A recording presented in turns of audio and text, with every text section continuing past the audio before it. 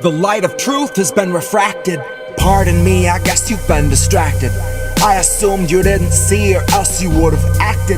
Now all your concerns and dying words will be redacted. They snuck the censors in behind your mileage taxes. It's new school tactics put into action by an old school fascist who they portray iconoclastic. So keep the Black Lives Matter off your Twitter banner if you proudly voted for a man who's been a Jim Crow bigot since the end of the Jurassic. Joe wrote all the classics. Joe designed a crime bill with 80-something reasons you deserve a fate that's just the side of gassing.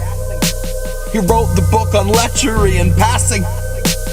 Half his works were plagiary, the other half inspired by the Klan's grandmasters. Joe's in bed with all those ancient racist bastards. He's been their golden boy since Thurman walked the earth, and we'll be feeling all the worst of his disasters for fucking centuries beyond the day he finally does the decent thing and fucks fully off to the hereafter. And I hope I've been wrong about religion all along, and the fate awaiting Biden smells of strong sulfuric acid. But knowing Biden, hell may prove to be the more impacted. Betcha this'll be the one that gets redacted. The window's closing as you try to let some light in, fighting for redacted. And the enemy is silence. Every man's a garbage patch, no man is an island. And there's never been a bigger piece of shit than Joe. Redacted.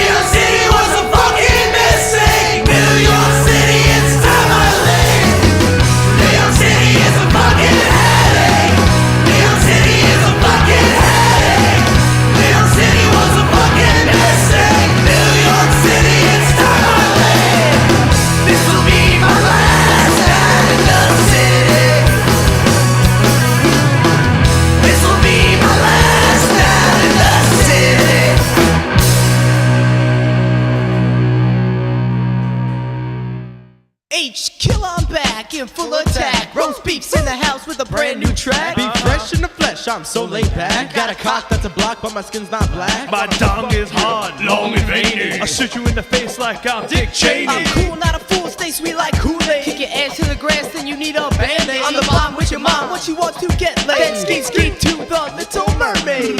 Yeah, boy, roast beef. To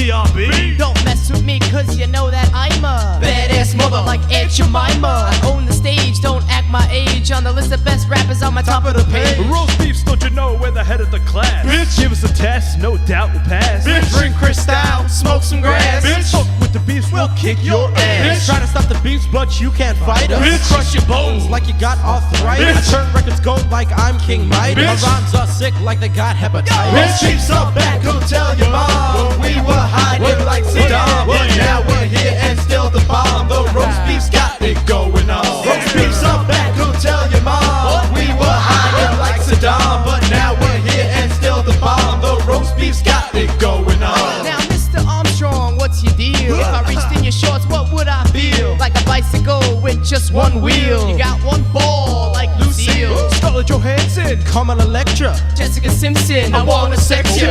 come on over, start relaxing. We'll have a sleepover like Michael Jackson. Shake your ass and get me harder. I'm the engine and you're the starter. If you want it in the ass, girl, get some lube. Cause my dick is harder than a Rubik's Cube. It's B.O.B. on the What's your MIC. call? I'm the illest rapper you ever did see. But I'm just one of the three. No worldwide as TRB, roast beefs up back, go tell your mom. We were hiding like Saddam, but now we're here and still the bomb. The roast beef's got it going on. Roast beefs up back, go tell your mom. We were hiding like Saddam, but now we're here and still the bomb. The roast beef's got it going on. That's it, that's the song.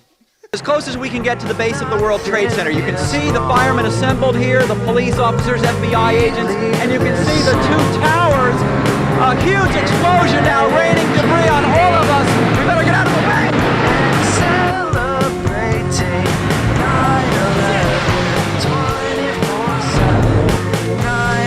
9/11, September 11th, terrorist, The self-confessed mastermind. Osama bin Laden, the leader of Al Qaeda. Al-Qaeda. Terrible new terrorist organization. September 11th. Our enemy is a radical network of terrorists.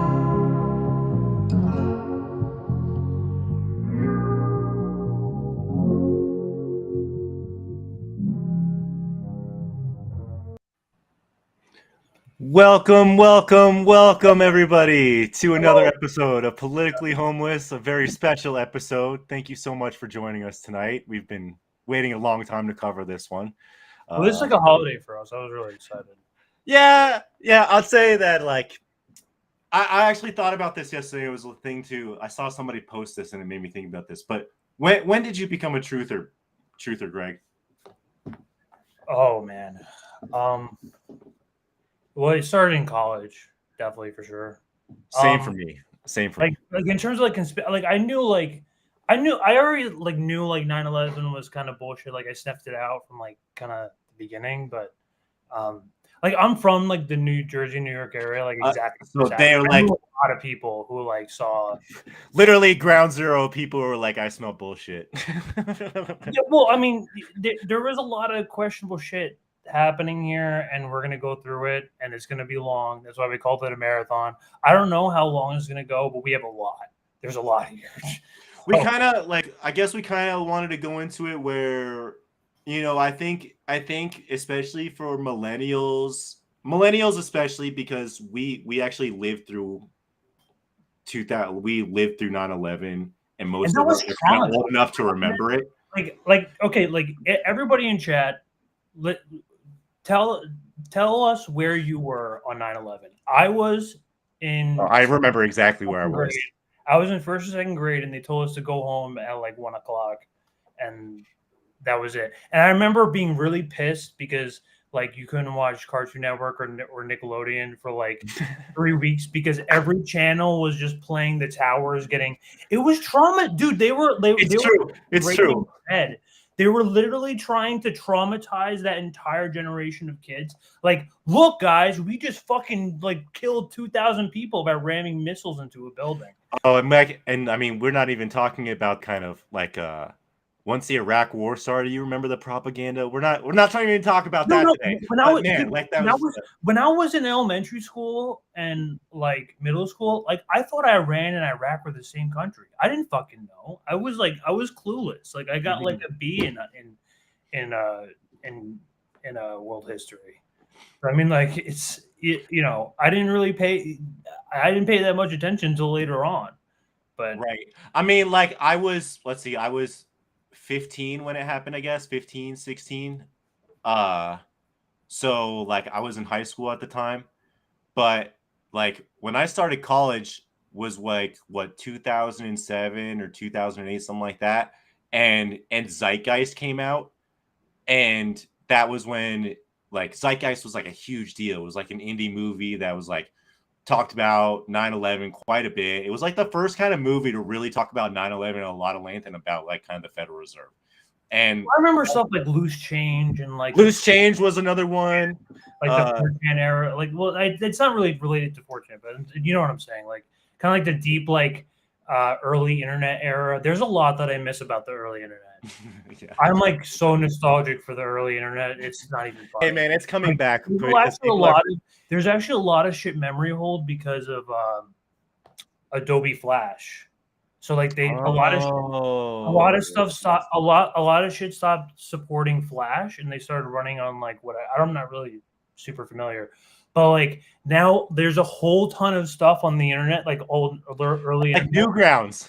Yeah, like you used to be able to access, and now you can't anymore because there's no browser that runs on Flash anymore. It's just I used to actually. It's basically like ancient software at this point. So like a lot of this shit is like really hard to find. Like I was even looking like on like a lot of the Corbett report transcripts and like clicking the hyperlinks, and it's like 404, 404, 404. It's like all this shit is like deep in the internet. You can't find it anywhere. Oh yeah, you're gonna see tons of stuff that we have. Like half the time you're relying, archive. Yeah, yeah. But to start, let's start with some breaking news. Joe Biden lied again. What's new? Today he was, and so let's get this straight. He is the first president in 22 years to not go to New York and to not actually go to New York on the day of the day of Memorial. So he's not at the memorial. So he just got back from Vietnam. This guy goes to Alaska for 9/11. This is the first president in 22 years who has not gone to the memorial site on 9/11. Instead, where does he go? Alaska. To renew our sacred vow, never forget. Never forget. We never forget. Each of us, each of those precious lives stolen too soon when evil attacked. Ground Zero in New York. And I remember standing there the next day and looking at the building. I felt like I was looking through the gates of hell. It looked so devastating because from where you could stand. To renew our sacred. So that's a lie, because Joe Biden was in Washington, D.C. There was no way he saw Ground Zero. He just straight up lied again. Well, maybe he thought like it was Alaska, so like it was fine. I don't know. It's just unbelievable. Just shameless lying like he doesn't even know the internet exists. Yeah. It's just like such an easy thing to fact check. But I guess for people who watch TV all day, he can get away with that kind of lie. I'm sure his writers are just like, just say it. Doesn't even matter. It doesn't even make a difference. People go off and be like, oh, Biden was at Ground Zero. No, he wasn't. No, he wasn't. And I didn't know the part that like he's the first president since 9/11 to not visit Ground Zero on 9/11. Yeah, it's crazy. He goes to Alaska. Why? Why did he go to Alaska? I mean, my mind went to I don't get it. I really don't get it. So let's start with a little bit of the first couple reactions to the bill. Well, this is the initial George Bush reaction. Let's watch this. Oh yeah. You have to admit this is sort of weird. This is a little weird. It's very weird. Get ready to read all these words on this page without making a mistake. Look at the letter at the end and remember the sound it makes. Get ready. Kite. Yes, kite. Get ready to read this word the fast way. Get ready. Kid. Yes, kid. Sound it out. Get ready. Kid. Sound it out. Get ready. But like let's know like he knows this entire time like this is happening. Yeah, he knows. Where like this is the day. Before Secret Service says anything, he already knows. He already knows. He already knows. What word? Yes, tip. Boys and girls, sound this word out. Get ready. Seal. What word? Seal. Yes, steal. Read these words the fast way. Get ready. Play. Yes, playing. Get ready. Must. Yes, must. Let's read these words the fast way without making a mistake. Get ready. Kite. Yes, kite. Get ready. Kit. Yes, kit. Get ready. Steal. Yes, steal. Get ready. Play. Yes, playing. Get ready. Must. Yes, must. Pick your reader up from under your seat. Open your book up to lesson 60 on page 153. Yes, a little strange. Oh, and there he is. There he is. You can see Secret Service talking to him in the ear. Now, like everybody knows that if there was an actual attack and they weren't aware of this attack and they were caught blindsided, they would not let GW finish reading a book to children. They would be throwing that guy in a bunker immediately. Like, yeah. So that's kind of like the red flag right there that I see from that little interaction. Oh, he just finished reading to the kids. No, like if that was a fucking real attack, he would have been in a fucking bunker. So now let's remember Donald Trump, who at this point is a Democrat in New York, and he's a real estate mogul, right? He went on live TV the day of. He was actually very talking the rounds. People loved him back then. You have to watch the news. Listen to how the news anchors talk to him now. This is crazy compared to how they do, back then compared to they do now. Listen. The World Trade Center was always known as a very, very strong building. Don't forget, that took a big bomb in the basement. Now, the basement is the most vulnerable place because that's your foundation, and it withstood that. And I got to see that area about 3 or 4 days after it took place because one of my structural engineers actually took me for a tour because he did the building. And I said, I can't believe it. The building was standing solid, and half of the columns were blown out. I mean, so this was an unbelievably powerful building. If you know anything about structure, it was one of the first buildings that was built from the outside. The steel, the reason the World Trade Center had such narrow windows is that in between all the windows, you had the steel on the outside. So you had the steel on the outside of the building. That's why when I first looked, and you had big, heavy I-beams. When I first looked at... Now, listen, so Donald Trump he's coming from real estate. Like he knows his commercial real estate. He knows his shit. Like he's not bullshitting. Like he actually knows what he's talking about when he's saying this. Yeah, and I couldn't believe it because there was a hole in the steel. And this is steel that was, you remember the width of the windows in the World Trade Center, folks. I think you know, if you were ever up there, they were quite narrow. And in between was this heavy steel. I said, how could a plane, even a 767 or 747 or whatever it might have been, how could it possibly go through the steel? I happen to think that they had not only a plane, but they had bombs that exploded almost simultaneously, because I just can't imagine anything being able to go through that wall. Most buildings are built with the steel is on the inside around the elevator shaft. This one was built from the outside, which is the strongest structure you can have, and it was almost just like a can of soup. You know, Donald, we were looking at pictures all morning long of that plane coming into building number 2, and when you see that approach the far side, and then all of a sudden, within a millisecond, the explosion pops out the other side. Right. I just think that it was a plane with more than just fuel. I think, obviously, they were very big planes. They were going very rapidly, because I was also watching where the plane seemed to be not only going fast, it seemed to be coming down into the building. So it was getting the speed from going downhill, so to speak. It just seemed to me that to do that kind of destruction is even more than a big plane, because you're talking about taking out steel, the heaviest caliber steel that was used on a building. I mean, these buildings were rock solid. It seemed like Donald was on it. He was completely on it. Right, And almost immediately. Right? The other thing to point out is that there is, and Kim actually meant, Kim didn't know this, and this was on our stream on Friday, is that the skyscrapers in New York actually have to be built to code to withstand a 737. And this was true back in the 60s when the Twin Towers were built. They had to be built up to code to withstand a MFing commercial jet flying into them. And the Twin Towers were built with their supports on the outside. So when Trump said, like, you hear him saying, like, it just went through and exploded and out the other side, like, there's so much freaking steel within the Twin Towers that something like that is, he's basically saying. Yeah, no, you can't have a plane does not go through. The plane would have been completely shredded. We're going to get into that. Yeah.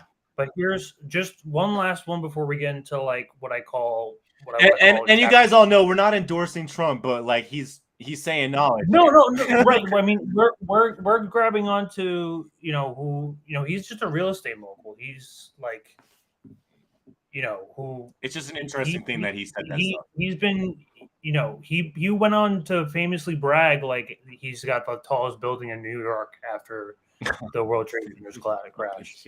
So like he's but they loved him. You listen on the news and they loved him. It's all political. That's how you know it's all political. Mm-hmm. So we basically wanted to start this on like how there were signs. The nature of the nature of. Should I show the Alex Jones thing first? Hold on, I'm going to show Alex Jones the day after 9/11 first. Yeah, I mean, it's just interesting. People start coming out with theories right after. So,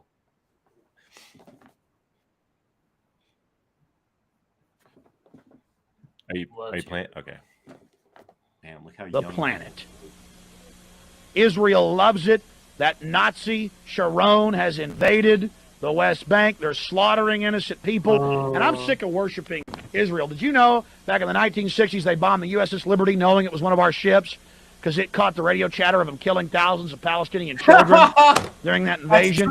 They torpedoed it as they begged for hours on the radio, and LBJ sat there in 63 and let them do it. That's in this Baltimore Sun story. That's I don't support the Palestinians either. They're all hyped up and psychotic. But Israel's going to get us nuked, always backing them up like this. Israel calls the Palestinians goyim or cattle. What'd you say? I was just going to say we'll get to the Israel connection later. Oh, yeah.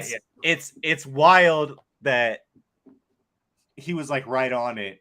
Yes, his take on Palestine leaves something to be desired, but he fucking nails it with the. I think he kind of nails it with the Israel angle, and we'll get more to that later. But yeah, I mean, I don't agree with him calling Palestinians like waggy or whatever. I mean, like they have like segments, but like no, this is Alex Jones the day after 9/11. Dogs are subhuman. They keep them on concentration camps. I got video of them taking Palestinian women's tomatoes they grow and breaking their water containers and stealing. That's why you have this crap. And our children are going to die. We're going to get nuked because of this. Iran's got the nukes now. Syria. We're going to have nuclear war because Israel likes to go around bombing everybody. I'm sorry. It's just the facts. Bro, he literally said and this. Israel absolutely is beside itself with joy right now. They are talking about how they're going to blow everything up, how they're going to attack everybody, and guess who's going to get bombed because of it? This is, I'm not trying to make an RFK thing, but this is why I fucking like RFK disqualified immediately. Yeah, no, because like if Alex Jones can get it right, and RFK can't, like you can't run for president. If Alex Jones can get it right, you don't deserve to run for president. Oh. I have been supportive of Israel for many years. When I found out what they do, shooting little Palestinian children in the genitalia and laughing, it's on video. Little 10-year-olds walk around throwing rocks at tanks. A guy sits off a half mile away and blows their testicles off. They call them goyim. They call them dogs. They call the Arabs cattle. And then the corrupt Arab governments that are in league with this government, it's really a sick Hegelian dialectic. Order out of chaos, bringing the world crises, bringing them terrorism, so we'll accept a highly dictatorial police state regime. It's happening. The world. Let's pause for. Okay, it's the end anyway. It's over. So that was actually the thing about. So Alex Jones firmly believes in like the Hegelian dialectic. He uses that all the time. But like, in case people aren't familiar with that, that's the idea that the government kind of does this thing and to make us react a certain way. And then kind of the synthesis of that is something completely different and usually ends up being a really dystopian event. So Well, he's also aware of like the larger like Malthusian agenda Yeah. going on. It's actually true. If you see that like going on with like the WF and the they have like a doctrine that they follow. It's like very based on like this like old like Roman philosophy. But we're not gonna get into that. not trying to get into that, but it is No. I want to start this with. So we wanted to start this with like the nature of how wars start, how we got into this giant war of terror for 20 years, right? So when Julian Assange tells us that every war is based off of a lie, that is like literally and theoretically, like technically correct. Every single war, every single U.S. war, at least that you can name in throughout our history, has been based on basically completely rewritten in our favor. And a lot of the things that you like begin to like understand, you see like things like the Gulf of Tonkin was a false flag. Obviously, there was Gulf of Tonkin, My Lai massacre, there was Pearl Harbor. I know. Like, here's that's the other thing. So, like, I know there's like a lot of FDR simps on like the more like social democrat side, but FDR was not really the best guy. And in fact, there's actually a lot of evidence that Pearl Harbor was a false flag, and that we actually knew that Pearl Harbor was going to happen. So, this is a very similar situation you see going on here. This is the truth about FDR and Pearl Harbor, where they basically explained like he had all the Japanese at this point in time. We already had all the intelligence that they were coming. We knew that this was happening. Roosevelt, the longest serving president in American history. 4 months later, in August 1945, the United States drops atomic bombs on Hiroshima and Nagasaki, Japan.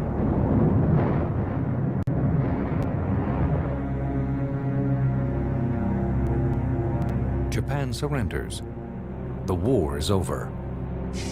These two events mark a transformation, the emergence of the United States in a leading role on the world stage, and a new willingness to investigate the tragic event that catapulted the U.S. into the war. Just 3 months after VJ Day, Senator Alben Barkley of Kentucky convenes the Joint Congressional Committee on the investigation of the Pearl Harbor attack. This exhaustive review results in 25,000 pages of testimony and documentation. The committee lays much of the blame on the commanders at Pearl Harbor and largely exonerates FDR and his top advisors. But its conclusions draw charges of cover-up and cronyism. Now, nearly 6 decades later, as the government declassifies reams of World War II documents, some experts are reopening the case for a conspiracy. The only way that the Japanese could pull off such a real and complete and total victory at Pearl Harbor was if FDR and his administration was to withhold the vital intelligence from Pearl Harbor. The question is, why did FDR withhold it? Richard Hill is an historian with a PhD from Georgetown University. Hill contends that FDR and members of his cabinet were aware of the Japanese plans to attack Hawaii. General Marshall and Admiral Stark, and indeed FDR, indeed knew that Pearl Harbor was being painted for a bombing run by the Japanese.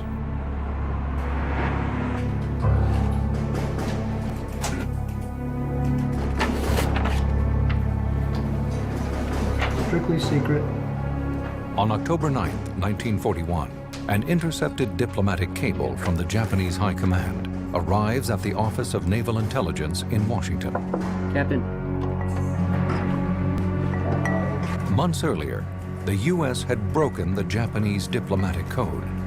Now, cryptographers decipher a startling message sent from Tokyo to its spies in Hawaii.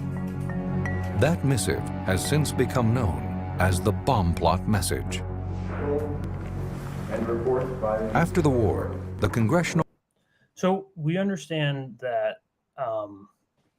the FDR administration at this point already had intelligence that the Japanese was coming on a kamikaze bomb flight. And here is actually another documentary, Sacrifice at Pearl Harbor, which coincides the same information, except this one features a very I'm not sure where exactly, but within the FDR administration, coinciding that they had this coincided this intelligence.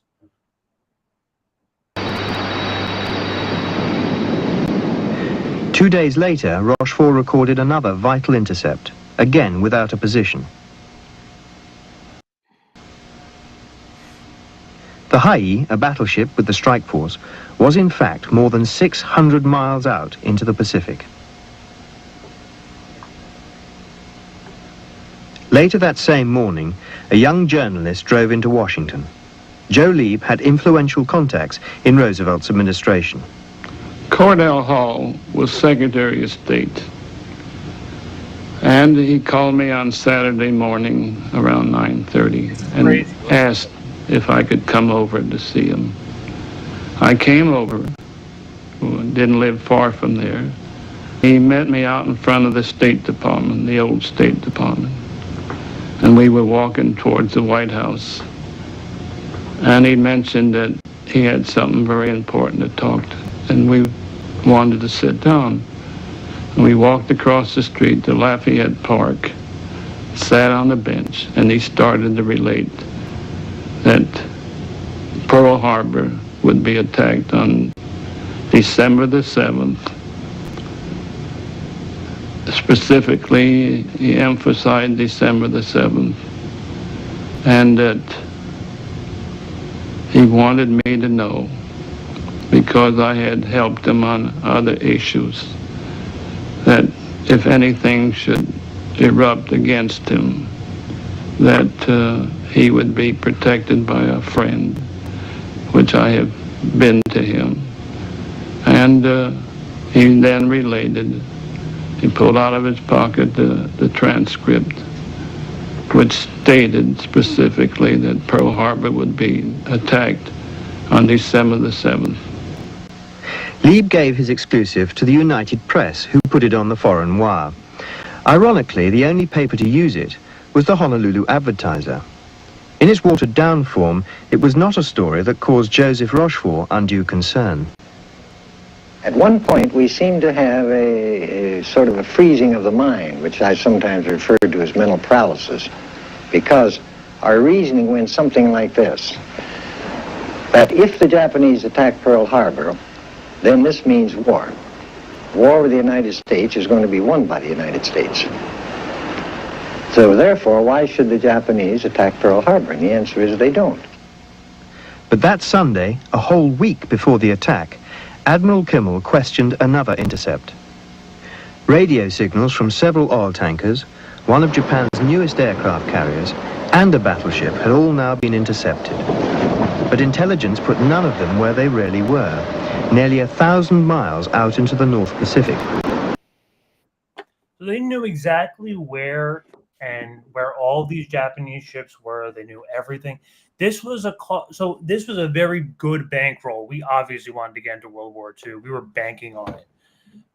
We're developing the Manhattan Project at this time. I mean, they were like building up, like the threat of Hitler is going on, and Europe is begging us to join into this war, right? And we're looking for an excuse to join in. Excuse. That's the kind of what we're trying to. I see people in the chat kind of like, where are we going with this? Where are we going with this?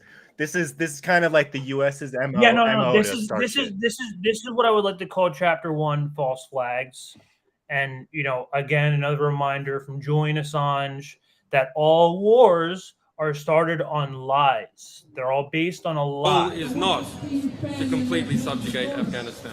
The goal is to use Afghanistan to wash money out of the tax bases of the United States, out of the tax bases of European countries, through Afghanistan and back into the hands of a transnational security elite. That is the goal. i.e. the goal is to have an endless war, not a successful war. Yep, we might play that clip again at the end, but so the idea is that Pearl Harbor, the key thing to remember about that is that we essentially nuked the shit out of Japan to kind of signal to USSR we were basically starting the Cold War. It wasn't to get at Japan. Japan was already fucked. It was to basically start the Cold War. And it's like the documentary said that Japan had almost like no reason to. They knew that they were boned, completely fucked. Yeah. So it's just important to keep in mind that it's like we there was other stuff that I was looking for. It's too bad, but Pearl Harbor, My Lai Massacre, Gulf of Tonkin, 9/11. There's a bunch of series of events that have happened in the United States history, and a lot of times when we end up doing interventions in other countries, it's because of a false flag. It's because of something either we or the Western nations made up to make us go in there. Syria is another great example, but yeah, Assad. Yeah, there's always a big evil villain. It's always good guys. And you can see videos of freaking Assad walking around in public with like no guards at all, and people are like so stoked to see him, like total fucking boss in his own country. But sidetrack. At the end of the day, we are coming across with the angle, which I think is like mostly the truther angle, was that 9/11 was a false flag to start a never-ending war in Afghanistan, to start a never-ending war in Iraq. Obviously, those came to an end and ended poorly, but like that's kind of like the premise, even though we can be scratching our heads and being like, what do a bunch of Saudi pilots have to do with Iraq? But by the time it happened, it didn't even matter at that point, So, well, here's Bush himself denying any sort of prior this knowledge. is one of my favorite clips, man. Attacks. Stretch, big stretch. Mr. President. I know you said there'll be a time for politics, but you've also said you wanted to change the tone of Washington. Howard Dean recently seemed to muse aloud whether you had advanced knowledge of 9/11. Do you agree or disagree with the RNC that this kind of rhetoric borders on political hate speech? Yeah. Look, there's time for politics. And, it's time for politics. And, it's an absurd insinuation. That's an insane indictment. That's an insane indictment. No, That's it. That's all you're getting. So he literally, because it's a fucking crime for him to lie and say no, and obviously he can't say, yeah, I knew. So he has to just lie. Answer it by saying, oh, that's just a stupid question. It's just, it's crazy. Yeah, you can play it again. You can even hear people play the whole thing. There's a little bit, just play through the entire thing, because it's actually a little creepy at the end. Stretch, big stretch. Mr. President. I know you said there'll be a time for politics, but you've also said you wanted to change the tone of Washington. Howard Dean recently seemed to muse aloud whether you had advanced knowledge of 9/11. Do you agree or disagree with the RNC that this kind of rhetoric borders on political hate speech? Yeah. Look, there's time for politics. And, it's time for politics. And, What? It's an absurd insinuation. Just keep playing. Unrelated. So, okay. Look at how ridiculous that is, and then everybody just uncomfortably laughs. That's like one of the most absurd parts to me in the whole thing, is that everybody's just like, the president definitely didn't just answer that question. The president definitely And it's didn't similar to tell how the press acts today, doesn't it? It's the same exact thing. It's the same exact thing. It's almost But the just, same exact I thing. love that video. I cannot believe that it's still around. I actually had another one that was in my favorites for a couple of years, and it got memory right before I tried finding it again because I was going to recycle it for this year. And thank you, internet gods. Somebody out there decided to preserve it and re-uploaded it, because I don't think the one that we shared with you guys has very many views at all. But that's one of my favorite clips of Bush, because it's just so obvious that he's lying and can't answer the question. So, whether you want to believe, take it. Oh, that's just an absurd question, as like him saying that there's no way that he knew. He could have just said no. But no, he can't say no, because that would have made him a liar, and that would have made him criminally liable. So I absolutely love that quote. What do we got? What else we got in the pipeline here? Well, right now, we on this show, we like to provide source documentation, and I'm sure a lot of people here are familiar with the Zionist Project for a New American Century, which a lot of these neocons are involved with, like Jeb Bush and like Rumsfeld is involved, like and John Bolton, like they're all in the Condoleezza Rice, they're all in this one. They're all, but they say it It's out the blob. loud. It's the They're not blob. Right. So this is the PDF, this is the original PDF for Project for a New American Century. And this is where they're saying the quiet part out loud. And you can see I already highlighted it there. But I'll read this one section here. Any serious effort at transformation must occur within a large framework of U.S. national security, strategy, military missions, and defense budgets. The United States cannot simply declare strategic pause while experimenting with new technologies and operational concepts, nor can it choose to pursue a transformation strategy that will decouple American and allied interests. A transformation strategy that solely pursued capabilities for projecting force from the United States, for example, and sacrificed forward basing and presence that would be at odds with larger American policy goals and troubled American allies. Further, the process of transformation, even if it brings revolutionary change, is likely to be a long one, absent some catastrophic and catalyzing event like a new Pearl Harbor. Even say it. Yep, they just outright say it. So they like, even if they, let's say they didn't know, it seems like they very much wanted it to happen. Here's, I forgot his name, but on Democracy Now!, everyone knows this clip. Well, let me pull it up. There we go. So we have Wesley Clark, retired Army general. We're going to take out 7 countries in 5 Oh, years. yeah. 10 days after 9/11, I went through the Pentagon and I saw Secretary Rumsfeld, and one of the generals called me and he said, "Sir, you got to come in and talk to me a second." I said, "Well, you're too busy." He said, No. He says, "We've made the decision. We're going to war with Iraq." I said, "We're going to war with Iraq? Why?" He said, "I don't know." He said, "I guess I don't know what else to do." I said, "Well, did they find some information connecting Saddam to Al-Qaeda?" He said, No. He says, "There's nothing new that way. They just made the decision to go to war with Iraq." He said, "I guess it's like we don't know what to do about terrorists, but we got a good military and we can take down governments." So I came back to see him a few weeks later, and by that time we were bombing in Afghanistan. I said, "Are we still going to war with Iraq?" And he said, "Oh, it's worse than that." He said, "I just got this down from upstairs," meaning the Secretary of Defense's office today, and he said, "This is a memo that describes how we're going to take out 7 countries in 5 years, starting with Iraq and then Syria, Lebanon, Libya, Somalia, Sudan, and finishing off Iran." I said, "Is it classified?" He said, "Yes, sir." I said, Not "Well, funny. don't show it." About 10 days after. I totally 7 forgot. countries. And it turns out, and then but you have to ask, like, at what point are you going to ask yourself, like, or when are Americans going to say, like, hey, like, this guy pointed this out back in like the early 2000s, and like now we're in like 5 more different countries, and like it turned out like all to be correct. Like, when are we going to Completely like correct. Yeah.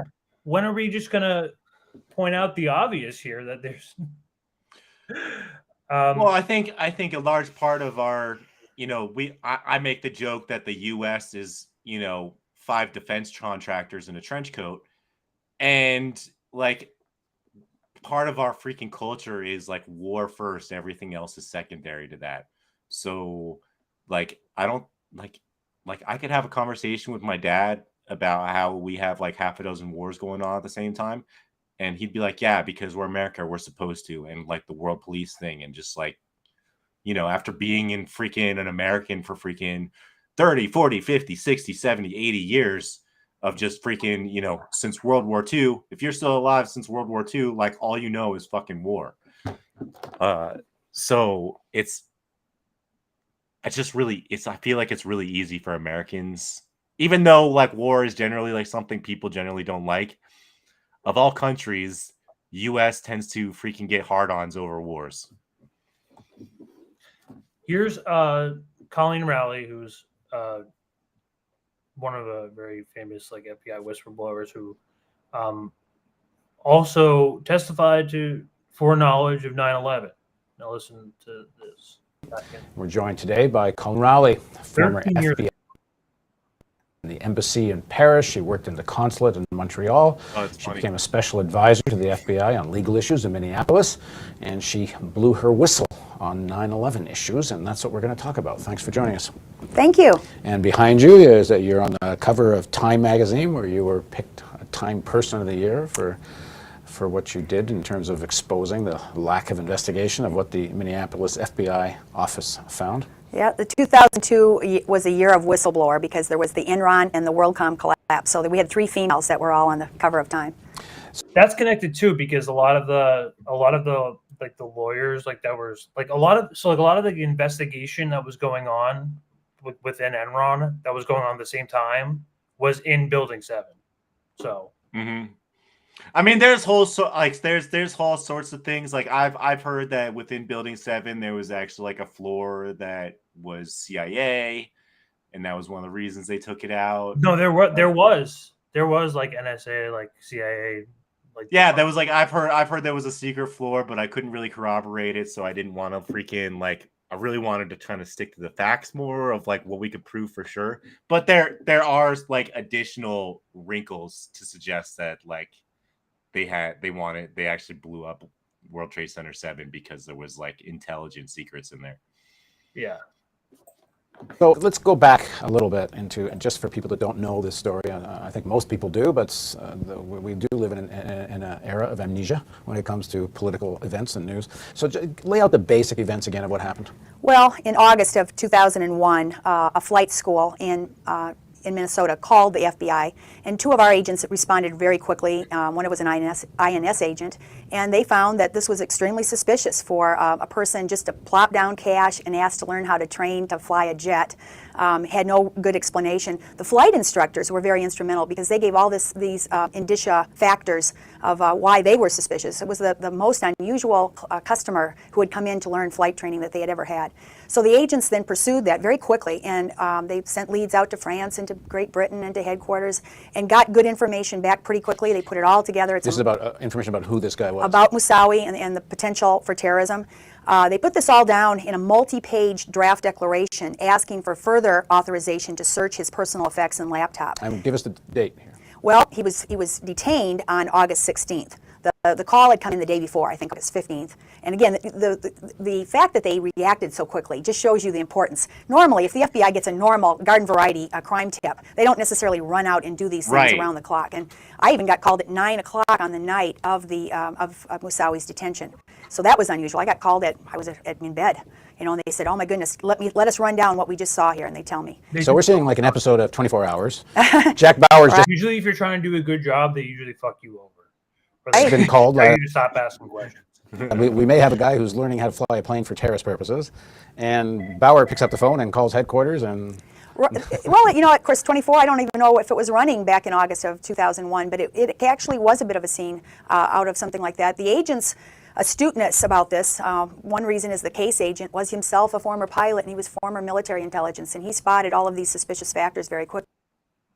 So we can also like coincide this information because not too long ago, actually, Kate Clarenberg put together information that some of the 9/11 hijackers were actually CIA and straight up CIA. Yeah, I'm not sure how much I'm going to play. 9/11 hijackers were CIA recruits. At least 2 9/11 hijackers had been recruited into a joint CIA Saudi intelligence operation that was covered up at the highest level, according to an explosive court filing. This is by the Gray Zone Kit Clarenberg. So Max, talk to us about this. Our worst fears about this particular episode have been seemingly confirmed. through a 2021 court filing, which was just released, which came in the form of a 21-page declaration by the lead investigator of the Office of Military Commissions, which is overseeing the cases of the 9/11 defendants. His name is Don Canestraro, and he had interviewed several FBI agents who were involved in investigating 9/11 and seeking actually to prevent the attack in the months leading up to the attack. So basically, this relates to two of the hijackers, the so-called muscle hijackers, who were charged with overwhelming one of them was a muscle hijacker, overwhelming the passengers and getting to the cockpit. The other one was a pilot. Khalid al-Midhar and Nawaf al-Hazmi. These were Saudi citizens who had attended a Al-Qaeda, they called it like a mega summit. And it was a gathering of top Al-Qaeda figures in Kuala Lumpur, Malaysia, back in January 2000. Now, during that summit, which again, it was a major Al-Qaeda summit. During that summit, CIA agents broke into the hotel room of al-Hazmi and al-Midhar on January 5th and January 8th and photographed their passports. They were being monitored by the CIA. The CIA knew they were there, and they knew that something was being planned, something like the Day of Planes attack, which was already within the kind of in the pipeline that was heavily monitored by US, Pakistani intelligence, all sorts of intelligence services. So al-Hazmi and al-Midhar were able to then, following this summit, from Malaysia, board a direct flight to LA International Airport, get off the flight without any screening, and then be met at the airport by Omar Bayoumi, who was posing as an employee of the Saudi Civil Aviation Authority and was in fact a Saudi intelligence officer, who then took these two characters, Al-Qaeda figures, to an apartment, paid for their lease, and then arranged for them to receive rides in taxis to flight lessons while shepherding them to and from local Saudi-sponsored mosques. This is it's all a big connected circle of things. But I mean, it's absolutely crazy that, like, why it's just freaking wild to me. Like, it's so obvious at this point the CIA were funding these guys. We already know that they had a cozy relationship with the Saudi Arabia prior to 9/11. You know, why all of a sudden? And then you saw that other video that was McNamara, right? Where he was like, why are we going to war in Iraq? You know, one thing has nothing to do with the other. So it's just more evidence that, you know, the government was literally involved in this, like directly involved with this. You know, not just a bunch of people who knew what was going on and just decided to look the other way, but were actively involved in trying to make this happen. This is a coordinated effort, and like this is kind of like part of like, well, when we open with this, like how all these wars are started, like maybe not necessarily always false flags, but they're always controlled events. It's 9/11 was a controlled event, whether or not who was involved, whether it was Israel or Saudi Arabia or us or even Iraq. We don't even, or even let's say it was Al-Qaeda or whatever. But, it was planned. Yeah. Yeah. It was everything is planned from the bottom up, and everything that we're talking about now is probably like 10 years behind what the CIA already knows.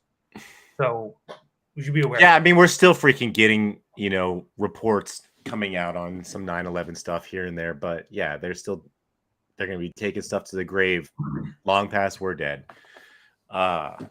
Here's a Telegraph article from back in October 2001 where bin Laden supposedly told his mother to expect big news 2 days before the So this is crazy. Actually, I'm going to drive for a second because I want to go into something else first. Is that cool? Okay, yeah. All right, so I'm going to take over my screen. Let me see if I can find it. But what do you I wanted to do where was that other one that I had? It was the Citadel Edwards, the FBI translator. Yeah, I think so. Maybe it was that one.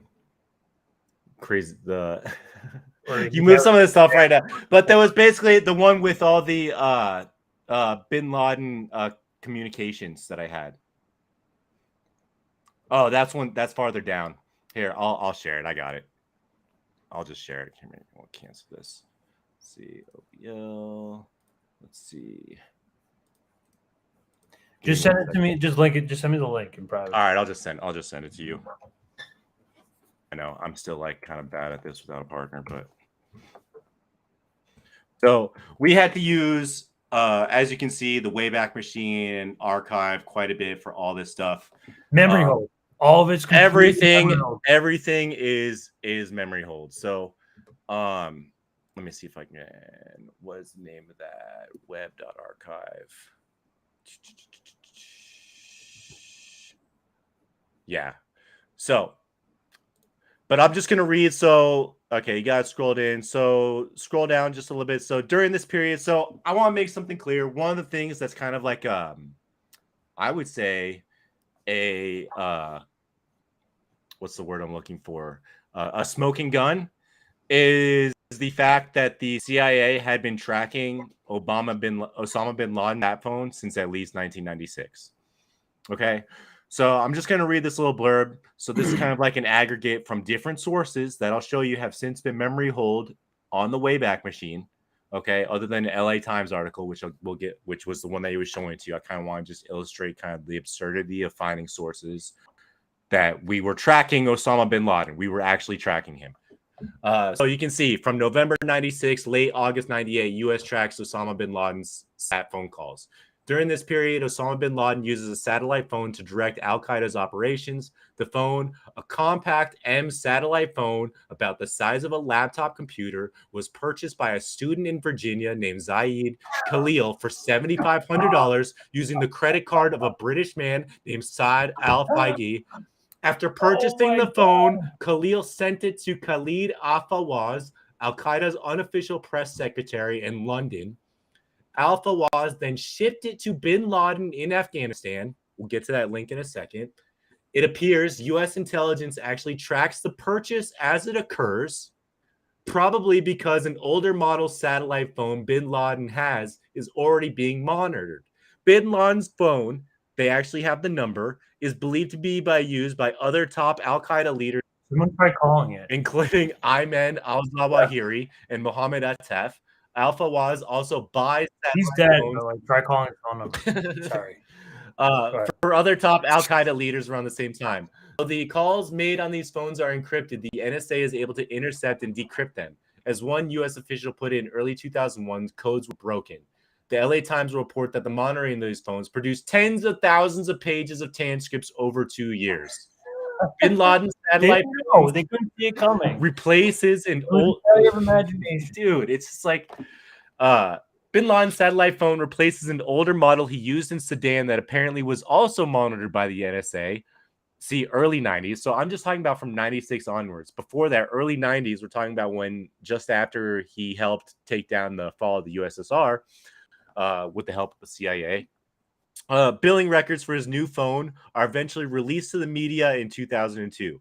Newsweek will note a country-by-country analysis of bills providing U.S. authorities with a virtual roadmap to important Al-Qaeda cells around the world.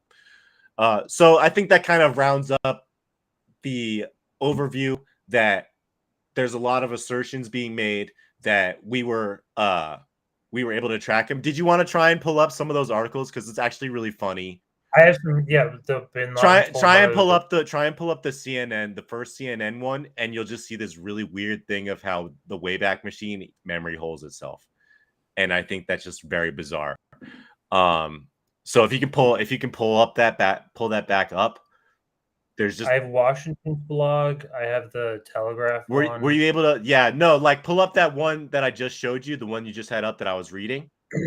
Oh, bring it back up. Yeah, bring it back up. Wait.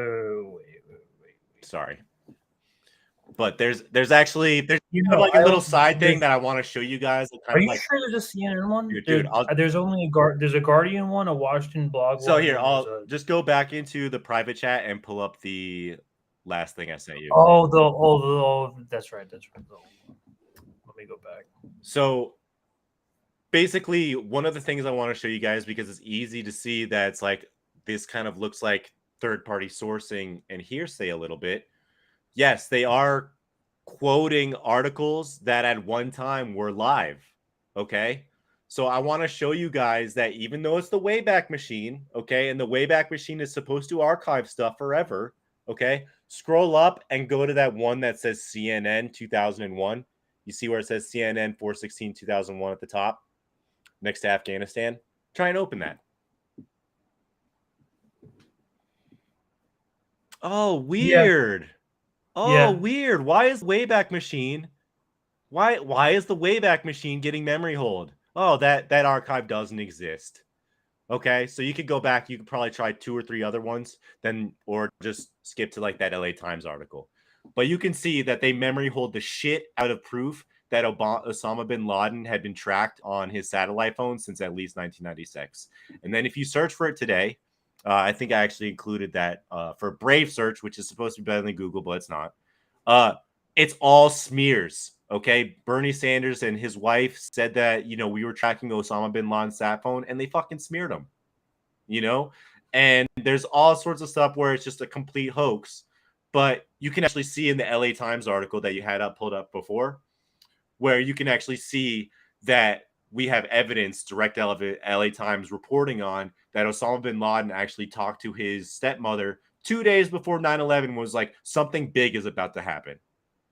Okay, so we definitely knew, well aware that Osama bin Laden, he told his mother big news. Osama, this is on October 2nd, 2001. So Osama bin Laden telephoned his big news. Yeah, Miss bin Laden. Osama bin Laden telephoned his mother on September 9th and told her, quote unquote, in 2 days, you're going to hear big news and you're going to hear it from me. You're not going to hear from me for a while, quote unquote. It was reported last night. NBC News said that the unnamed foreign intelligence service had intercepted the call between Al Khalifa bin Laden and her 44-year-old son 2 days before the World Trade Center and the Pentagon were attacked. Okay, so straight up, person of interest number 1 on one of the FBI's top 10 list or whatever. One of the guys, I don't know if you guys remember that like deck of cards that came out after 2001, but Osama bin Laden was at the top. They have been tracking him forever. They knew that this shit was going to happen 2 days before, and they just let it go. So I think I had another. I think we're kind of moving around a little bit, but to kind of go along with this, there's another article that kind of shows that a lot of evidence of us being able to track Osama bin Laden, but yet it keeps looking like we missed the mark. Oh, is this the LA Times one? I guess it's no. There's another LA Times one. Pull up that LA Times article. Under where it says, here, I'll just link it. Let's see. Give me 1 second here. So just to show you that we're not crazy, and even though a lot of this stuff is memory hold, go ahead and pull up this article really quick that I sent you in the private chat. Also, of course, archived. So this is kind of crazy, okay, guys. So this is what I wanted to show you about this article, is just the fact that our intelligence agency likes to pick and choose who's a person of interest. Okay. So in the last decade, suspected terrorists. So first of all, the title is Haunted by Years of Missed Warnings. As suspected terrorists traversed the U.S. over a decade, signs pointing to their plans went unheeded until well after the attacks were carried out. Washington, in the last decade, suspected terrorists have repeatedly slipped in and out of the United States. They have plotted against America while in federal custody, and key evidence that pointed to operatives or their plans was ignored until well after the attacks. That's weird. The missed signals now haunt a generation of U.S. intelligence and law enforcement officials who realize that their efforts to track terrorists linked to Osama bin Laden have been undermined at times by bungled investigations and bureaucratic rivalries. Interesting. That's a lot of words to say that they just were covering that shit up because they had bigger plans. U.S. officials insist they have successfully halted numerous terrorist attacks. That's like the boomer line, right? We need our freaking FBI. We need our CIA. We need these guys to protect us. No, it's crazy how you saw it on TV, like how they were so ready to blame the terrorists. Yeah, but they literally coordinated accident. Yeah. So U.S. officials apparently they allege that they have successfully halted numerous terrorist attacks at home and abroad in recent years, preventing thousands of deaths. But quote unquote, every time we caught them and thwarted an attack, they learned from it. This time they avoided the mistakes they made before. The question now is how well U.S. law enforcement and intelligence agencies learns from their mistakes. Evidence has been neglected. Earlier this year, for example, French experts, this is Sybil Edwards, one of the this person never existed in the 9/11 Commission report, gave an in-depth report on Bin Laden's financial network to a senior FBI official, according to a source close to the French intelligence community. A month later, the FBI official admitted to his French colleagues the document still had not been translated into English. You want to keep scrolling down a little bit? Oh, yeah. Patterns have not been detected. The FBI had known for at least 3 years, for example, that at least 2 bin Laden operatives trained to be pilots in the United States. One of the pilots, SM al-Ridi, a naturalized U.S. citizen of Egyptian descent, even purchased a used military aircraft in Arizona for bin Laden in 1993. He flew the Sabre 40 twin-engine passenger jet to Sudan after buying it for $210,000. Federal authorities also knew that Ramzi Youssef, who masterminded the 93 truck bombing of the World Trade Center, I don't know how many of you guys remember that, but that was like another. That's in the Biggie line. The truck bombing, Trade. Later planned to blow up the. That's what the Biggie line is referenced. Yeah, okay. Later planned. We'll get to it in a second. Later planned to blow up the 12 United Airlines, Delta Airlines, and Northwest Airlines jumbo jets over the Pacific Ocean. After the plot was uncovered in '95, a co-conspirator, Abdul Hakim Murad, told police in the Philippines they had hoped to hijack a passenger plane and crash it into CIA headquarters outside of Washington. Murad had attended 4 U.S. flight schools. Yet no surveillance was in place to scrutinize aspiring pilots or to raise warning flags when the men who would eventually hijack 4 jetliners on 9/11 trained at flight schools around the country. Should I keep reading, or do we kind of get the picture at this point? Yeah. Of course. Doing some other ones here with the CIA agent. They have some. Bin Laden was Bin Laden was a CIA plant. Basically, I mean, do you want to bring up the stuff about Operation Cyclone really quick? I mean, or we can just talk about like I don't know if everybody in our chat knows. I consider this like part of the stream is like this is like the people who knew.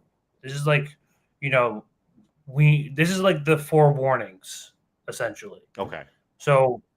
Yeah, you tell me, like Operation Cyclone, right? Yeah, so Operation Cyclone, and basically what happened was in the late 80s, the U.S. Reached out to bin Laden, among others, to create the Mujahideen and destabilize the USSR. And so bin Laden's been homies with the CIA for fucking decades. So the idea that he just like disappeared and didn't know his whereabouts and he's just like a random like guy. No, like he was like a contractor. Osama bin Laden was a contractor, just a wealthy contractor, and obviously well known amongst the Bin Laden family is rich. They're like rich as fuck. They're bathing in gold. The Bin Laden family, like they're a very rich family. It's a reason why they pinned it on him. It's because they got, he probably did something that he was able to raise money to like recruit these Mujahideen. So like, I mean, what was it? It was over 100,000. So actually, might as well bring up that article really quick. I know we're. Here's another one. The FBI, former FBI translator, Bin Laden worked for the U.S. right up until 9/11. Oh, this is great. So he was a breeded agent right from the beginning, and it's just right there. And again, of course, you have to really go back. This is back from 2009. You can't see it unless you. And here's the thing, and we'll talk more about. There's a video to kind of go around with this woman too. So this woman, Sybil Edmonds, was one of the people that was never mentioned in the 9/11 Commission report, just completely fucking ignored because she has inconvenient truths. And she was I think she was one of the. So you can see, I mean, if you want to scroll, I'll just read a little bit of it. Former FBI translator, Bin Laden worked for U.S. right up until 9/11. So as I told you guys, with him helping recruit the Mujahideen, but a little bit. Do you want to scroll a little bit? Yeah, 1 second. Or okay. Yeah, so there are several lines of confirmation to Edmonds' claims. So let me see. Edmonds is saying that Osama bin Laden worked. Sorry, I'm skipping around a bit. According to one of the most reputable French papers, CIA agents met with bin Laden 2 months before 9/11 when he was already wanted for the bombing of the USS Cole. And then 2 days before 9/11, Biden called his stepmother. You guys already saw that. You can try and click on that blue CNN link. I don't know if that tried it. No, you're going to get a lot. You're getting a lot of this. Oh, another. That's the same one from that other thing. You're blocking. Yeah, there's a lot of memory hole. So guys, like I can't drive how crazy it is to me because I see memory holing on Wayback Machine fairly frequently anyway with stuff that I'm researching. And I can usually find a way to kind of get around it or find like a different archive or another source that has the same information. But man, they really went out of their way to memory hole the fuck out of the communications that we had with Osama bin Laden in the mid-90s.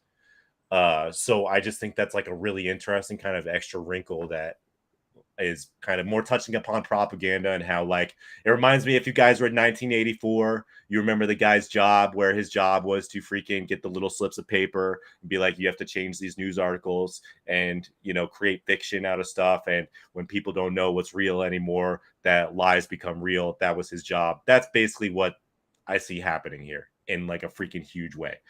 The goal is to make you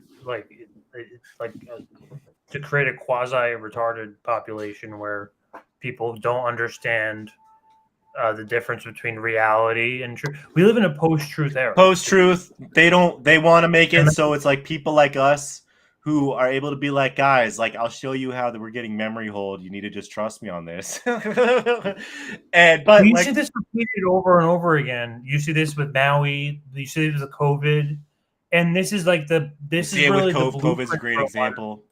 You know, they're getting better at it, but it's amazing to me that U.S. intelligence, probably Western intelligence in general, you know, they hired a bunch of motherfuckers to freaking scrape the internet and erase this shit. Went to fucking CNN, went to these companies and was like, this has to be completely scrubbed. So I think that particular wrinkle, the government really doesn't want you to know that Osama bin Laden was a CIA asset going back 30 years. Yeah, I mean, really, most people at this point understood what was going on. In 1997, this is a quote from Bill Gates, the U.S. is the ultimate we believe in privacy country, so the government will probably never issue smart cards. At the same time, attitudes can change. If, for example, the U.S. went through a terrible period of terrorism, people might... This is before... Dude, that's the Alex Jones thing. That's the Hegelian dialectic right there. Yeah. Speaking of Alex Jones, here's Alex Jones. Not too long before 9/11, literally predicting 9/11. Hey, well, if something terrible happens, maybe people will be inclined to do it. Hello, ladies and gentlemen. I'm so glad that you could join us today for this Wednesday, July 25th, 2001 broadcast. Tyranny is enveloping the globe, and the United States is a shining jewel the globalists want to bring down, and they will use terrorism as the pretext to get it done. So that's coming up in the second half of the show. Very important information. I'm going to put the call out that you call the White House and tell them, look, we've seen the news stories that you've wanted to blow things up, that you have blown things up, and that you're saying that 4 million of us are going to die and we need martial law and the Associated Press at one of your little drills you had, and that we're aware of who the terrorists are if you pull this. This can stop this Hitlerian Reichstag event. I want to put the toll-free number up for Congress. And I won't want you to believe Alex Jones. I want you to go get these news stories off my website. I want you to call these major newspapers. I want you to find out these statements were true by the White House about preparing for martial law. And I want you to let them know that if there is any terrorism, we know who to blame. The point is, If any terrorism comes, it's from this government. And if there was an outside threat like a bin Laden, who was a known CIA asset in the 80s, running the Mujahideen war, and whose family builds all the military bases over in Saudi Arabia right now, and sits on the board of Iridium Satellite, he's the boogeyman they need in this Orwellian phony system. I want the White House numbers up there now. A big part of this solution, after you research all the government terrorism and check out what I'm saying is true, call the White House. July and tell them, 25th. we know the government's planning terrorism. We know Oklahoma City and This is World 2 Trade months Center was before. terrorism. We know the Joint Chiefs of Staff wanted to blow up airliners, Baltimore Sun. If you do it, we're going to blame you because we know who's up to it. Or if you let some terrorist group do it, like the World Trade Center, we know who to blame. And you could save the planet. I'm calling it Operation Expose the Government Terror. I mean, it's totally corroborated with But it's what just we a do. right wing. No, it's just right wing conspiracy theory. Just And like, and it's crazy it's because corroborated. we're talking about someone who is heavily criticizing the Bush administration. So I mean, say what you want about Alex Jones, the young Alex Jones, he's got a pop to him. There was something. I mean, let's just. I think we've kind of He was talked. more 'cause I healthy know. looking. He was.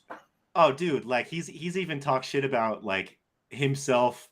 If you watch some of his stuff now and he's playing his old clips, he'll even be like, "Damn, I used to be such a good-looking dude." It's all the drinking, probably. Well, and he's got the like hoarse voice now because he's always yelling at his fucking microphone. So Is that what it is? Is just like Oh, wearing yeah. out from like yeah. being- Oh yeah, he's totally worn the shit out of his fucking lungs because or his vocal cords because he's yelling at a mic 6 hours a day. But just to kind of lightly touch upon kind of the Alex Jones thing, so you guys don't think like necessarily we're like just like all the way in on Alex Jones. We respect and kind of understand how his the way he gathers content works. I think we played kind of the But it's not. But it's not just like. Hold on. I'm not. I don't want to like say like, this is like, specifically a right wing thing because like here's like listen like here's Democracy Now! 11 years ago. You want some nostalgia? Here's young Aaron Mate with the.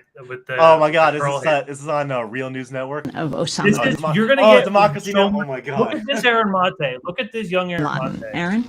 Well, no, you So mentioned this is based off of the controversial comments of Ron Paul. They're gonna play it. We'll the changes in discourse Oh my between God. 10 years ago and today.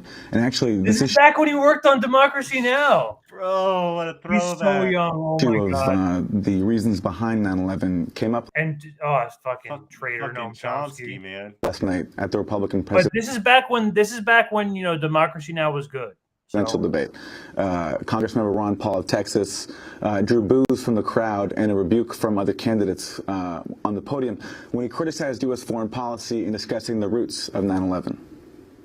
We're under great threat because we occupy so many countries. We're in 130 countries. We have 900 bases around the world. We're going broke. The purpose of Al Qaeda was to attack us, invite us over there where they can target us. And they have been doing it. They have more attacks against us and the American interest per month than occurred in all the years before 9/11.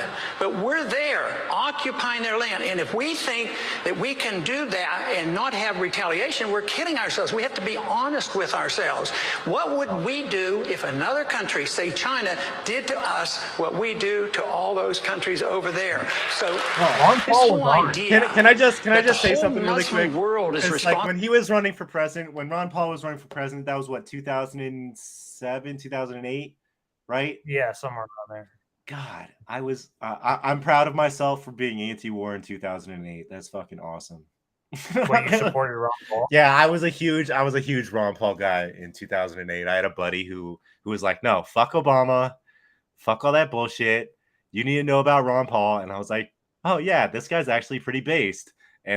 And like, Well, I mean, he is the like godfather of libertarianism. I would Well, say not, like, American libertarianism, but like American libertarianism. Yeah, like he's like the god. He's like the godfather of American libertarianism. I So think he's very respected. he has very This interesting is a very takes. legendary moment for him. I forgot like who was he on stage with? I forgot. That's freaking I can't think of his name right now. I don't even but- know who this guy is. But like Ron Paul wasn't he polling like second or third during I don't remember, but all I like him saying that and going hard on anti-war right there, man, it makes me feel good that like I absolutely made the right call in voting for him that year. Yeah, listen for this, and they're attacking us because we're free and prosperous. That is just not true. Osama bin Laden and Al Qaeda have been explicit. They have been explicit, and they wrote. And Yeah, people are booing his this ass. is how insane the country was. This is like okay, like, that's important Oh because my like god, I might this have is to how find the shock and rived awe up video. the country was I after might have to find the 9/11. shock and awe video.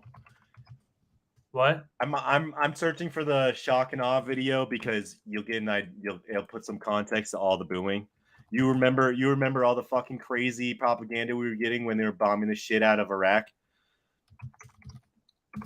Link it, and I'll play it. Yeah, I'll freaking. Al Qaeda have been explicit.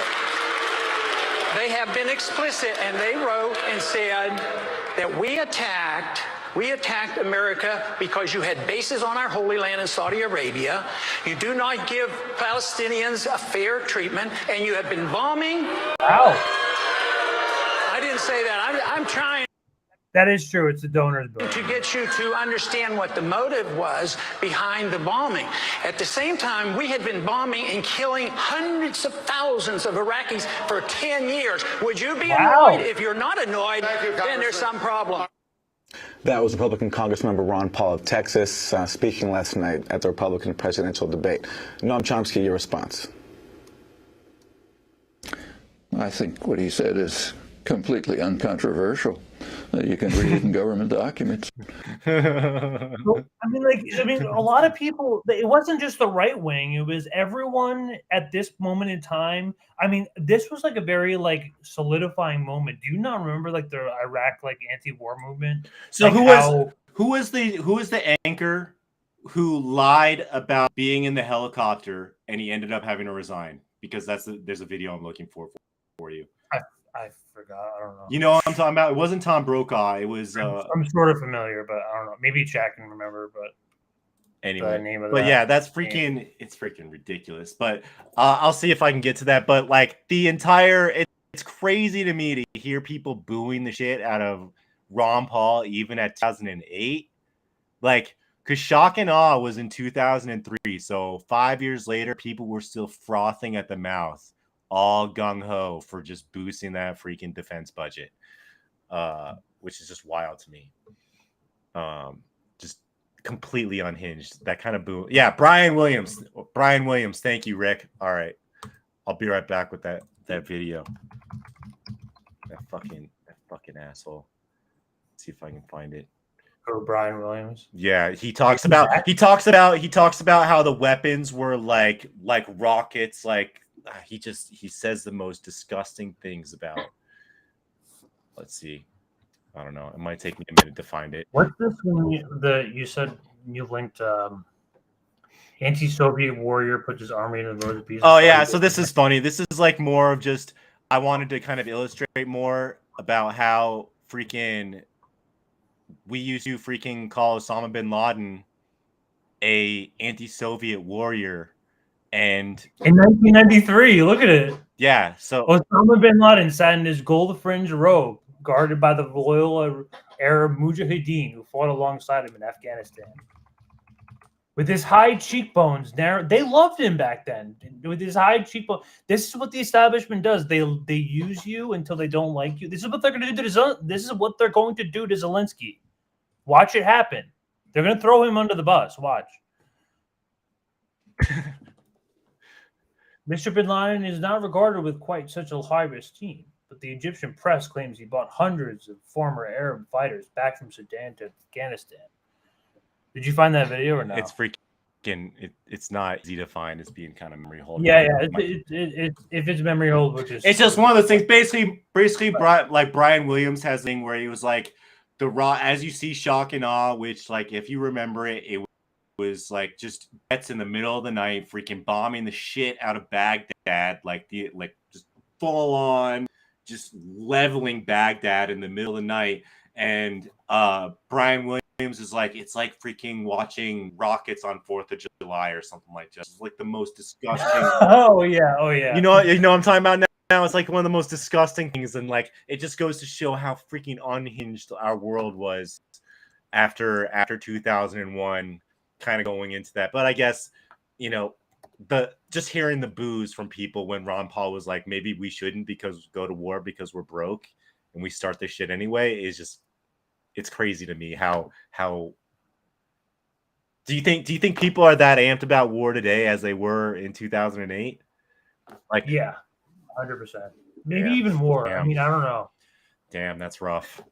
But that, I mean, it's crazy to hear him booed like that. But what else we got that we see?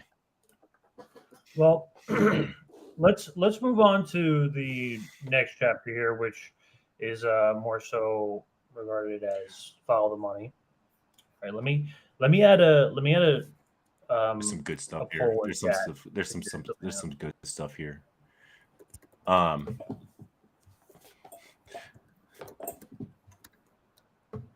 let's see. The bombing with the national anthem playing.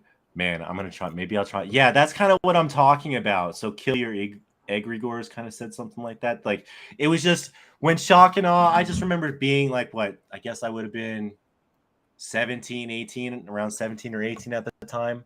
And I just remember the night shock and awe happened, and they just glorified it like it was like some 4th of July freaking thing. And it was like one of the most disgusting things I've ever seen freaking mainstream media do.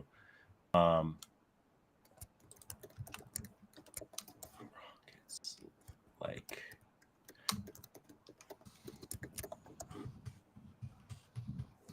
okay. So we know that in 1998, this is not too long ago, before the actual accident. This is from April. A deal was signed to take over the World Trade Center.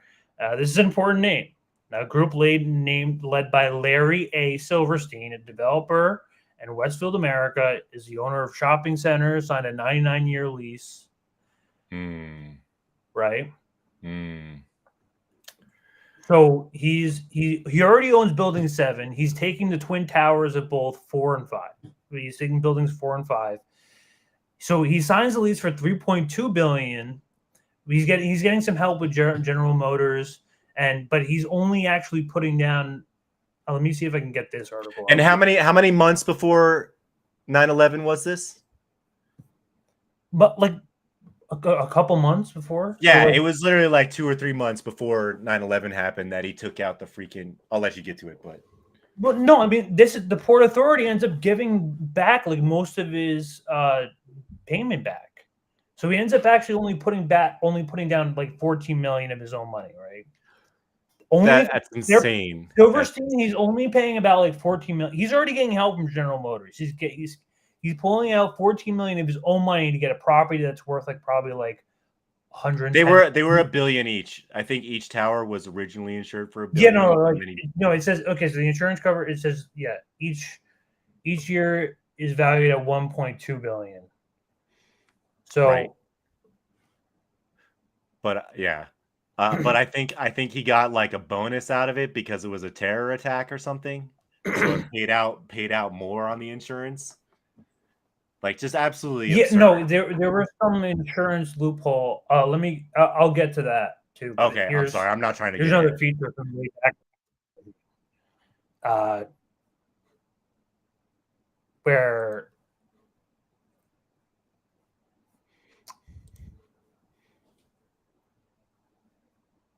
Larry is known as a significant gambler, but as basically Silverstein Larry Silverstein hours after the 9/11 attacks made his calls claim. his lawyers, and because they want to, he just bought this building, the World Trade Center towers, months ago, right? The insurers end up paying out. So like he finds out that there's loophole with his lawyers that since they're attacking 2 buildings, that he can basically double up on his insurance payment. So not only is this guy scamming like not only is this like a full-on scam. It looks like a scam. It looks like a scam. It looks No, like I mean, look, he is doubling his payment due to a settlement based off of his lawyers saying that each building is worth he said much, and therefore he has to. Mr. Silverstein will get the remaining 1.3 billion for 3 large office towers. As part of the deal, they relinquished 500 million and ensured. God. What a grift, man! They freaking This is 3,000 people. This dying. is the deal of. This is why they call him Lucky Larry, because this is the deal of a lifetime. Not only is he getting the sweetest insurance payout in history, he's doubling up on his payment, and he only paid 14 million in the first place. He's paying 14 million, and he's getting billions out of it. Okay, billions in profit. And here's another crazy thing. And he also got exclusive rights to build the new tower, right? Like he's the one that owns the new one. But I saw this comment from Sean Miller. Didn't a bunch of high-level people just not come into work that day? So it's really interesting because one of the things that Larry Silverstein really liked to do, I don't know if this is in your sourcing, but he used to eat on the top of the towers every day with his family. And the day the towers went, oh, he had an emergency appointment with a doctor. Weird. So he was not at the towers the day that happened, and that was out of character for him. So to that degree, that is true. Yeah, here it is right here. Larry, the right to rebuild the structures. Just like, imagine putting down 14 million on the Twin Towers and ending up making freaking like 4 or 5 billion off of that. Jesus. Silverstein and Westfield. These are important names. Silverstein and Westfield given the right to rebuild the structures and the owner of the retail space. So like not only are they getting a huge insurance payout, it's double that, and then they're getting the ownership to the buildings again. Insurance pay the luckiest payout of the lifetime. So what worse than that? Yeah, go I ahead. was just gonna say what's kind of interesting here is you're seeing a divergence where there's like it's not just one or the other. Oh, we want to go to war, so we're blowing up the towers, or people are trying to make money, so we're blowing up the towers. Like there's nuance, there's money to be made for all the like these are all like the elitists doing what the elitists do to profit off of every single element of this. This is kind of like a shock doctrine sort of thing, you know? And so it's interesting to keep in mind that like, not only, yes, we've talked about with Assange about how we set up these false flags and we set up these circumstances to start wars, but at the same time, there's a capitalist on the other side that is so depraved that would rather make billions upon billions of dollars off of the deaths of like what, 2,700 Americans, 3,700 Americans, something like that. Like worst people in the world. Here's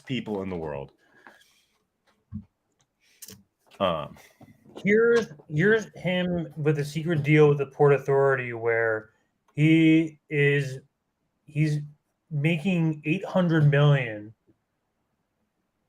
No, Silverstein, Goldman, and Kyle, they're getting 98 million of the 125 million that they put down on the lease. And then a further 130 million on the insurance proceeds. Zoom that in a little bit. That's crazy. So oh my God. That's just. So Mr. Goldman led a group and Mr. Kyle put up almost most of the 125 million for a 99-year lease on the World Trade Center. The deal valued at 3.2 billion, including the Trade Center's mall. Insane. And the Port Authority quietly agreed to return all 125 million equity that the Mr. Silverstein and his low-profile group originally invested to buy the leases. The full details that the transaction haven't been released to the public, but the deal effectively eliminated the Silverstein Group capital risk in the project while allowing the group to retain control of 10 million square feet of office space. The Port Authority has rejected the Wall Street Journal request to review the transaction, citing Mr. Silverstein's ongoing lawsuit against his insurers, led by Swiss Reinsurance, over the many claims of the results of the attack. Oh yeah, that's So right. now- It's like, oh, two now planes you're- hit, so I should get twice my money. Exactly.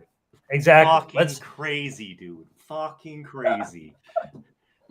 Like just so cynical. It's so cynical. Like people will literally, these fucking oligarchs will literally let 2,700 people burn to a crisp so that they can make billions of dollars. Like there's no end to the degeneracy. They'll kill 2,000 people if it makes them a lot of money. They do Trust not me. care, They'll and do they it. got away with They'll it. do it. Doesn't so care. we're showing you the evidence here. This is why they call him Lucky Larry. He is making the deal of a lifetime off of this terrible tragedy. Listen. Thanks, gamer. Appreciate you. Oh, what's going on here?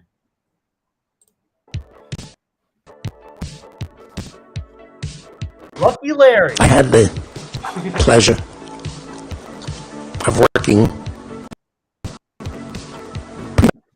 with every prime minister of Israel, Of Israel. from Yitzhak Shamir. I said to myself, wouldn't it be stuck if I could own the Twin Towers? We got very, very lucky. Evil.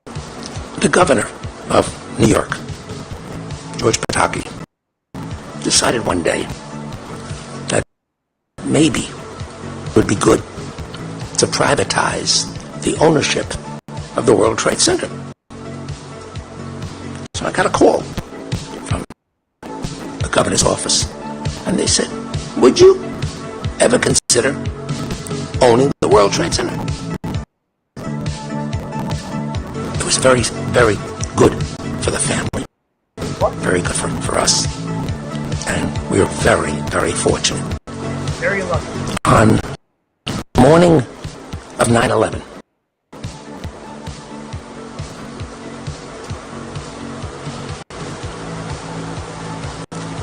I'm getting ready, getting dressed to go to the dermatologist. I have light-colored hair, light skin. The sun is a disaster for me. I can't take the sun. She said, okay, but you're going to the dermatologist, you're going this morning, and you're not going downtown. We got very, very lucky. Very lucky. An obligation to collect the insurance proceeds from the policies. A new governor was just elected. Elliot Spitzer, an old friend who I knew well. And I said, Elliot, if you don't help me, I'll never collect from the insurance companies. And guess what?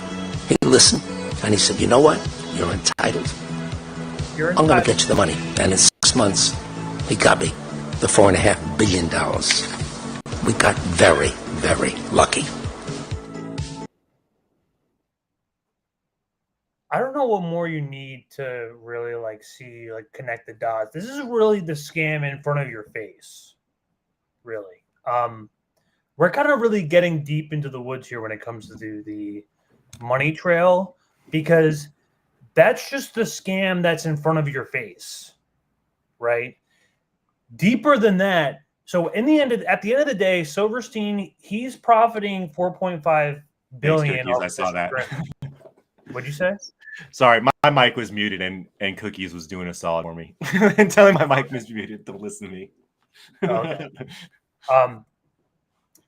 No, at the end of the day, he's making $4.5 billion off of these and counting off of this insurance scam. That's just the scam that's in front of your face. But if you look into even deeper into the money trail, it turns out that there was even more people with their hands in the cookie jar. Yeah, hold on. Let me pull this up 1 second.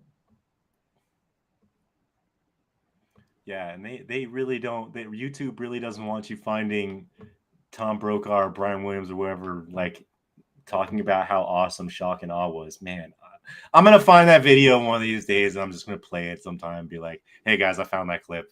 Look how disgusting we were back in the early 2000s." Because Absolutely. oh god.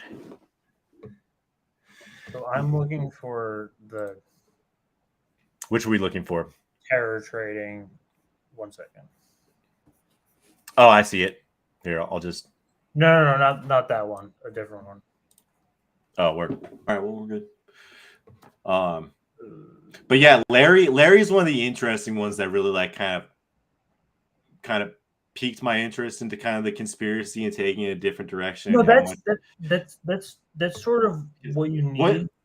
Once you're like, there's a guy who's making billions and billions of dollars, and like just happened to invest a couple months before it happened.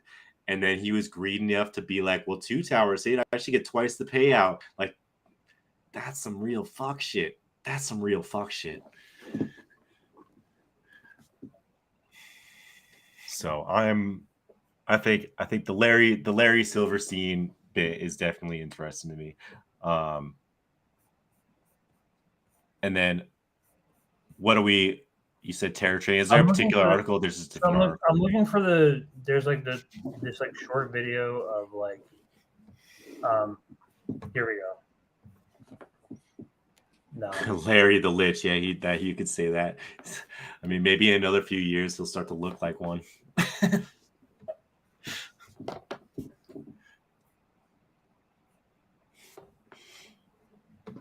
So here we go. Okay. See, like, let me see. This video might not even be available. Yeah, it's not available. Of course not. Look at this shit. It's like it's the same. Like violated for what? Violated for what? Violated for telling the truth. For hate speech. I guess the truth is hate speech now. What was it on? Maybe we can find it on like. To summarize it all up, basically.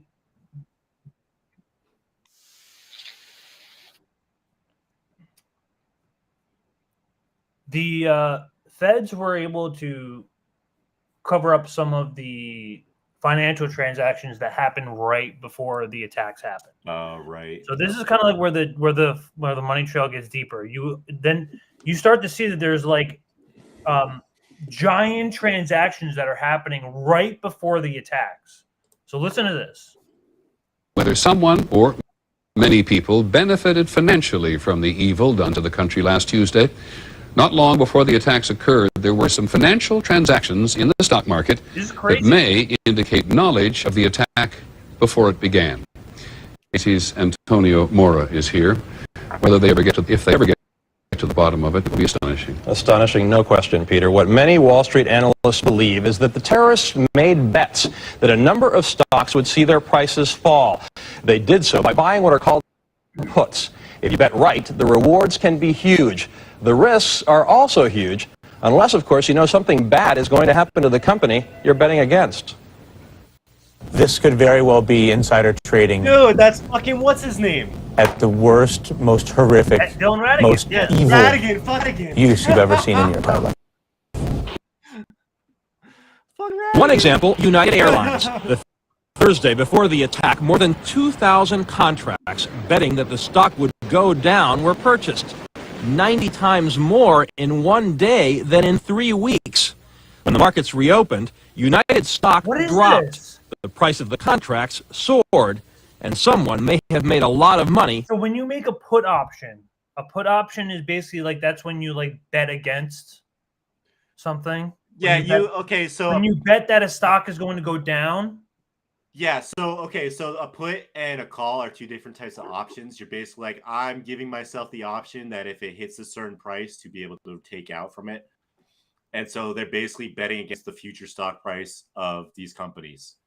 And so like they're saying, they knew ahead of time that, oh man, 2 freaking airplanes hit the towers. Yeah, that's going to tank some airline stocks. I'm going to bet against it. So like it's a very clear, it's not something somebody's accidentally going to do, because putting in a put is very expensive if you lose. Okay, because when you're putting in something like that and you're betting against something, your losses can be infinite. Okay. So these guys were betting on something that they saw as a fucking sure thing. 90 times more than the average trading rate. So like this is for United Airlines, and the stock dropped 13%. Guess how much money that is? One example, United Airlines. The Thursday before the attack, more than 2,000 contracts betting that the stock would go down were purchased. 2,000 contracts. That's a lot. It's similar to the GameStop thing. GameStop was more of a short squeeze. But it is kind of similar to that. It's similar in the sense that like having like put options against companies, like shorting. It's shorting in a sense, yeah. There's different corporate like versions of so it. doing shorts and doing puts are two different things. So yeah, but I think I see who was it? Somebody was saying there's just two different things there. Like a put is a little bit different. They're betting against the future price, whereas a short is just you're betting that it's going to continue to go down. Like damn, old Dylan Radigan. Dude, that's freaking awesome. You're betting against. This could very well be insider trading at the worst, most horrific, most evil use you've I didn't know he worked for ever seen in your entire life. One example, United Airlines. The Thursday before the attack, more than 2,000 contracts betting that the stock would go down were purchased. 90 times more in one day than in 3 weeks. When the markets reopened, United stock dropped. The price of the contracts soared. One may have made a lot of money fast. $180,000 turns into $2.4 million when that plane hits the World Trade Center. It's almost the same story with American Airlines. That's a five-fold. I want to hear that number again. Yep. And I'm gonna put captions back on. And where did we used to see Dylan Radigan a lot? He used to be on Jimmy Dore a lot, didn't he? Or who? Yeah, he was on Jimmy Dore, like back in the COVID era. So yeah,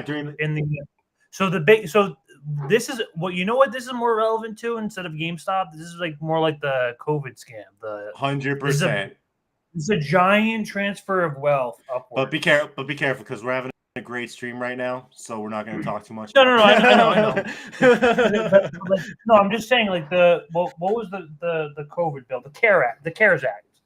Right. Dylan Radigan was on Jimmy Dore for a lot of the CARES Act involving like a lot of like the financial scams that was happening for that. Like he's more familiar with like financial policy. But let's listen again with the caption. That the stock would go down were purchased 90 times more in one day than in 3 weeks. When markets reopened, United stock dropped. The price of the contracts soared, and someone may have made a lot of money fast. $180,000 turns into $2.4 million when that plane hits the World Trade Center. It's almost the same story with American Airlines. That's a five-fold increase in the value of what was a $337,000 trade on Monday. Let's pause it for a second. Guys, I'm not a communist, but we need something else. So let's just make clear right now that if people can take $100,000 investment and turn it into $2 million based upon thousands of lives being lost, that's a fucking problem. I'm gonna make you. That's a fucking huge problem. So like, I just want to say, like I'm like this is still something that we've yet to talk about. Like I'm so surprised you call yourself a Marxist, but you're not a communist. I'm an anarchist. I think the communists would. Yeah. I think if okay, maybe there's people in Jedi that can relate. I'm a communist. I'm a full play. Well, that's just because my grandfather wasn't like the partisan like you just. I just don't. I don't believe in. Like. It's a different argument. Yeah. Anyway, but what were you gonna say about like different? Like this is the most. It's like Dylan Radigan. This is the most horrific and most evil use of insider trading that probably you've ever seen in your entire life. One example: United Airlines. The Thursday before the attack, more than 2,000 contracts betting that the stock would go down were purchased. 90 times more in one day than in 3 weeks. When the markets reopened, United stock dropped, the price of the contracts soared, and someone may have made a lot of money fast. $180,000 turns into $2.4 million when that plane hits the World Trade Center. It's almost the same story with American Airlines. That's a five-fold increase in the value of what was a $337,000 trade on Monday. All of a sudden becomes what? $1.8 million. And there's much more, including an extraordinarily high number of bets against Morgan Stanley and Marsh & McLennan, two of the World Trade Center's biggest tenants. Could this be a coincidence? This would be one of the most extraordinary coincidences in the history of mankind if it was a coincidence. It is absolutely unprecedented to see cases of insider trading covering the entire world, from Japan to the United States and North America to Europe. ABC News has now learned that the Chicago Board of Options Exchange launched their investigation into the unusual trading last week. That may have given them enough time to stop anyone from profiting from death here in the U.S. It may also give investigators, Peter, a hot trail that might lead them to the terrorists. Thanks very much. As a reminder of the complications here, the Terrorists, you mean the Secretary of the Treasury said today of this invest to go through 10 veils before you get to the real source. just insane. Just insane. I can't believe mainstream media was that open about it. You think they would have been like, yo, you can't freaking tell, yo, our fucking donors, our freaking advertisers were the ones on that shit, man. You can't be talking about that. Here's like I'm not really super familiar with this person, Michael Lettner, but he's like a German financial expert who was sort of behind this. But here he's talking to Michael Rupert, who essentially wrote a book on this. Let me start it here. Okay, thank you very much. Thank you.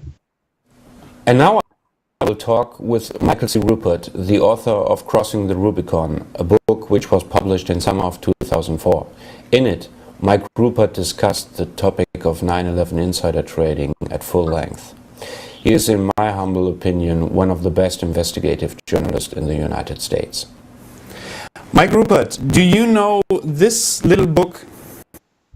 It looks kind of familiar. It looks kind of like this one. Yes, that's a book that I wrote that came out in 2004.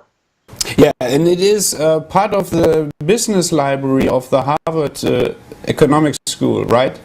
It is also, I believe, the second largest selling book in the world about the attacks of September 11th. And in it you wrote about insider trading or informed trading on the attacks of 9/11. Yes. How did this come to your attention? Well, of course, I was a journalist active at the time with a website From the Wilderness, which is still archived on the web. And from the moment of the attacks, I began an immediate investigation, and it was within a matter of a week or so of the attacks that I became aware of global awareness of massive insider trading, not just in the United States, but in markets from Tokyo to San Francisco to Chicago to New York to London and to Berlin. And so I jumped on that right away. But one of the most interesting stories has to do with a company called Alex Brown, which is, by the way, the oldest investment bank of the U.S. Also deeply connected to the George Herbert Walker Bush family and clan, where Prescott Bush and George Herbert Walker Bush had worked in earlier incarnations. Yes. So this is the hot. So one of the big traders is this. When you look at the unredacted documents, it's this name. It's this Welker family name, and it turns out this Welker family is a distant relative of the Bush family. It's all one big club. Yeah. That's a ridiculous. And one guy. And to say this wasn't an inside job, Who's of interest here is a fellow by the name of A.B. Buzzy Krongard. Yes. Can you elaborate on this? Well, yes. Work I had done prior to 9/11 demonstrated very clearly to me that the intelligence agencies and the financial markets are one and the same. Most intelligence agencies were created to serve financial markets. So right after the attacks of 9/11, the name Buzzy Krongard surfaced. It was instant research that revealed that Buzzy Krongard had been allegedly recruited by CIA Director George Tenet to become the executive director at CIA, which is the number 3 position right before the attacks. And Alex Brown was one of the then a subsidiary of Deutsche Bank, was one of the primary instruments. Big Epstein trader as well. Deutsche Bank's like the big evil bank. One of them, yeah, definitely. Vehicles that handled all of these criminal trades by people who obviously knew that the attacks were going to take place where, how, and involving specific airlines. And another story that you write about is Promise. It's a software by which the intelligence agencies monitor. And Whitney Webb talks about this, where like the Israel like sort of like has like you know installed like our technology within our like. Mm-hmm. You know what I mean? But like, so like a lot of where this is sourced from is the Corbett video, but this is just like really to like outline the scam, the really deep scam behind it all. Is the okay, I see. 2001, deep in the heart of the World Trade Center itself. Marsh & McLennan is a diversified risk, insurance, and professional services firm with over $13 billion in annual revenue and 57,000 employees.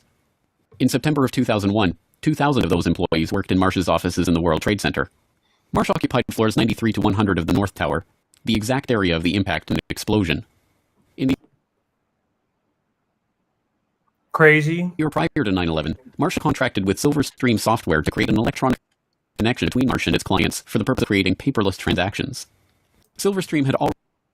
So this is like the first like they're trying to like, so coincidentally when they're making these they're making these giant financial trades that are like, you know, through like technology that is like very innovative and like no one knows how to use yet. It's like they're trying to like invent this, like, I'm sure credit cards are already here at this point, but it's like sort of like this paperless transaction that they're trying to implement, and they're doing this with millions of dollars.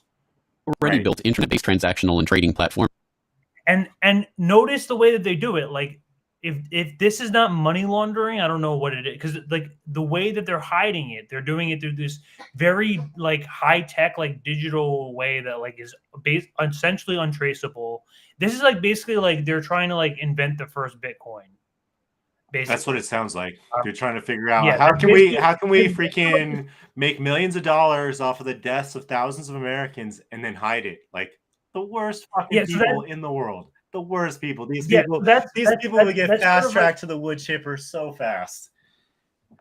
Oh yeah, no, we need the gulag.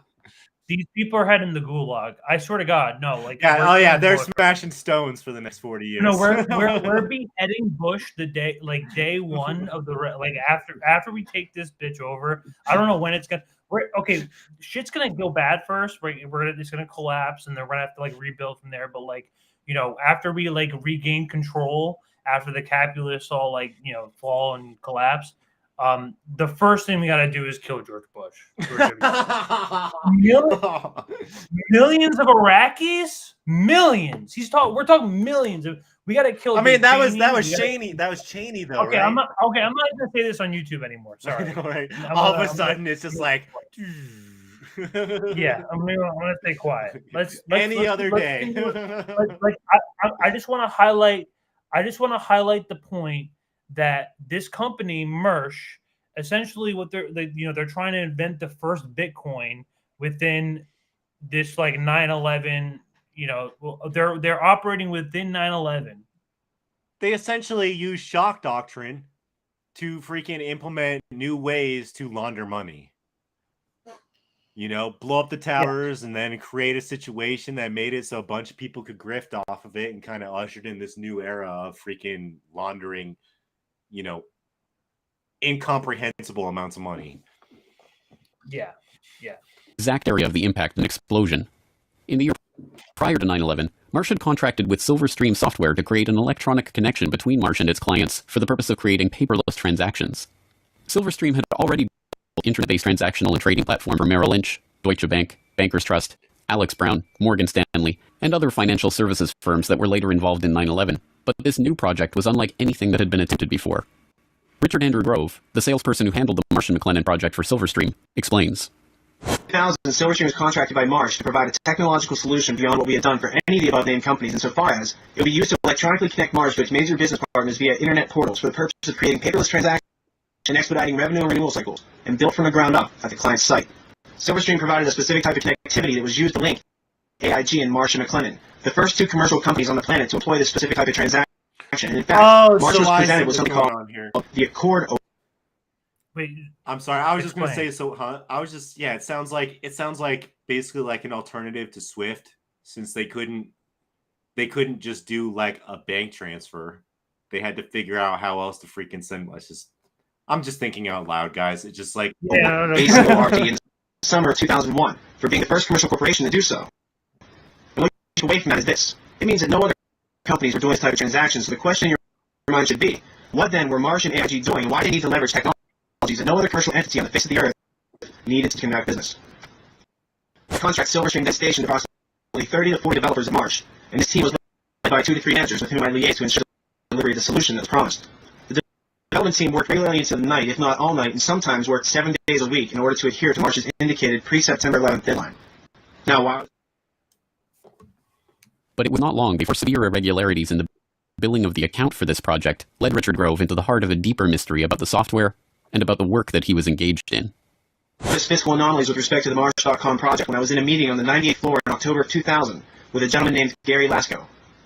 Gary was Marsh's North American Chief Information Officer, and that particular afternoon, a colleague and I helped him identify about $10 million in suspicious purchase orders after I had recognized that certain vendors were deceiving Marsh and specifically appeared to be selling Marsh large quantities of hardware that were not necessary, as this was later confirmed by Gary. In the spring of 2000, all my concerns up to executives inside of Silverstream, I was urged to keep quiet and mind my own business. I went to an executive inside of Marsh, and he advised me to do likewise.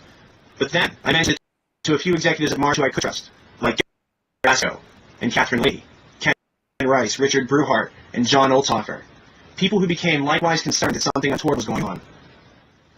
The concerned colleagues I just mentioned were murdered on September 11th, and the executives who expressed dismay at my concerns are alive and free today because of it. I feel it's no coincidence that the Marsh executive who urged me to drop my line of inquiry made sure that his personnel, who I just mentioned, were in the office bright and early for a global conference call before the staff meeting upon which I was to intrude. A conference call which I was informed the executive in question conducted, attended from the safety of his Upper West Side apartment. Although getting The global conference call with Marsh's IT staff on the morning of 9. Yeah, so we understand. This is like very like high tech, like trading technology. Yeah, I didn't even know that they went to that length to even try and cover up their tracks from like doing the most depraved. That's the whole thing with this, is like these people who were insider trading and knew all this stuff was happening months ahead of time and bet against the market knowing this was going to happen, and then even went so far as to incorporate additional technologies that would cover up their tracks. There's no benefit of the doubt with these people. Like, what they knew was what they were doing was pure evil, and that they're going to hell for that shit, and they did not care at all. And I think it's worth knowing that there's plenty of people who have no fucking humanity whatsoever. And it's people with a lot of fucking money. It's like, I feel like sometimes people don't think that a person who has maybe like hundreds of millions or billions of dollars wouldn't think twice about killing a couple thousand people for another $100 million. But they don't care. 100%. They don't care. Like, it doesn't matter to them. It's just a utilitarian mindset. Well, like, some people have to go so I can make some money. Oh, so be it. Like, they don't care. Now it's not. It wasn't. Now this is. I think this is like really where it all like came together for people. It wasn't just the insider trading, and it wasn't just the insurance payouts that were happening. if you were paying attention at all to Congress the day before, infamous Donald Rumsfeld announces 2.3 trillion missing from the Pentagon, and they haven't done an audit since. Day before. Pentagon. The day before 9/11, Secretary of Defense Donald Rumsfeld declared war, not on foreign terrorists. The adversary is closer to home. It's the Pentagon bureaucracy. He said money wasted by the military poses a serious threat. In fact, it could be said that it's a matter of life and death. Rumsfeld promised change, but the next day, the world changed. And in the rush to fund the war on terrorism, the war on waste seems to have been forgotten. My 03 budget calls for more than $48 billion in new defense spending. More money for the Pentagon when its own auditors admit the military cannot account for 25% of what it already spends. According to some estimates, we cannot track $2.3 trillion in transactions. 2.3 trillion with a T. That's $8,000 for every man, woman, and child in America. To understand how the Pentagon can lose track of trillions, consider the case of one military accountant who tried to find out what happened to a mere $300 million. We know it's gone, but we don't know what they spent it on. Jim Minery, a former Marine turned whistleblower, is risking his job by speaking out for the first time about the millions he noticed were missing from one defense agency's balance sheets. Minery. This is what they do to one accountant. This is what they do to one guy. This is what they do to one guy who tried to follow too much. Looked a little too hard. This is the one small guy they try to. This is the one guy who's trying to just do a good job, and this is what they do. The money trail, even crisscrossing the country looking for records. The director looked at me and he says, "Why do you care about this stuff?" It took me aback, you know. My supervisor asked me why I care about doing a good job. So.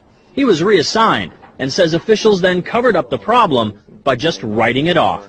They got to cover it up. That's where the corruption comes in. They've got to cover up the fact that they can't do the job. The Pentagon's Inspector General partially substantiated several of Minery's allegations, but could not prove officials tried to manipulate the financial statements. 20 years ago, Pentagon employee Franklin C. Spinney made headlines exposing what he calls the accounting games. He's still there, and although he does not speak for the Pentagon, he believes the problem has gotten worse. Those numbers are pie in the sky. The books are cooked routinely year after year after year. Retired Vice Admiral Jack Shanahan commanded the Navy's Second Fleet the first time Donald Rumsfeld served as Defense Secretary. With good financial oversight, we could find $48 billion in loose change in that building without having to hit the taxpayer. In the 2.5 minutes since this report began, the Pentagon has spent nearly $2 million, and it may never know where 25% of those tax dollars went.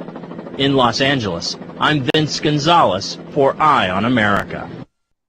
I'm kind of curious what the actual deficit of the U.S. was at the time, because it doesn't after even matter. Well, what's interesting to me is that it's not like it was today where we have the 30 trillion deficit or whatever. Like, because after Clinton we had a surplus, and after Bush it went up to like maybe 1 trillion. So the fact that it was 2.3 trillion, that the accounting error was higher, I think was higher than our entire U.S. deficit at the time. So it's more significant than somebody saying a 2.3 trillion accounting error today in the Department of Defense, because we have a $30 trillion deficit. You know, it was like a much more significant amount of money that just went missing. And like since then, I think, what was I going to say?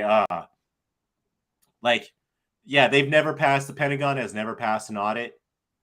I don't think they've ever passed an audit. They haven't passed an audit since. And remember they lost the couple billion not too long ago. Well, there was a few months ago. Remember, a few months ago they said, "Oh, we happened to find an extra $6 billion. Oh, look at that."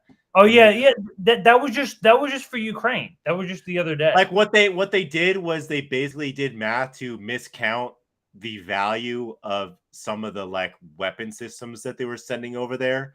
so they could basically like write down the cost of some of the stuff that they were sending to Ukraine, be like, oh, we found all this extra money for you guys.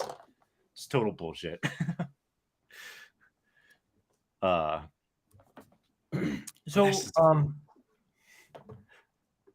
here's Rumsfeld in a Parade article. This is crazy. So do you want to go there first, or do you think we're ready to? Let's start with this. So it was very obvious that a lot of people were not convinced that this was perfectly, put together terrorist attack. I mean, obviously there's a lot of questions to be asked, and we're going to break that down for you here. But just to show you that the public was very much not impressed, especially even here's Jesse Ventura back in the day, back in the good old days. He is back when he was still loud on mainstream media. Yeah, he's saying it out loud on CNN. They wanted it to happen. Jesse, what would you have done on September the 12th, 2001? What would you have done if you'd been president? What would I have done? Yeah. I would have done a legitimate investigation to find out what exactly happened on 9/11. How did they know who did this so quickly like they did Lee Harvey Oswald? How quick they knew Lee Harvey Oswald killed Kennedy. Because the people who did it were identified and we knew who they were. Well, then why couldn't we have stopped them beforehand if they were identified and we knew who they were? It was a failure of intelligence. Everyone's accepted No, it that. wasn't. We knew before with Condoleezza Rice's memo on August 6th when it stated right in the memo, bin Laden to steal planes and run them into buildings. And more stuff is coming out now also, how much the Bush administration ignored the intelligence. It was almost like they ignored it because they wanted it to happen. Oh, come off it, Jesse. No, not oh, come off it. Wait a minute. Every war fought starts with a false flag operation. You can't, in all seriousness, sit there and try and make out anybody. Okay, let me ask you this, Piers. Wait a minute. Let me ask you something. How much studying have you actually done of 9/11 other than what the government's told you and what mainstream media has told you? I've been studying it 4 years. I was editor of a national newspaper. I've talked to people. Wait a minute. In depth every day for 5-6 months. Really? So I know a lot about it. Well, and then one thing I do know is, let me ask you this then. You cannot say that any member of the Bush administration knew it was going to happen or wanted it to happen. It's a ridiculous thing to say. Ridiculous. Okay, let's talk about your BBC. I have a tape of a BBC reporter broadcasting directly back to England talking about a third building has collapsed, World Trade Center Building 7. We'll be showing you that video. 7 minutes. All the while she's talking, World Trade Center Building 7 is still standing right behind her. It didn't fall for another half hour. Yet they were doing a pre-broadcast back to England that yes, it's true you need to that take this a break building here. Jesse doesn't fell buy it. and it hadn't fallen yet. If you're trying to make out the British Broadcasting Company, one of the most respected news organisations in the world, was inventing huge buildings falling over, you need to have a break, Jesse. We'll come back after the break and we'll talk about Israel and Iran. Are you kidding me? This is a fact, my friend. He's lying. Listen to the this. latest building collapse in New York, you might have heard a few moments ago, was talking about the Salomon Brothers building collapsing. This is crazy. So we haven't even gotten. So we're kind of starting to shift into like day of content where we're going to start showing you guys like what went down and the kind of like conflicting stories and stuff like that. Getting a little bit more like the juicy day of stuff. But this BBC guy is talking about World Trade Center 7 falling down 20 minutes before it actually happened. I lost the tab now. I mean, it's still. Oh, here we go. I got it.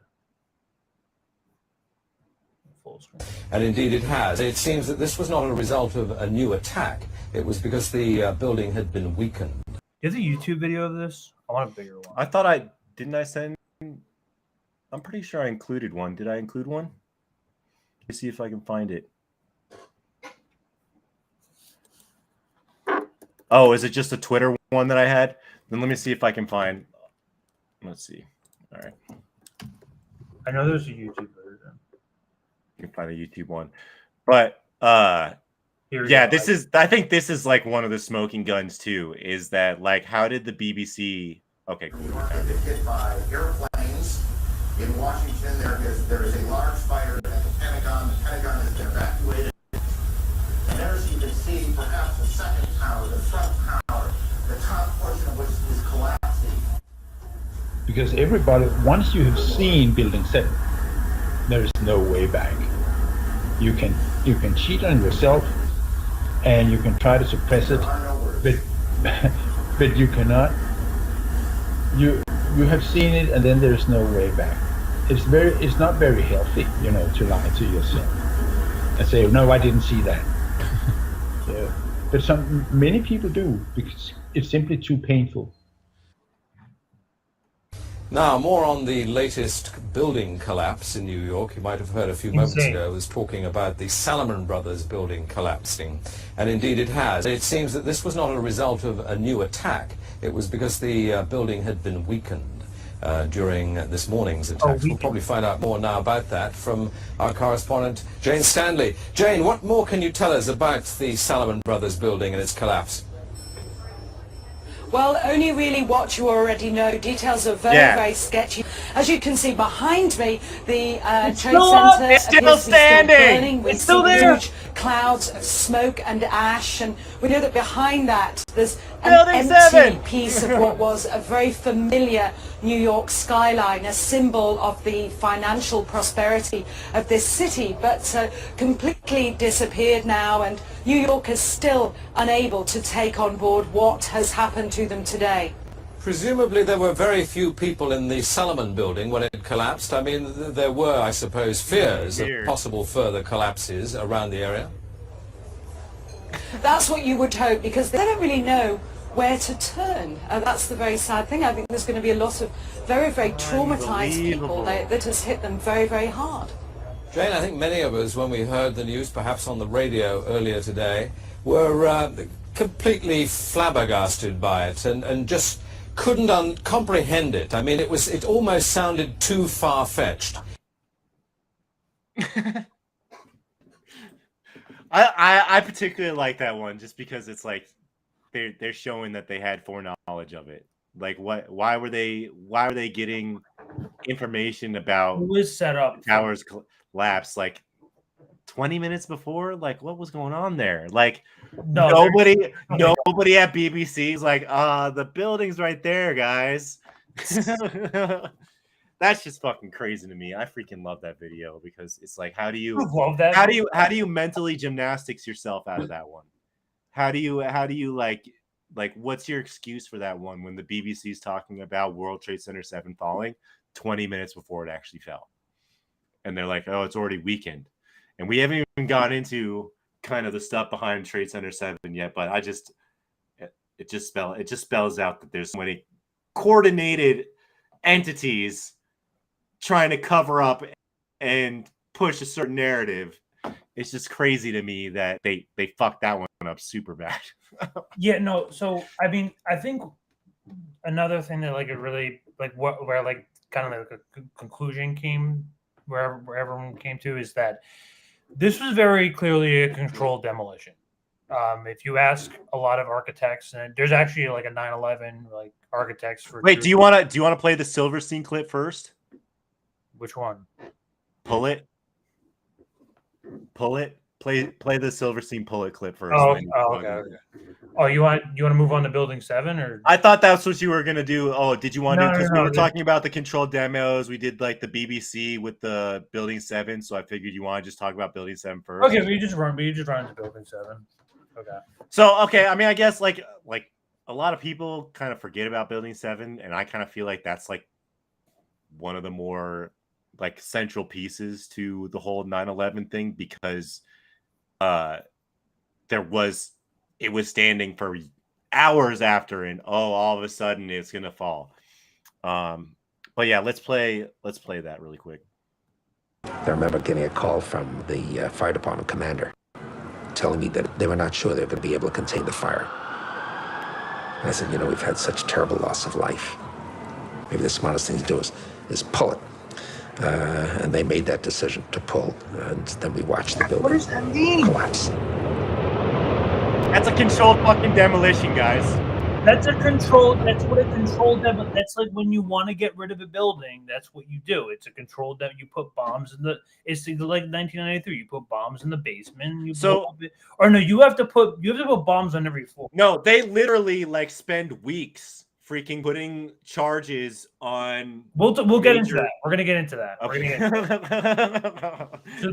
So this is a lot of the evidence that this was a controlled demolition. If you look at like a lot of the 9/11 footage from back in the day, you hear a lot of like talks of like not like necessarily like a plane, like a collapse or a plane crash, but more of an explosion. So like listen to like a lot of the back in the day footage. Floor by floor instead of popping out. It was if they had detonated. Detonated. Planned to take down a building. Boom, boom, boom, boom, boom, boom, boom. All the way down. I was watching it and running. Floor by floor instead of popping out. It was if they had detonated. Detonated. They were planned to take down a building. Boom, boom, boom, boom, boom, boom, boom. All the way down. All of a sudden, it was like bang, bang, bang, bang, bang, like bullet shots. I saw from the corner, boom, boom, boom, boom, boom, boom, boom, boom, boom. Just like 20 straight hits. Just went down. And as the bombs were going, people just started running, and I sat there and watched a few of them explode, and then I just turned around, and I just started running for my life, because at that point, the World Trade Center was coming right down. From the corner, boom, boom, boom, boom, boom, boom, boom. The whole building just went, and as the bombs were going, people just started running, and I sat there and watched a few of them explode.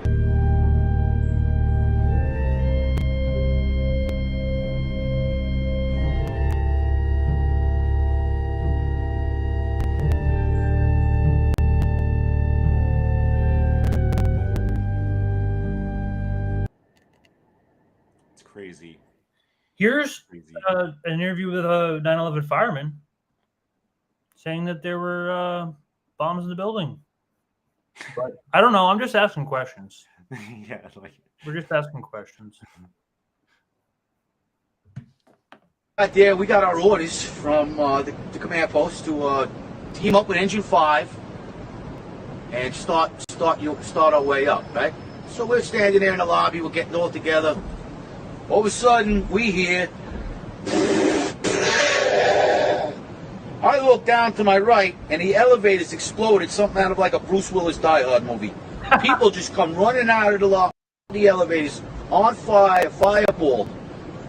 I mean, it was like, what is going on here? Something's up here. I mean, the plane's up there, now there's fire down here.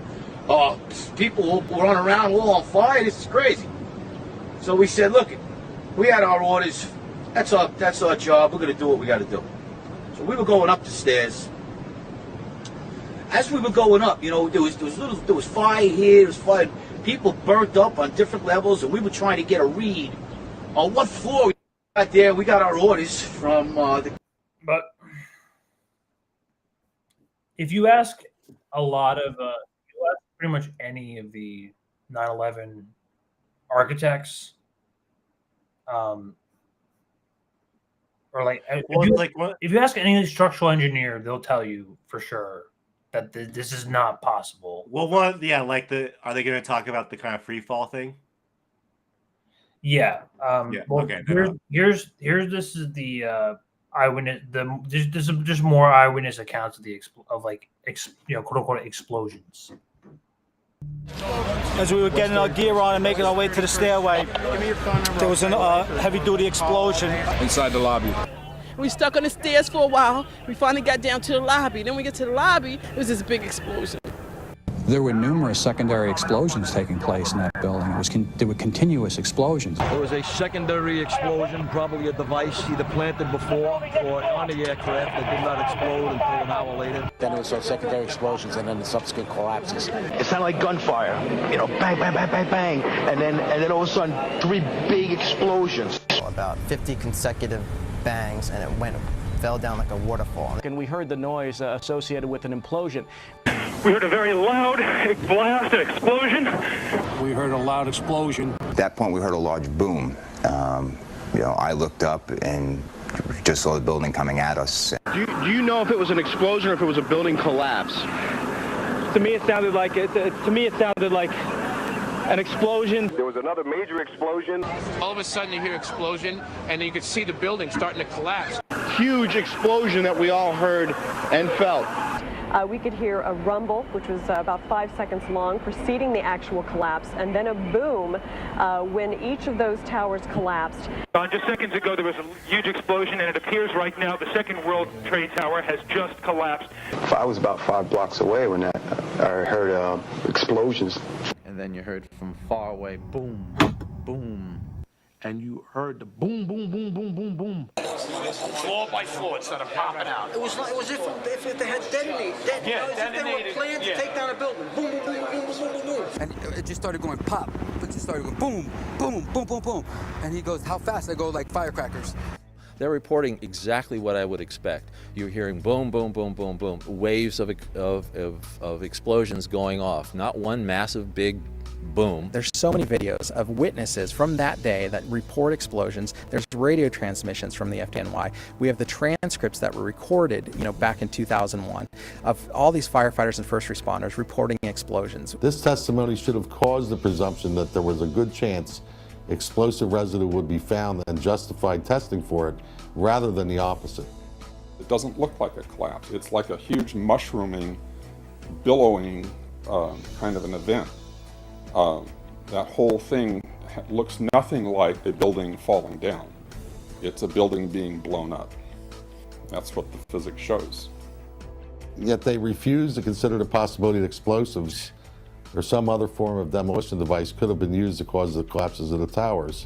And the fact that controlled demolition is consistent with all the available technical evidence. And the response to that request for correction is NIST simply saying they're unable to provide a full explanation for the total collapse, even though that was their task given to them by Congress.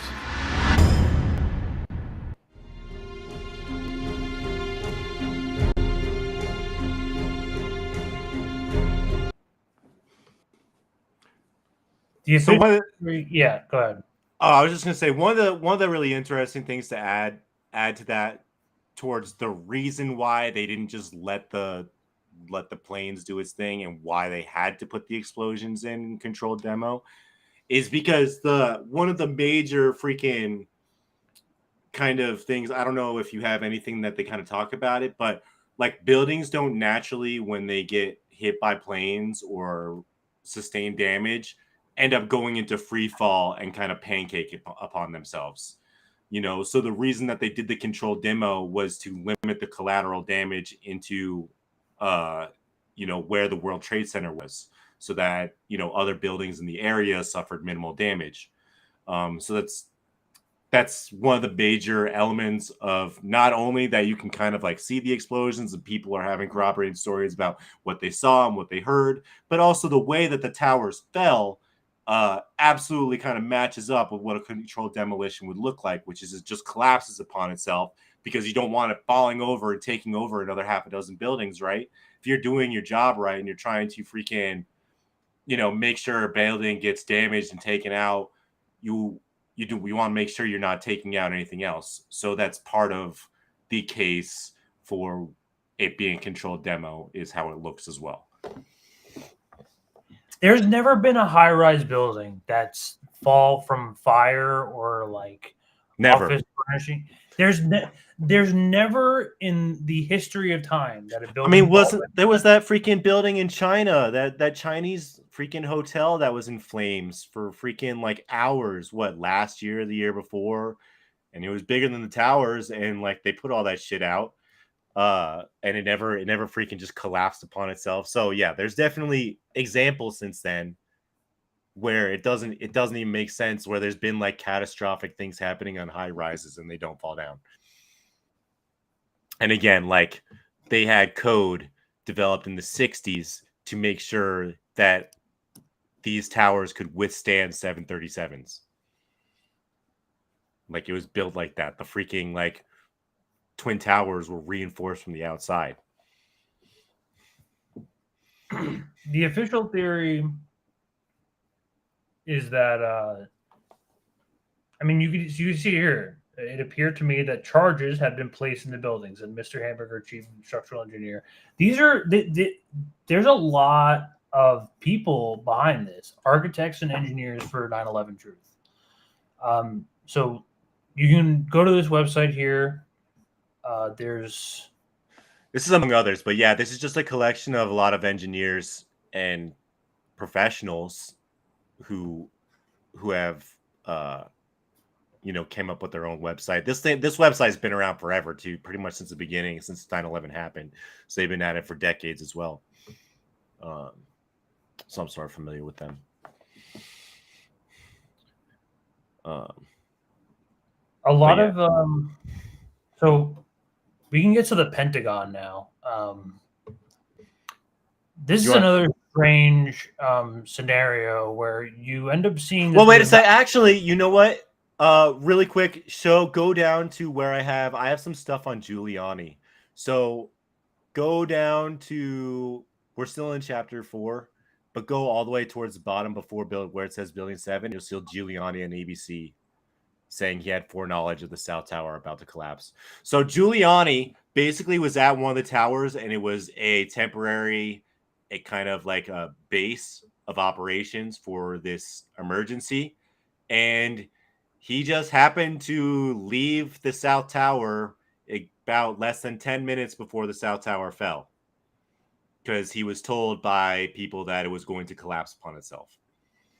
Do you see that? I'll share it with you if you want. We pressed early on for a full-scale investigation, and of course one of the issues was, while we were doing that, the evidence from the buildings was being destroyed as we were talking about it, and we were advocating early on back then that the process of removing the steel, certainly that wasn't an issue of getting it off the site, but once it was off the site, because this is of course part of a rescue and recovery operation, once it was off the site, there was no real need for speed, basically, to get this steel cut up into small pieces and shipped overseas for scrap. The structural steel that would have been key to figuring out what happened to these buildings, what happened to that?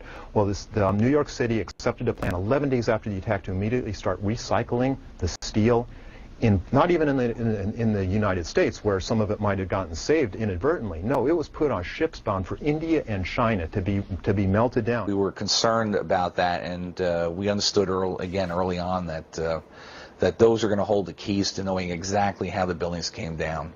And unfortunately, we were not successful in getting the elected officials and the powers that be to do that. When it was all said and done, we only had a relatively very, very small portion of the steel from those buildings. There's about 250 pieces of structural steel that we know of saved for analysis, but out of some 200,000 tons.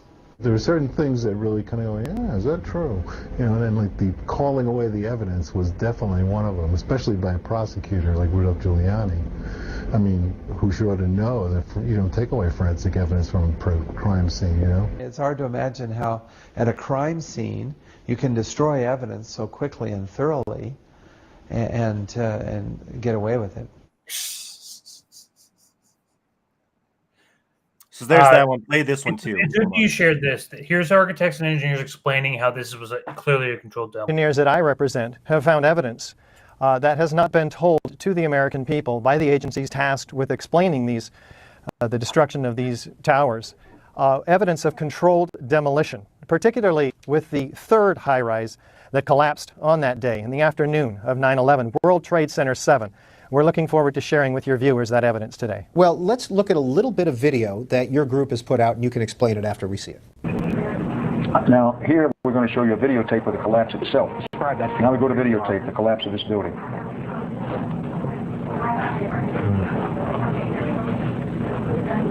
It's amazing. Amazing, incredible, pick your word.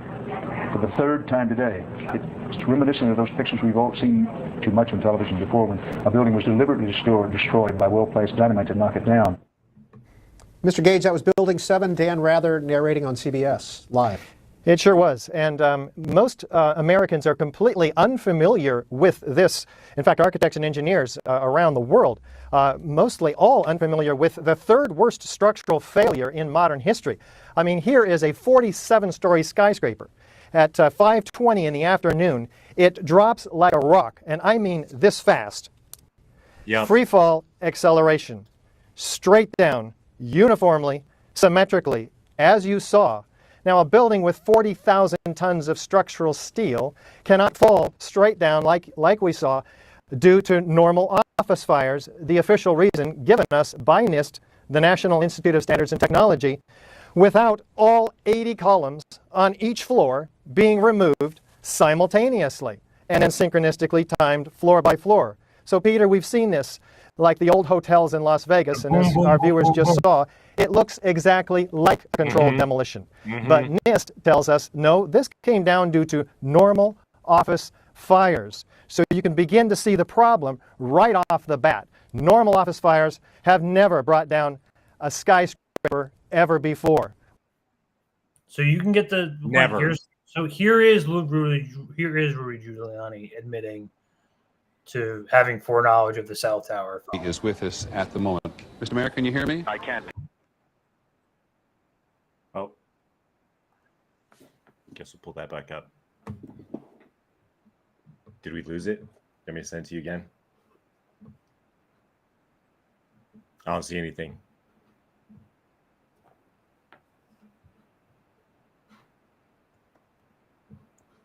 Are you seen the clip? I don't think anybody's seen the clip. Oh.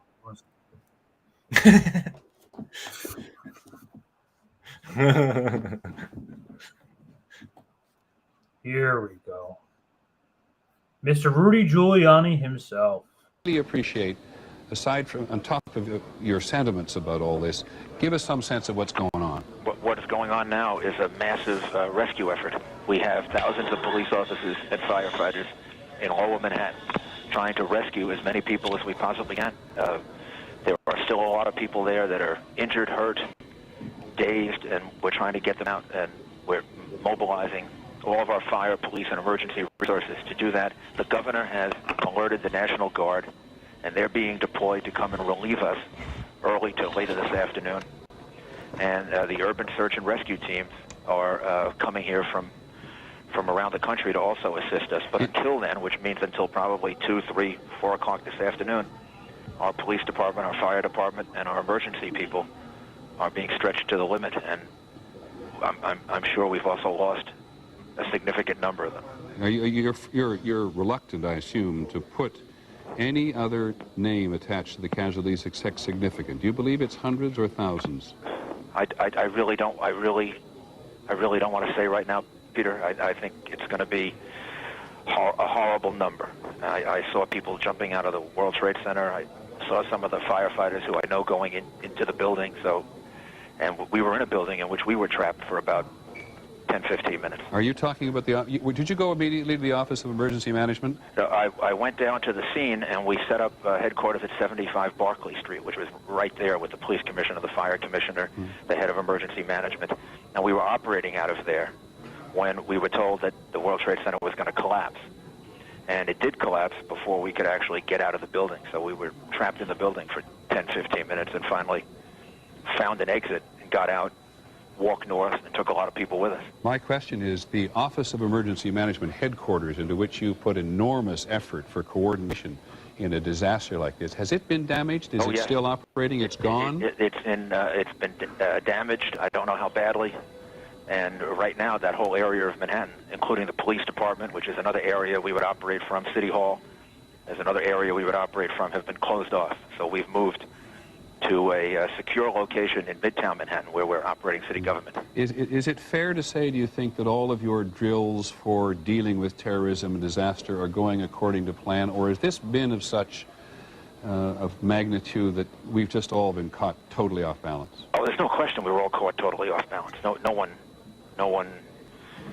no one could possibly expect large airplanes to crash into the World Trade Center the way this happened. I think, having said that, as I watched what the police officers and the firefighters were doing, I think they're going to save the maximum number of lives you could possibly save in a situation like this. I mean, the emergency efforts that they've been going through over the last 2.5 hours are nothing short of inspiring. And when the National Guard comes in to say, did you say to take over or offer some relief, what can the National Guard do that you cannot do at a city level?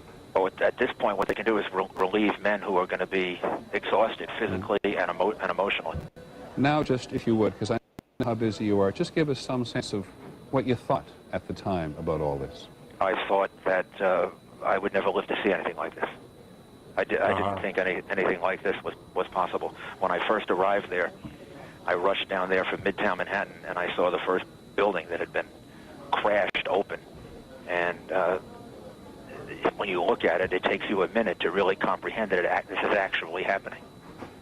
And to see people jumping from the top of the World Trade Center. I mean, I don't think I've ever had a nightmare that's worse than this. Mr. Mayor, one last question. You said you never believed you'd live to see anything like this, and yet in the past you've been one of the leaders in preparing for just this kind of thing to happen. Yeah, but you keep you prepare for the worst, but you don't believe that it'll happen, and this is the worst. I can only say that I thank God for the police department and the fire department that we have, because this would be much, much worse. And I'm also very proud of the people of the city. We evacuated Lower Manhattan with literally thousands of people, walked along with them, and they conducted themselves really, really, really well. Well, I appreciate your time, sir. Thank you very much. Thank you very much for communicating all this. The Mayor of New York, Rudolph Giuliani, in his last term, immensely popular with some, not popular with others. Yeah, lawyer for the Sackler family. Definitely not a popular guy. Yeah. But yeah, he was encouraged to leave his base of operations 10 minutes before the tower collapsed. So he definitely knew what was up. And of course, we're not really trying to talk about this tonight, but just something to remember is that Jon Stewart, when he was less shit libby, did quite the campaign to try and help out all the fire department people, all the people who were doing ground zero. You remember all the people who weren't able to get health insurance, weren't able to get treatment, were getting denied for having cancer and all this stuff that happened from 9/11. Jon Stewart was one of the people who was advocating for all of them to get treatment and cared for as a result of all the attacks that happened on 9/11. And I think that took over 10, 12 years to get any sort of justice there. And so Giuliani just talking about how he's trying to help as many people as possible is just completely full of shit. It's like somebody else was saying earlier when you were showing that guy who was talking about the controlled demos, fucking guy probably died of cancer, so it's just. Another sketchy aspect of this was of course, the Pentagon hit, where this guy's flying a corkscrew. This guy doesn't know how to fly it, and my cousin's a pilot, so I talked to him about this, and I'm like, do you think any of this is possible from just a guy who's just snorts coke in a cave somewhere? And he's like, absolutely not. You need years of training. Do you have you guys take a look at this and you decide for yourselves ridiculous. Whether it's so ridiculous. Is this the Corvette video? Is this the Corvette video? The Corvette? No, okay. There's this one because there's also a Corvette video where the video that I linked where he shows the path it would have had to take to freaking hit the Pentagon. Maybe this is it though. The Corvette. Yeah, no, I'm gonna play that last. Oh, okay, cool. Parking security camera. Later on, in 2006, the DoD released the entire sequence from which the 5 frames had been extracted. The time-lapse sequence runs at approximately 1 frame per second, and it shows the moments leading up to the impact, the large explosion, and the billowing fire that ensued. Unfortunately, the video does not show the airplane in transit. All we can see in the frame preceding the explosion is what appears to be the tail of an airplane followed by a trail of white smoke. of the plane remains covered foreground. The Department of Defense also released a second video taken by a different camera from the same parking lot. The second camera was actually located in the very column that obscured the view of the plane in the first video. This aerial shot of the Pentagon shows the actual location of the two cameras. The second camera faces in the same direction as the first, and it offers a clear, unobstructed view of the same field of action. By using the moment of the explosion, we can synchronize the two cameras with absolute frame-by-frame accuracy. By synchronizing the two cameras, we notice that the second video begins earlier than the first, while the first lasts longer than the second. This leaves us with a middle comment section of about 100 frames, which are perfectly synchronized with each other. From the moment the police car moves on, the action proceeds in an identical manner both in the frames preceding the explosion and in those following the explosion. Especially in the second part of the videos, after the explosion, we can verify how each couple of frames depicts exactly the same action by looking at the shape of the billowing smoke. Where's the plane? No plane. This confirms that the two cameras were operating in perfect synchronization. This is only to be expected. After all, the two cameras were controlled by a centralized recording system called multiplexer, or TLR. There is, however, one pair of frames from the two videos that shows a completely different action from one another. They happen to be the two frames in which the plane travels across the lawn. It's frame 23 in the relative count.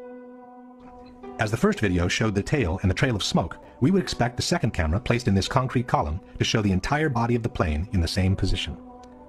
It does not. In the corresponding frame, camera 2 shows only the tip of the plane entering frame from the right-hand corner. But how can the nose of the plane be behind the tail at the same moment in time? The synchronization system allows for a maximum fluctuation between the two cameras, or margin of error, of 1/30th of a second. Given that the plane is traveling at 750 feet per second, the maximum possible fluctuation between the two cameras would translate into a difference of a mere 25 feet in the position of the plane. A 757 is 155 feet long. Even calculating the perspective due to the diagonal path, this is far from sufficient to explain the large discrepancy between the two images. Furthermore, after this moment, the two videos resume their perfect synchronization, which is maintained all the way to the end. Why these two crucial frames, and only these two, are so different from one another has puzzled researchers and digital experts alike. The same digital expert who had prepared the universal image from the Pentagon has also conducted an in-depth technical analysis of the two videos released by the Department of Defense. After confirming that the two cameras were synchronized by the same multiplexer system, this expert has compiled a table comparing the contents of each pair of frames. As one can see, frame 23 is the only one showing a strong inconsistency between the two images. The expert has then proceeded to analyze the two frames with the most sophisticated digital tools and has obtained some astonishing results. A series of Boolean subtractions reveals that a small part of the image is actually present in both frames. What is said to be the nose of the airplane in camera 2 is also present as part of the smoke trail in camera 1. It seems in fact as if someone has retouched this area of the frame by means of cut and paste in order to cover the plane, while he has kept the end of the smoke trail to make it look like the nose of the plane entering frame. This is what the Pentagon, they're so shitty at like covering their trail. Just watch. Question. Given that the maximum fluctuation between the two cameras would translate in a difference of 25 feet in the position of the plane, can you provide a valid explanation for the large discrepancy between the two corresponding frames? Absent a valid explanation for this discrepancy, we must conclude that at least one of the two frames is the result of intentional manipulation or photoshopping. If we now summarize the situation at the Pentagon, we have the total lack of evidence that the unknown incoming was in fact Flight 77, a mysterious phantom plane that attracted the attention in the opposite direction, the failure from the White House to shoot down the incoming even though it posed a serious and imminent threat, a totally illogical approach maneuver from a terrorist's point of view, an alleged hijacker incapable of performing that maneuver, the absence of any significant part of the plane from the wreckage, a damage to the building clearly incompatible with a 757, a doctored tape of the impact, and the obvious reluctance by the FBI to release any other tape that could allow the identification of the plane. Yeah, it's my understanding that the CIA went around to all the local convenience stores and gas stations and all that shit and freaking pulled their CCTV. Like I was gonna find some citations for that, but I saw Desert Manus POTUS mention kind of what I was thinking as well, that there's not very much security footage, and it's because the Fed went around confiscating cameras. Yeah, no, and he also brought up a good point where there's way more cameras there. Let me pull up Michael Moore back on Democracy Now! Again, back when Democracy Now! Was good. Probably because we had a Republican president at the time. But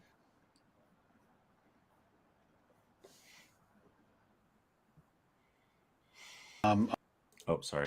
No, they did. I talk about in this book. There's someone who did work for the Bush administration, also came forward and told me about Rove's reaction to Fahrenheit 9/11, and they were so afraid that this movie would be Bush's undoing at the polls, and so they immediately concocted their campaign to go after me and the film. They did polling around it. They were very worried, and they decided to spend a lot of time and money on Michael Moore. They said they were going to destroy you. Yes, that's right. That's okay. As he said, bring it on. What else am I, you know? There's so much to talk about, and I know you have to go, but very quickly, we just interviewed former Florida Senator Bob Graham, is calling on President Obama to reopen the investigation into the September 11th attacks after new information emerged about the possible role of prominent Saudis in the 9/11 attacks. According to recent news reports, a wealthy young Saudi couple fled their home in a gated community in Sarasota, Florida, just a week or so before 9/11, leaving behind 3 cars, nearly all their possessions. I'm not sure when he says like that full part, but just to be clear, and I know you linked this article here, but the Rumsfeld's saying, oh yeah, just control F it, just control F missile. It's the first instance. Am I not spelling right? MISSILE.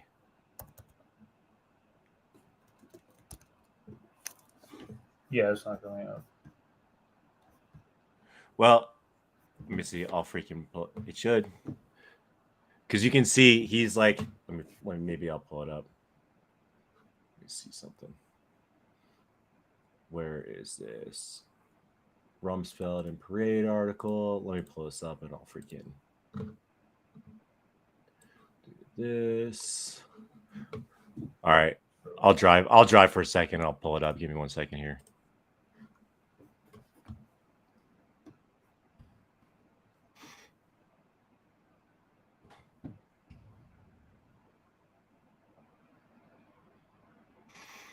All right. They and any number of terrorist efforts have been, I don't know, but it's, I don't know. But this is Rumsfeld in a Parade article. So Parade, old publication, but you can see that this is from defense.gov. Okay. So for whatever reason, the Department of Defense managed to keep the transcript of this article, even though the article itself is memory hold. But the relevant part of this is this is Rumsfeld speaking in response to a question, or is a response to a question from Parade magazine.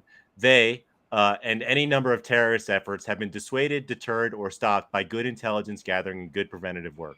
It is a truth that a terrorist can attack at any time, any place, using any technique, and it's physically impossible to defend at every time and every place against every conceivable technique. Here, we're talking about plastic knives and using an American Airlines flight filed with our citizens and the missile to damage this building, the Pentagon, and similar that damaged the World Trade Center. The only way to deal with this problem is by taking the battle to the terrorists wherever they are and dealing with them. So just a quick blurb. You can find the whole article just like by it's very easy to find. I'm kind of amazed it's pretty easy to find.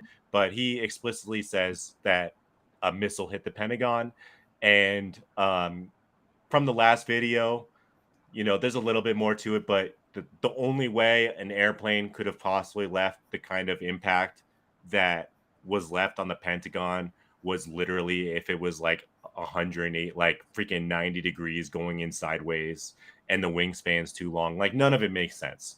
So the fact that Rumsfeld like just outright says it was a missile, I think is pretty damning in and of itself.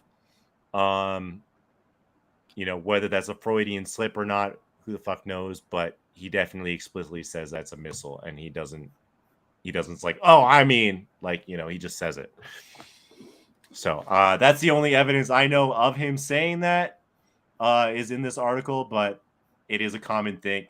This article is something that's brought up a lot when people are talking about how the Pentagon was hit by a missile as opposed to a plane. So well, like I'm curious to know like what your theory is as to like what exactly they did to like pull this one off. Because I have a source here that is like big, and I'm not like saying that this is like the foregone conclusion or like the official theory, but this is claiming that the entire videos, all the videos are faked, essentially. I mean, I wouldn't put it past, but this is 2001. Like, I'm wondering what comprehensive video editing they got at the time to. Like, because I mean, I see crazy shit on Twitter now where people try and say there weren't airplanes that hit the towers and that they had like the CGI available 25 to 30, 20, 22 years ago. And like, I think obviously that's people like Zoomers who freaking maybe a little bit too out of touch or were a little bit too young to remember that. Here we go. Whoops. Okay, I'm gonna start it from here. So I don't know, Chad. You tell me what you think. Were the planes real? Were they missiles? Any U.S. citizen or anywhere in the world that recorded this, all they have to do is go back to their archives, hit rewind, and watch it frame by frame. Professor Reynolds says 9/11 is an inside I mean, that job, could be an and he joins artifact. here from New York. What do you know that I don't know and that the rest of America apparently doesn't know? The government has never even tried to prove it's a OBL story. It's a fiction. You cannot prove a lie. There's your problem. Well, did you see the videotape that the rest of us saw? Sure, and I encourage everybody to do a frame-by-frame penetration of the South Tower, and what you will see is a fake, a cartoon display. Because an aluminum plane cannot go through a building like the South Tower was, as if it were thin air. So you're saying, you're suggesting if that there's some kind of cartoon animation there, you're suggesting that the news media was a part of this? Yes, those pictures came from the news media. Well, there was only one so-called real-time film. A picture from our chopper now arriving at the scene. Jim Friedel in Hoboken said it appeared to bank sharply and smash directly, perhaps purposefully, into, oh my goodness, there's another one. Oh my goodness, there's another one. Seems to be on. Why does that live? Why does it have that like black like shot? Like why did that happen live? So I mean, you got to think at the time. So this is 2001. Okay, we have DVD quality, which is what 480p. And so like it's not beyond my rationale to think that there's like artifacting going on where people are like, oh, there's a wing missing. Well, that's because it's shitty fucking quality video. You know, like that's not beyond like I'm not trying to like downplay the idea that there might be like holograms and stuff like that. I just like I don't know, maybe too much of my memory is like unwilling to kind of consider the idea that there was holographs at the time that were being used. I mean, honestly, what I think happened, given, you know, seeing the flight patterns and seeing like the training drills that were going on and that sort of stuff, like I am more inclined to think that there was planes that hit the towers and that the controlled demos were what took down the towers. You know? I mean, we have the evidence where there were freaking pilots who were trained in America. We cannot take it down. Right. There's absolutely no way.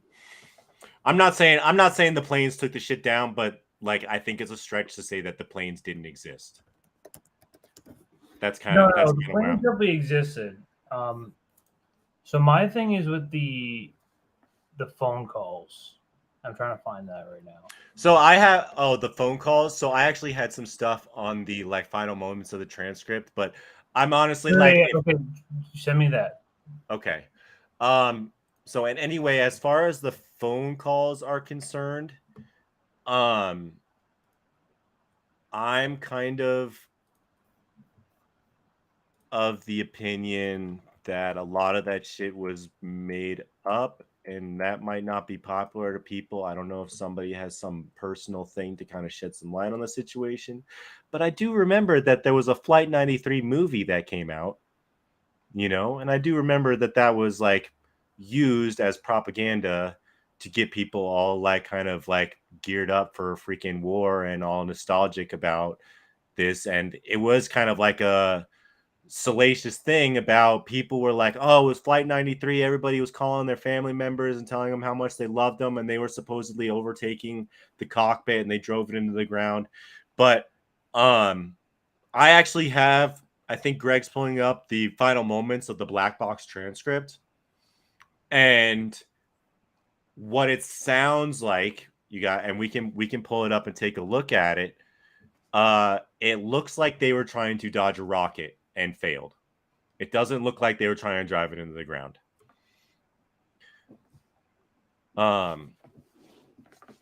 So if you want, like, you can basically skip to probably close to the last couple pages of it, but you can basically tell that there's like obviously some tussling going on. There's obviously some people who aren't supposed to be there, you know, whether they're cosplaying or actual terrorists. You know, there's obviously people going Ali Akbar and fucking telling people to get down, and it's fucking crazy. Is this the Cosgrove tape or no?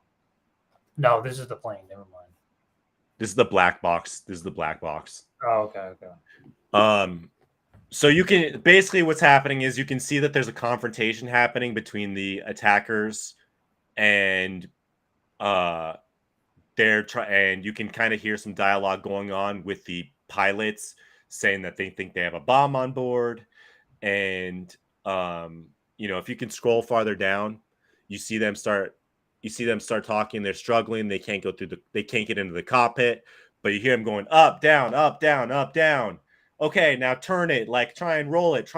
Like, I don't think they were trying to freaking dive it into the ground. I think they were trying to avoid a missile, because if these guys were trying to actually take out a target, then why would they run the airplane into the ground? You know, like, and there's, you know, I didn't pull it up, but, and it's kind of conjecture, but people think that this plane was supposed to hit the Capitol or hit the White House, and that, but I'm pretty confident that my take is that it was shot down, because if you look at the evidence of the debris or lack thereof, it doesn't look like there was a fucking plane that went down there. So that's kind of where I'm coming from with it. And I think actually, you know, I have some picks too, if you want to put them. You want to show them? You take them. Take control real quick. Okay. All right. So let's try to find something. All right. So I'll pull up these picks. It's just a few picks, but like, I don't know if any of you are kind of in your like older than like 35 or so, you probably remember what Flight 93 looked like. It looked like a giant freaking crater. You know, it looked like a goddamn, like, just hole in the ground. It didn't look like a plane had ended up there. So let me see. This might be the wrong article. Let's see. Oh, where's okay, well, I found the thing that I want to share. All right, well, let me pull this up really quick. I just want to show the pit really quick.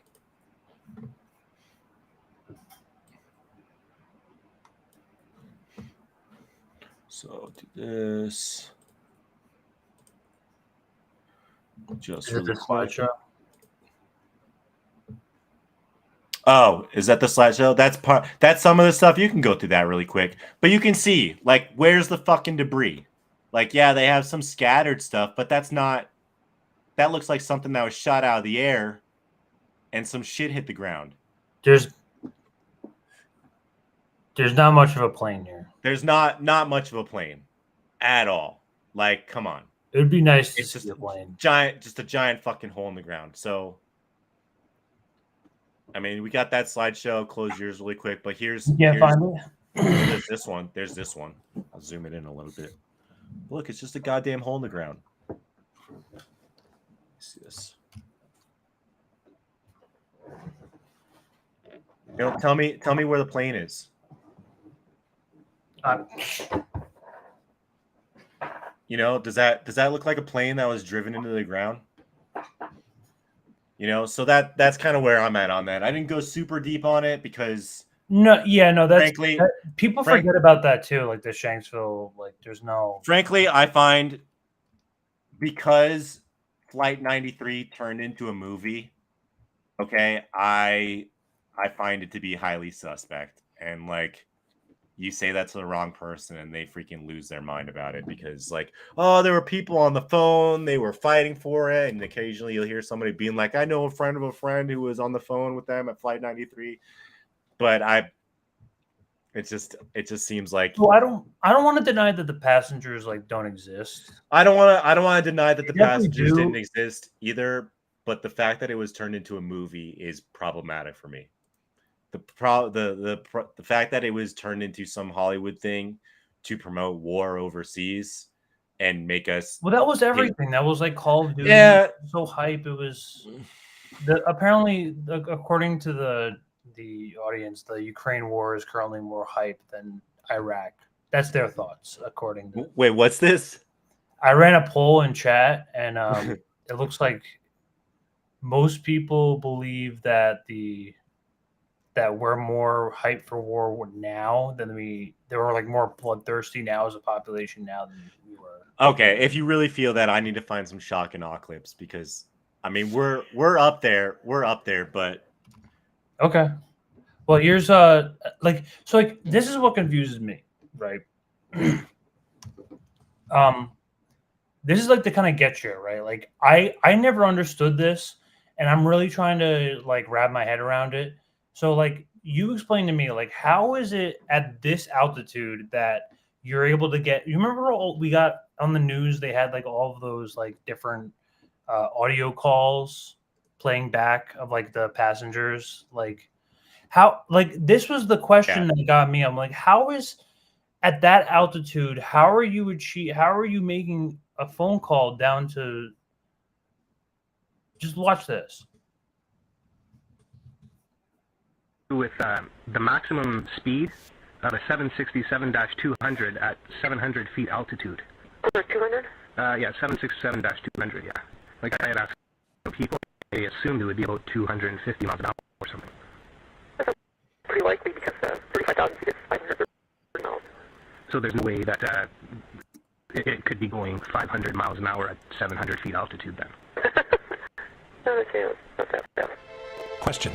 Can you produce any evidence that a Boeing 767 equipped with regular engines can fly for almost 2 minutes beyond 500 miles per hour in the lower strata of the atmosphere without suffering any visible structural damage?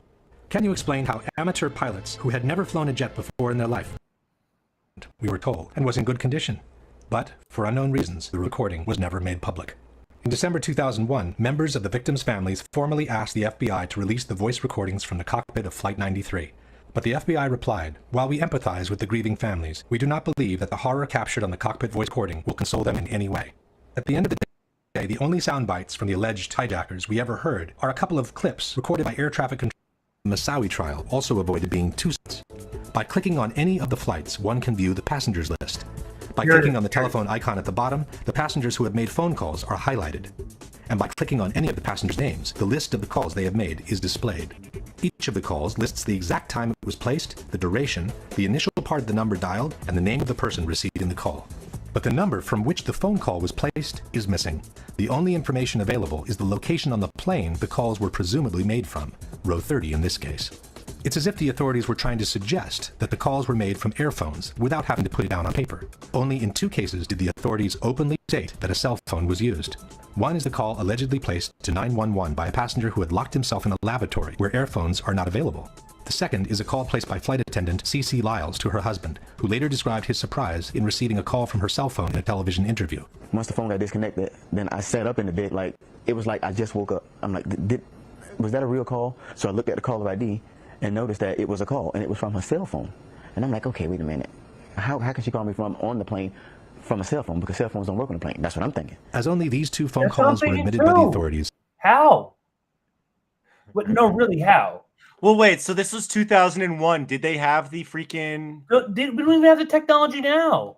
The debunkers have universally adopted the Well, wait only a second, 2 cell phone because calls you made. have there's old. I if would not have to all look 3 at the were made. So they weren't calling from the cell phones on the plane. They were saying they were using their personal cell phones. 2 of them. Hill climbing.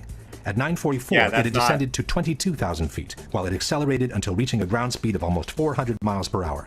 None of these calls seems to have been possible with a cell phone from that airplane. According to another report, United 93 passenger Jeremy Glick saw hijackers on the plane, used a cell phone, and called Makeley, his stepmother, to report the hijacking. He then asked to talk to his wife, Lisbeth. And he was on the phone and he had told me that his plane had been hijacked. According to the FBI, Glick's wife, Lisbeth, could not hear any unusual sounds in the background of the call, and the connection was extremely clear, as if he was calling from the next room. Cell phone communication was lost at 9:55. Glick placed the call at 9:37, which means the communication lasted uninterrupted for 18 minutes while the plane was flying between 39,000 and 10,000 feet at an average speed of almost 400 miles per hour. Only a miracle could have kept that connection open for all that time had the call truly been placed from the airplane in flight. I really want to know how. Lauren Grancolas possessed a cellular phone and is believed to have allowed another passenger, Honor Wainio, to use the cellular phone. Wainio placed one call to her parents at 9:53, when the plane was at about 10,000 feet, traveling close to 400 miles per hour. Elsa Strong received a cell phone call from her sister, Lisa Gronlund, a passenger on United 93. Gronlund made the call to her sister at 9:46, when the plane was at 17,000 feet and traveling at almost 400 miles per hour. Marion Britton was also a passenger on United 93. Britton's live-in boyfriend received a cellular phone call from Britton during the hijacking. Britton told Fiumano, her boyfriend, that she had borrowed a cell phone from another passenger. Britton's call to Fiumano took place at 9:49, when United 93 was flying beyond 13,000 feet at a speed of 420 miles per hour. Peter Hansen, a passenger on United 175, contacted his mother on cell phone and said the flight had been hijacked. Peter's father, Lee, said that he resisted the temptation to call his son back because he didn't want to place him in more danger by having his cell phone ring on the plane. Peter Hansen called his parents twice at 8:50. I'm sure these are real people, but like, what happened to these people, and where? Like, did they make all of this up to like come up with like some kind of story, or did they? Well, and like, I'm not trying to like get us censored or like, like I don't want to thing. deny that. Like, that's what I'm saying. Like, something happened to these people that we like, don't know exactly. My Like, angle, they weren't. my angle that is plane didn't land exactly where we think it landed. I don't think. I wouldn't be surprised if they like shipped them off to like Guantanamo and like they just like got. I don't want to think about that. That's like torture. Like 52 and at 9 a.m. At 8:52, the plane was at 30,000 feet and it was climbing. At 9 o'clock, it was flying at over 18,000 feet in altitude, while it accelerated towards the record-breaking speed of almost 600 miles per hour near sea level. Brian Sweeney was also a passenger on United 175. After learning of the attacks, wrote the FBI, his wife Julie Sweeney returned home to find that her husband had left a message made from his cell phone aboard the plane on their answering machine. Sweeney made the call at 8:58 in between the 2 Hansen calls, when the plane was still at 25,000 feet in altitude. While any one of these phone calls could have momentarily been connected by a set of fortunate coincidences, it should be obvious that all these cell phone calls as a whole could not have been made from the cruising airplanes. Question. Given the known limitations of the cellular phone system in 2001, can you provide any evidence that the cell phone calls made by the passengers reported by the FBI could have been made from the altitudes, at the speeds, and for the durations indicated for each of them? I don't think you can. That's a hard hitting clip right there, man. I don't know what you can. I don't know what you say to that. I've tried asking this question, and I don't think anyone knows the answer. So here's kind of my devil's advocate thing. So I remember just from college days, 3G service was better than freaking 4G and 5G in terms of like the level of service, and that like how like you are more likely to have a stable connection on 3G, even though it was slower than over 4G or freaking 5G now. But I don't know whether, like, do I think that like a Moto StarTech or freaking, I guess even freaking a Moto Razor in 2001, or that was a little bit after, would work at freaking 35,000 feet? No, there's just no way, huh? There's no way. There's no way. Like, and they had but in the movie, I remember in the movie they used the freaking cell phones that were like in the planes. So they're saying that there's no way that they had cell phones in the planes at the time. I think we're probably good on Flight 93. Other than that, though, it's just like at the end of the day, I think my real cynicism with 93 comes from the fact that they made it into a movie. You know, that they just like totally freaking sold out on it. Well, that's just propaganda. I mean, there's tons of predictive programming that I could link and show. I mean, it's just they didn't like why just 93? Why weren't anybody? Do we have, you know, is there a rabbit hole of people making phone calls on the 2 planes that hit the towers? You know, where's all their phone calls? We don't care about them. We only care about Flight 93. Why do we only care about Flight 93? You know, like ostensibly, if Flight 93 people could have made calls, then the people on the other people in the other planes could have made calls. I don't know. It's just the whole thing with Flight 93 makes no sense to me whatsoever. It's just one of those like kind of light on information and kind of like under the radar, but just none of it makes sense to me at all.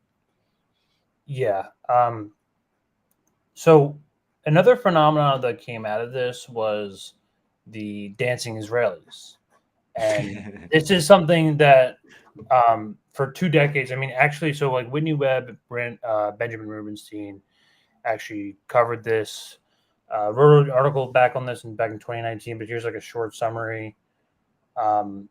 Also known as the High Fivers, new information released by the FBI, short FOIA request. But in the Doric apartment complex of Union City, they were seen taking pictures and filming the attacks while also celebrating the destruction of the towers and high-fiving each other at the same time. And at least one eyewitness interviewed by the FBI has seen the Israelis' van parking at the lot as early as 8 a.m. that day for more than 40 minutes prior to the attack. The story received coverage in U.S. mainstream media at the time, but has since been largely forgotten. They were apprehended for law enforcement. They were thrown in jail for effectively 70. They were under arrest for 71 days, and they just shipped them back to Israel. No problem. There was nothing suspicious happening here. Yeah, they just let them go back home. They had weapons on them. They had $4,000 in cash, multiple passports, and were freaking taking photography of the freaking collapse of the Twin Towers. Just happened to be in the area, I guess. Yeah, you can see a lot of like photography data. They were driving a van, which went from a company called Urban Moving Systems, which there's also evidence that that's an Israeli intelligence operation as well. So 578, it may have been taken to the same complex the day before the attacks.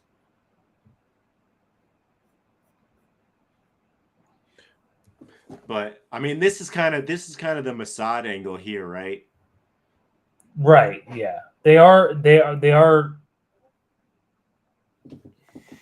tourist stuff with cash stuffed socks, box cutters, and explosims. Just some Israelis, just on vacation. Just some normal Israelis on vacation, sharing the collapse of. Completely normal. Nothing. I don't think there's anything wrong with it. The search to stop the van, the individual was conducted at the time. The vehicle was also searched by a trained bomb sniff dog, which yielded a positive result for presence of explosive traces. That's good. That's really good. FBI returned to the search premises of Urban Moving Systems and found that the contents had been abandoned. The owner is an Israeli citizen who fled to Israel on September 14th, 2001. 2 days after he was questioned by the FBI. Got the fuck out of there. He got out. It's very obvious this is like an Israeli. Well, like, do you wanna show the video? Yeah, I'm gonna show the you linked there's like a 7-minute like mini doc or something like that, right? Yeah, it starts around 2 minutes. Fox News kind of goes into it, and by the end of it, like, there's like an Israeli publication news broadcaster that actually fucking interviews these guys, and they're like, "Oh yeah, we were just there for freaking posterity," sort of thing. Like, fuck out of here. Do you have it? You want me to give it to you? I got it. I think I said just start around 2 minutes.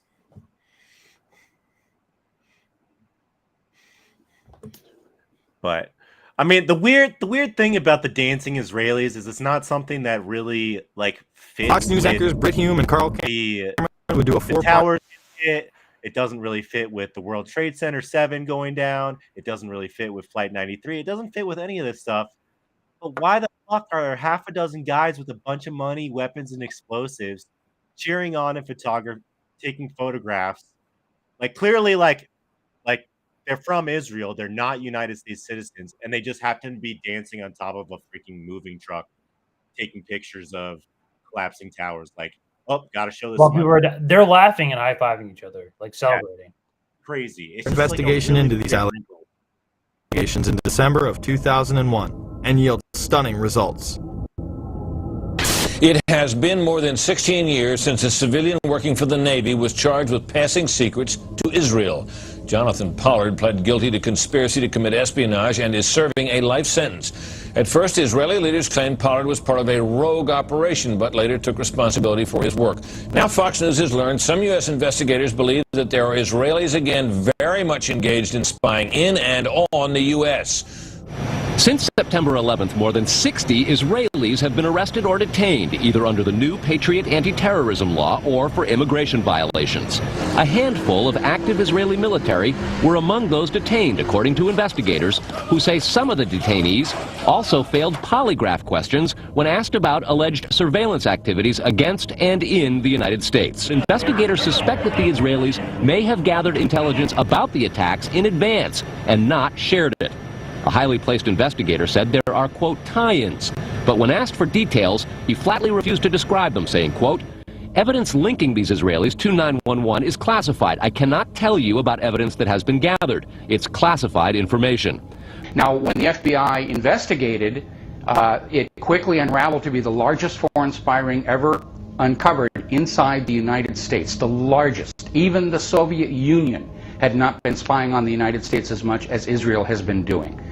So, and we can talk about this like we almost got into the Primus software, where you can read a lot of like Whitney Webb's work on that, about how basically the Mossad has us by the balls. It's literally they're very. It's like they have everything on us. They have absolutely everything on us. the FBI started to that kind of rabbit hole, but yeah, for the sake of, if you read One Nation Under Blackmail, you can see that they kind of that they operate Mossad, like Israeli intelligence. We saw this with Epstein as well. They operate mainly off of blackmailing politicians, and so we're a nation under blackmail. That's basically what. To round up these spies, they started to arrest them very quietly, and they were about halfway through this process of rounding up this spy ring when 9/11 happened. Numerous classified documents obtained by Fox News indicate that even prior to September 11th, as many as 140 other Israelis had been detained or arrested in a secretive and sprawling investigation into suspected espionage by Israelis in the United States. Investigators from numerous government agencies are part of a working group that's been compiling evidence since the mid-90s. These documents detail hundreds of incidents in cities and towns across the country that investigators say, quote, may well be an organized intelligence gathering activity. The first part of the investigation focuses on Israelis who say they are art students from the University of Jerusalem and Bezalel Academy. Documents say they, quote, targeted and penetrated military bases, the DEA, FBI, and dozens of other government facilities, and even secret offices and unlisted private homes of law enforcement and intelligence personnel. The majority of those questioned, quote, stated they served in military intelligence, electronic surveillance intercept, and or explosive ordnance units. Why would Israelis spy in and on the U.S. A General Accounting Office investigation referred to Israel as Country A and said, quote, according to a U.S. intelligence agency, the government of Country A conducts the most aggressive espionage operation against the U.S. of any U.S. ally.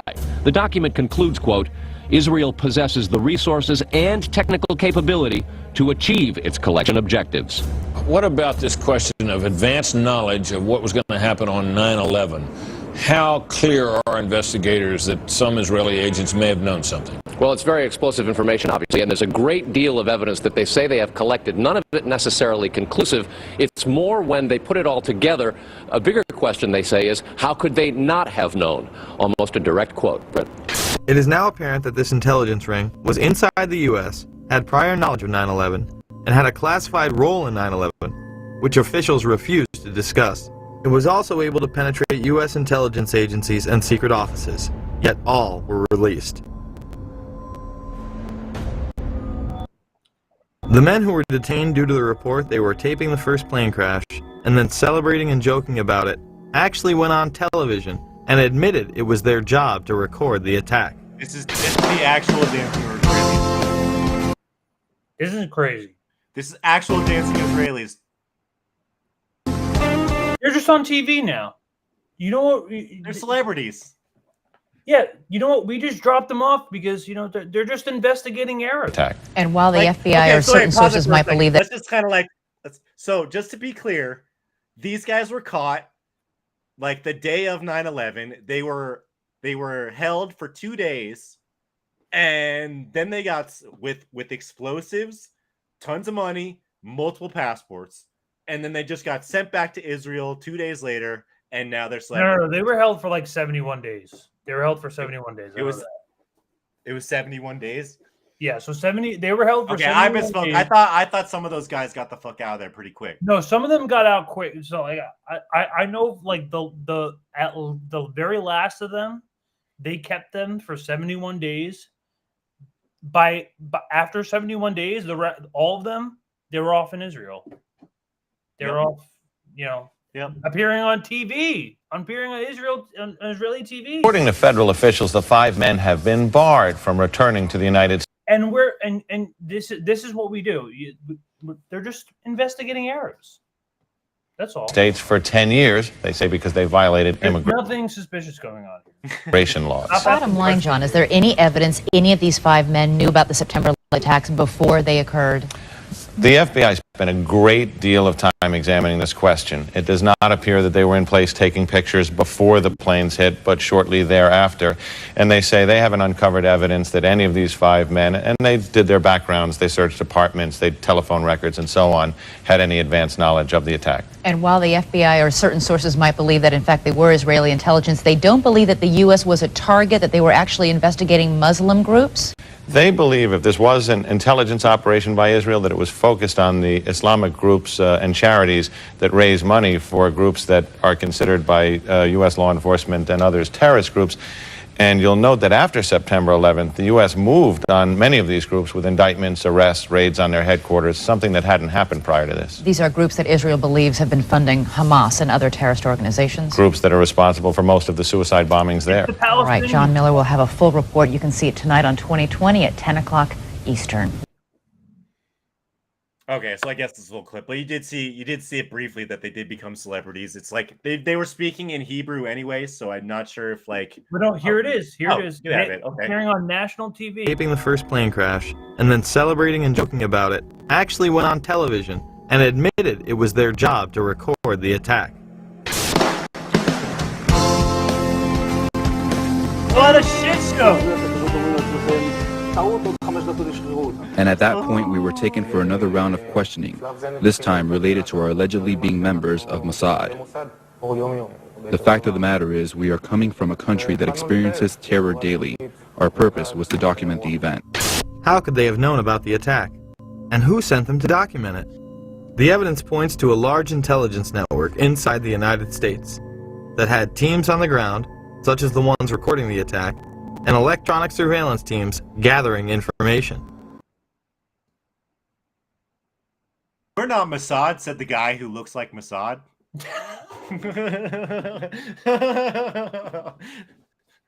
They got out So, of there fast. just immediately turned into freaking celebrities as soon as they freaking got there to freaking push their own propaganda. Just ridiculous. But yeah, the dancing Israeli thing is an interesting I know. wrinkle involved I there. know. I know. There's a quote from them saying that, like, basically like blaming 100% of the Palestinians, like just we're blaming the.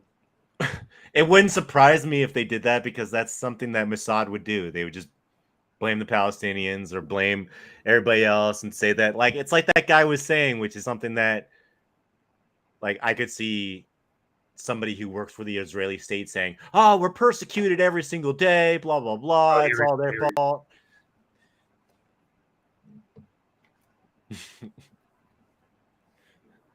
Did you? Oh, you actually found the clip? Yeah. Here's our fellow Corbett again. Of course, Corbett, like, he's censored everywhere on the internet, but you'll never find the truth about 9/11 until you read all of his reporting. Von Kersberg and his He is brother so Paul, thorough. Yaron Shmuel, Oded Elner, and Omar Marmari. A major terrorist manhunt began, and just 6 hours after the attack, the van was stopped at a roadblock by patrolman Scott DiCarlo. We were asked to detain the van and the passengers. They were just removed from the vehicle, patted down for safety precaution, and detained. 911 call at 410 Park. I think once the FBI arrived, one of them stated that they were on our side, something to that effect. What?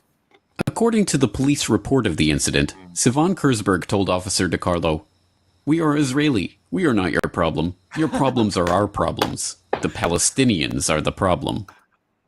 Totally not Mossad. Definitely not Mossad. Totally not Mossad going on here. Come on. We can look into methodicaldeception.com, which has like a pretty like good like information on these like Israeli art students and what exactly they were doing in the World Trade Center for this art project. Let's see this. Let's watch this. This might help you understand how they got the bombs in the buildings. Let's watch this. Figure this out.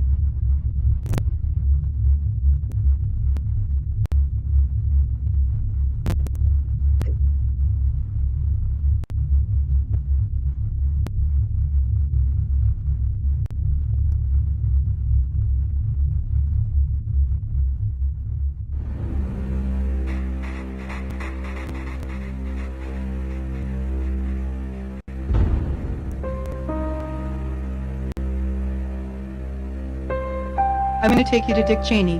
Fasten your seatbelt, and this is going to absolutely blow you away. I would like you, if you can do this on your computer, to go to methodicaldeception.com, and when you open that up on the navigation bar, you'll see where it says resources, and you'll want to click on that resources.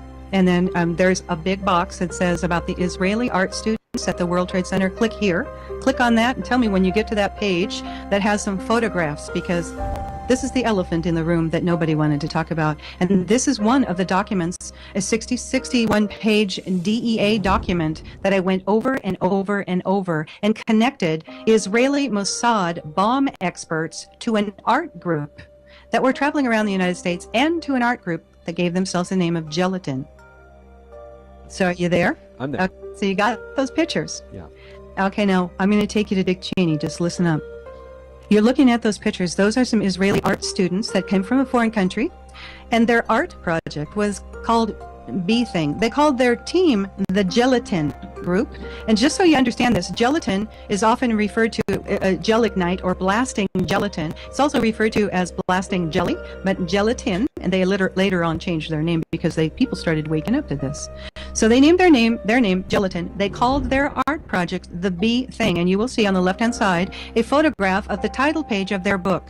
And what the B-Thing was, there was a group called the Lower Manhattan Cultural Center that was renting the 91st floor or allowed to live on the 91st floor. These foreign art students, and some of them were connected to a group of traveling art students that were all over the country that the DEA found out about because they were going door to door to some agents' I'm homes, glad their offices, and some of the offices were in public locations. So they were like, who are these people? There's Israeli students trying to sell us art. This was just a smokescreen. So you wouldn't go to where we're about to go. Now, the guy in the pink shirt, he's on the top right-hand side. Kind of a pink shirt on. He has repelling gear on. They removed a window. This was their art project. They put a wooden balcony out, and they had photographs taken via a helicopter that was rented by their sponsor from the Lower Manhattan Cultural Center. And that particular gentleman also had a big party to celebrate this event, and he rented part of the top floors of the Millennium Hotel. You'll remember that from 9/11, and who was there, the Bush relative, and took pictures and had a big champagne party watching this. Okay, look behind the gentleman in the pink shirt. You're going to see two big bold numbers. It says BB18.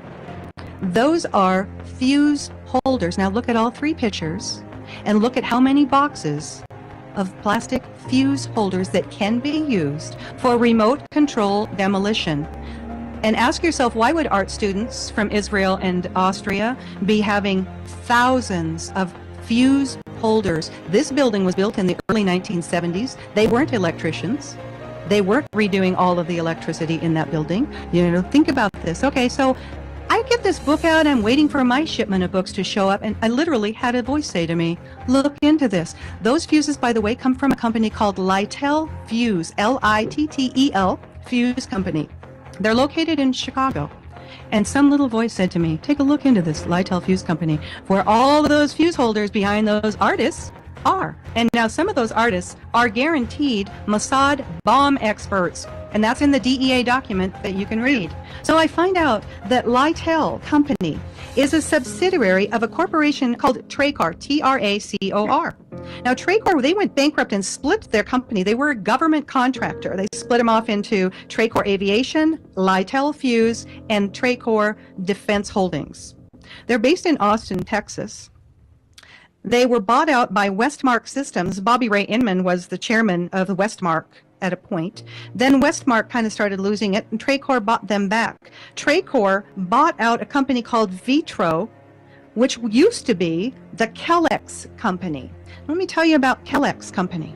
The Kellex Corporation was a wholly owned subsidiary of M.W. Kellogg, as in cereal, you know that guy, Kellogg Company. Kellex was formed in 1942. So Kellogg's operation relating to the Manhattan Project could be kept separate and secret. Kel meaning Kellogg and X meaning secret. The new company's goal was to design a facility for the production of enriched uranium through a gaseous diffusion technique.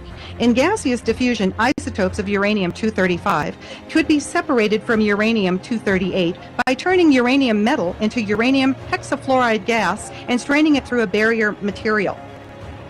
Now, this is kind of interesting too. So for those of you who remember that originally the first responders were getting calls that there was a missile launched from the Woolworth building. The newly formed Kellex Company's original headquarters were in the Woolworth building in Lower Manhattan. I know, it's just another coincidence, isn't it? It's crazy, isn't it? They later on moved to Oak Ridge, Tennessee. But now the Kellex Company, you will know them today. Here we are, fasten your seatbelts, as Halliburton. There you go. I told you I was going to take you to Dick Cheney. Oh, fucking Cheney.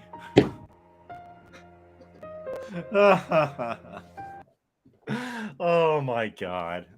That's a great video. I'm glad you found that stuff with the fuses. That's what you need to know about the Israeli art students. I remembered that there were a bunch of fuses lit up in the buildings. I forgot it was the art students. I'm glad you found that because that's a that's the connection. That's where, I mean, if this is the Truther stream, right? We're getting deep into the woods. We're 3.5 hours in, man. And look, we still have roughly the same people that we started with. So yeah, thank you all for staying with us, man. Appreciate it.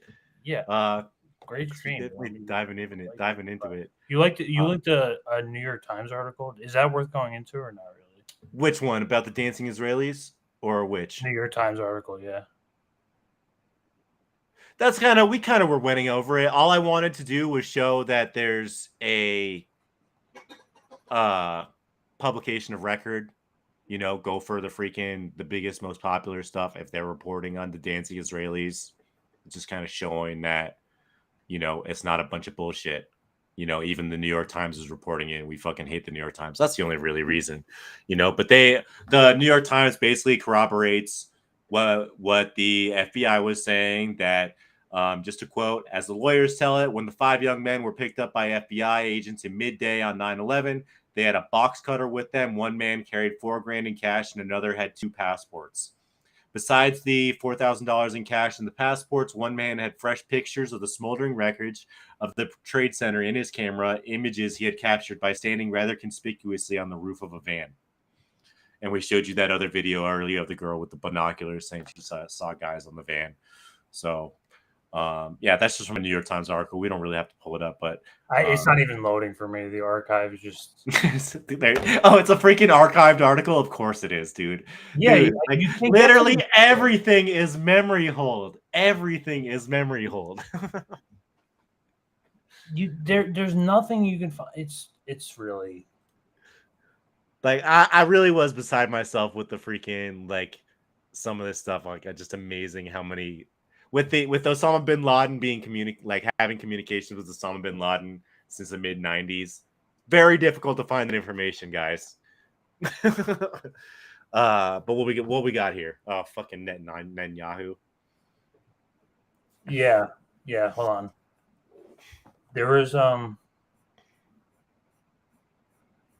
I know New York Times is trash. The only reason I the only reason I was going to source New York Times was just to show that, like, it's not a conspiracy. Even the New York Times was admitting that there were Israelis doing all that shit.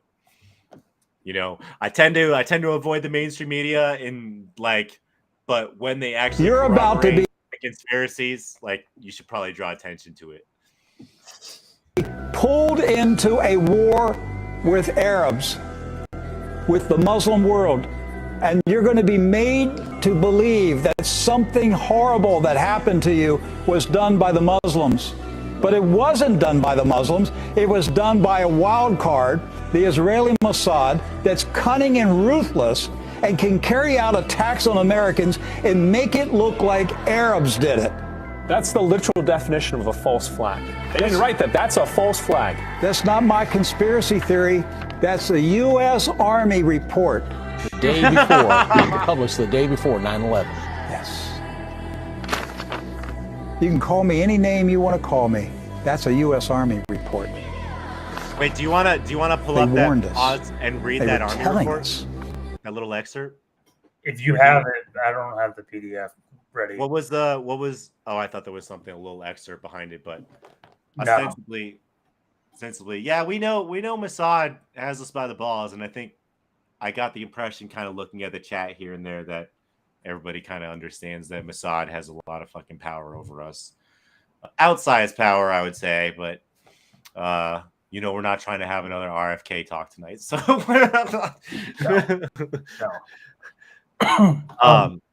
One other point, I'll bring up two last points. But this is Rumsfeld's getting questioned now.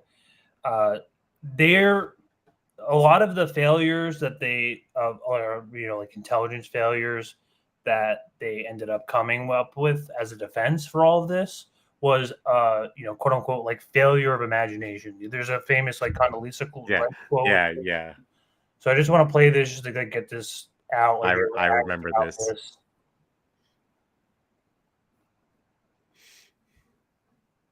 Oh, I was struck. Pull that up. Thank you. Mike Kelly, Bergen Record. I was struck in the report by the statement about the failure No, it's of Mike Kelly, not imagination in Rumsfeld. our country, and I would just like to know, you've interviewed many government officials throughout your research. Is that failure subsided?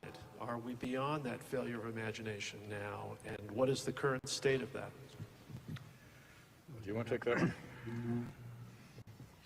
They don't want to ask. They don't.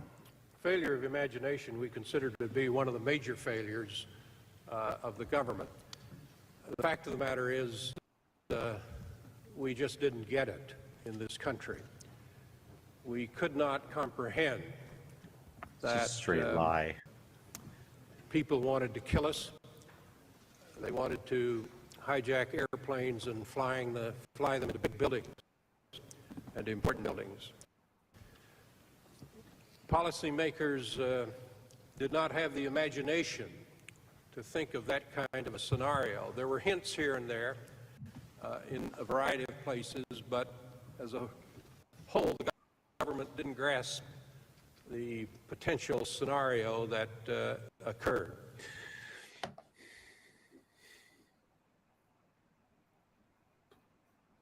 Eleanor Hill's another one.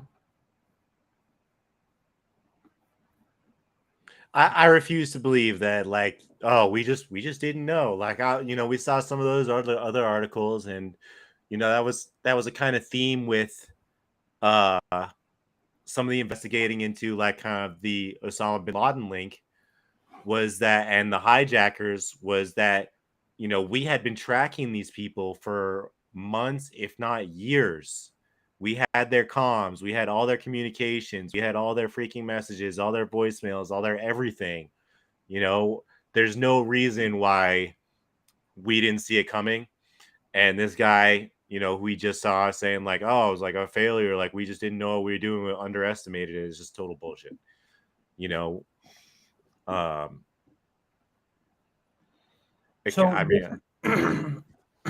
none of this is really completely new to the U.S. government. You can actually see a lot of this.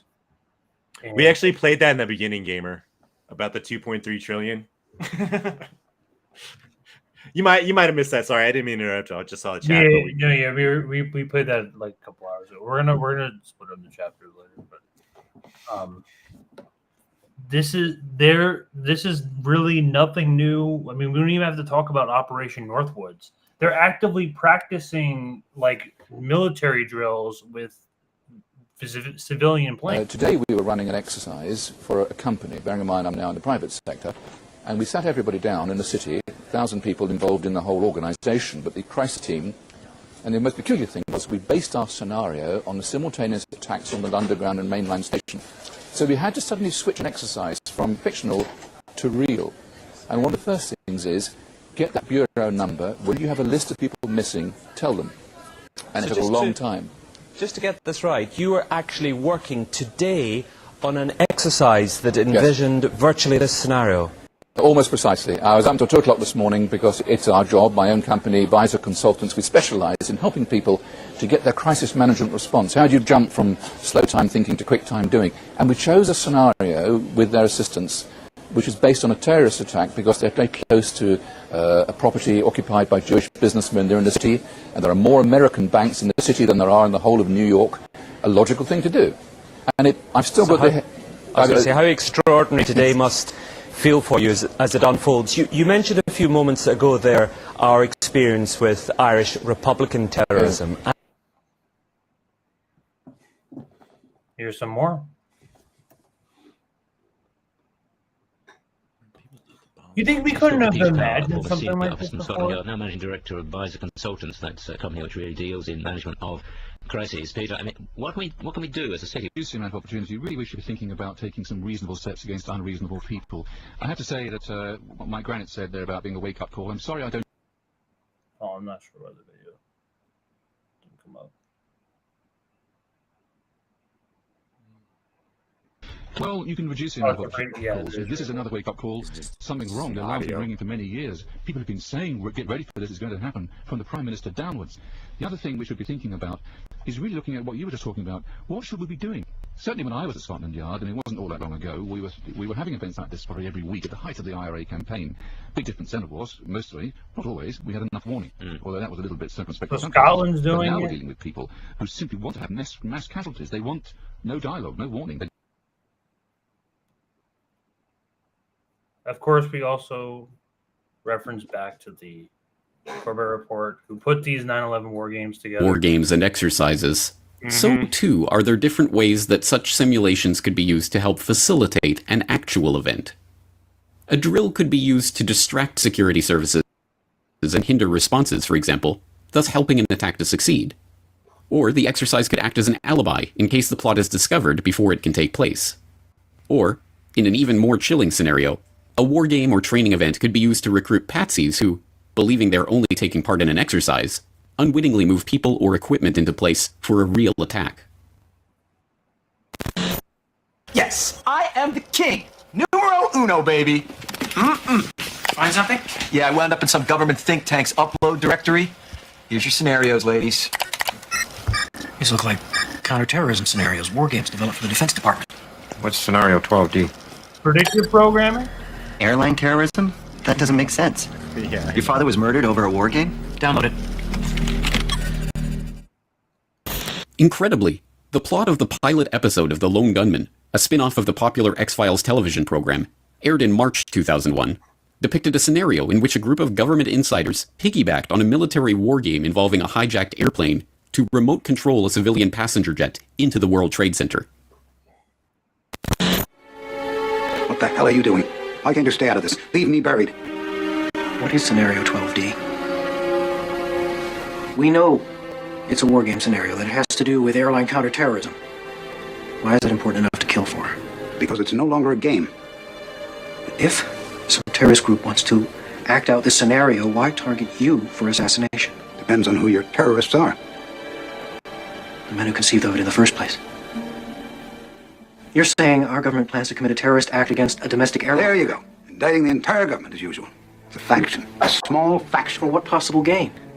The Cold War's over, John. But with no clear enemy to stockpile against, the arms market's flat. But bring down a fully loaded 727 into the middle of New York City, and you'll find a dozen tin-pot dictators all over the world just clamoring to take responsibility and begging to be smart-bombed. But as outlandish as this idea seems to those not immersed in military history or strategy, the idea of a war game going live is not limited to the world of fiction.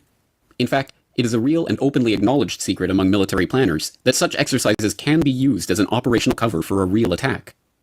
Reflecting on lessons learned from his tenure as Secretary of Defense under Ronald Reagan, Caspar Weinberger observed that the difference between a realistic exercise or maneuver and what could be preparations for an attack, that line is sometimes quite blurred. And Weinberger should know. It was under his watch that a fictional war game scenario brought I meant to go to 1525. side events, where domestic airliners... It was 26 alert sites around the United States, and we'd gone down to 7. But time after time between 1999 and 2001, NORAD simulated so-called inside-inside events, where domestic airliners bound for domestic destinations were hijacked en route. This is the United States. General Myers simply lied when he said that NORAD's defenses were only directed toward outside threats. As the So this is Project NORAD, which is basically like a flight simulation that was like, it was basically some like a hijack, like a flight hijack situation simulation by the military that was happening literally at the same time as the Yeah, that was one of the things, is that there happened to be freaking war games going on at the same time. Yeah, and it was actually like there was I'm some pretty sure confusion. there's like phone calls in here where he showed it's like there's people like frustrated like. These documents show NORAD was actively engaged in modeling domestic terror threats, not only domestic civilian airliner hijackings, but even one scenario, dubbed Fertile Rice, in which Osama bin Laden directed an attack on Washington using a drone aircraft laden with explosives. And these were not the only pre-9/11 training events that bore a striking resemblance to the actual attacks. The specific scenario of a plane crashing into the Pentagon was drilled not just once or twice, but at least 3 separate times in the year prior to September 11th. In October 2000, a Pentagon mass casualty exercise, or MASCAL, envisioned a scenario in which a passenger jet hit the Pentagon. Army medics, the Arlington Fire Department, and other emergency responders participated in the drill. In May 2001, another Pentagon mass casualty exercise tested responses to a passenger jet crashing into the Pentagon's courtyard. This time, the Tri-Service DiLorenzo Healthcare Clinic and the Air Force Flight Medicine Clinic participated in the training. Lieutenant Colonel John Felizio, Deputy Commander for Administration of the DiLorenzo TRICARE Health Clinic, later remarked, "You know, it was kind of eerie. The scenario we had for these MASCALs was very similar to what actually happened. Our scenario for both MASCALs was a plane flying into the Pentagon courtyard." Then, in August 2001, just 1 month before 9/11, yet another Pentagon mass casualty exercise practiced building evacuation. As General Lance Lord, commander of Air Force Space Command, later noted, purely a coincidence, the scenario for that exercise included a plane hitting the building. Purely a coincidence. Purely a coincidence. Time after time after time after time in the months leading up to the attacks, military personnel and first responders were trained to respond to the very events that the public is asked to believe actually took place on the day of 9/11. Some of these training exercises even involved real aircraft being pretend hijacked by real military personnel acting as civilian passengers. What? Purely a coincidence.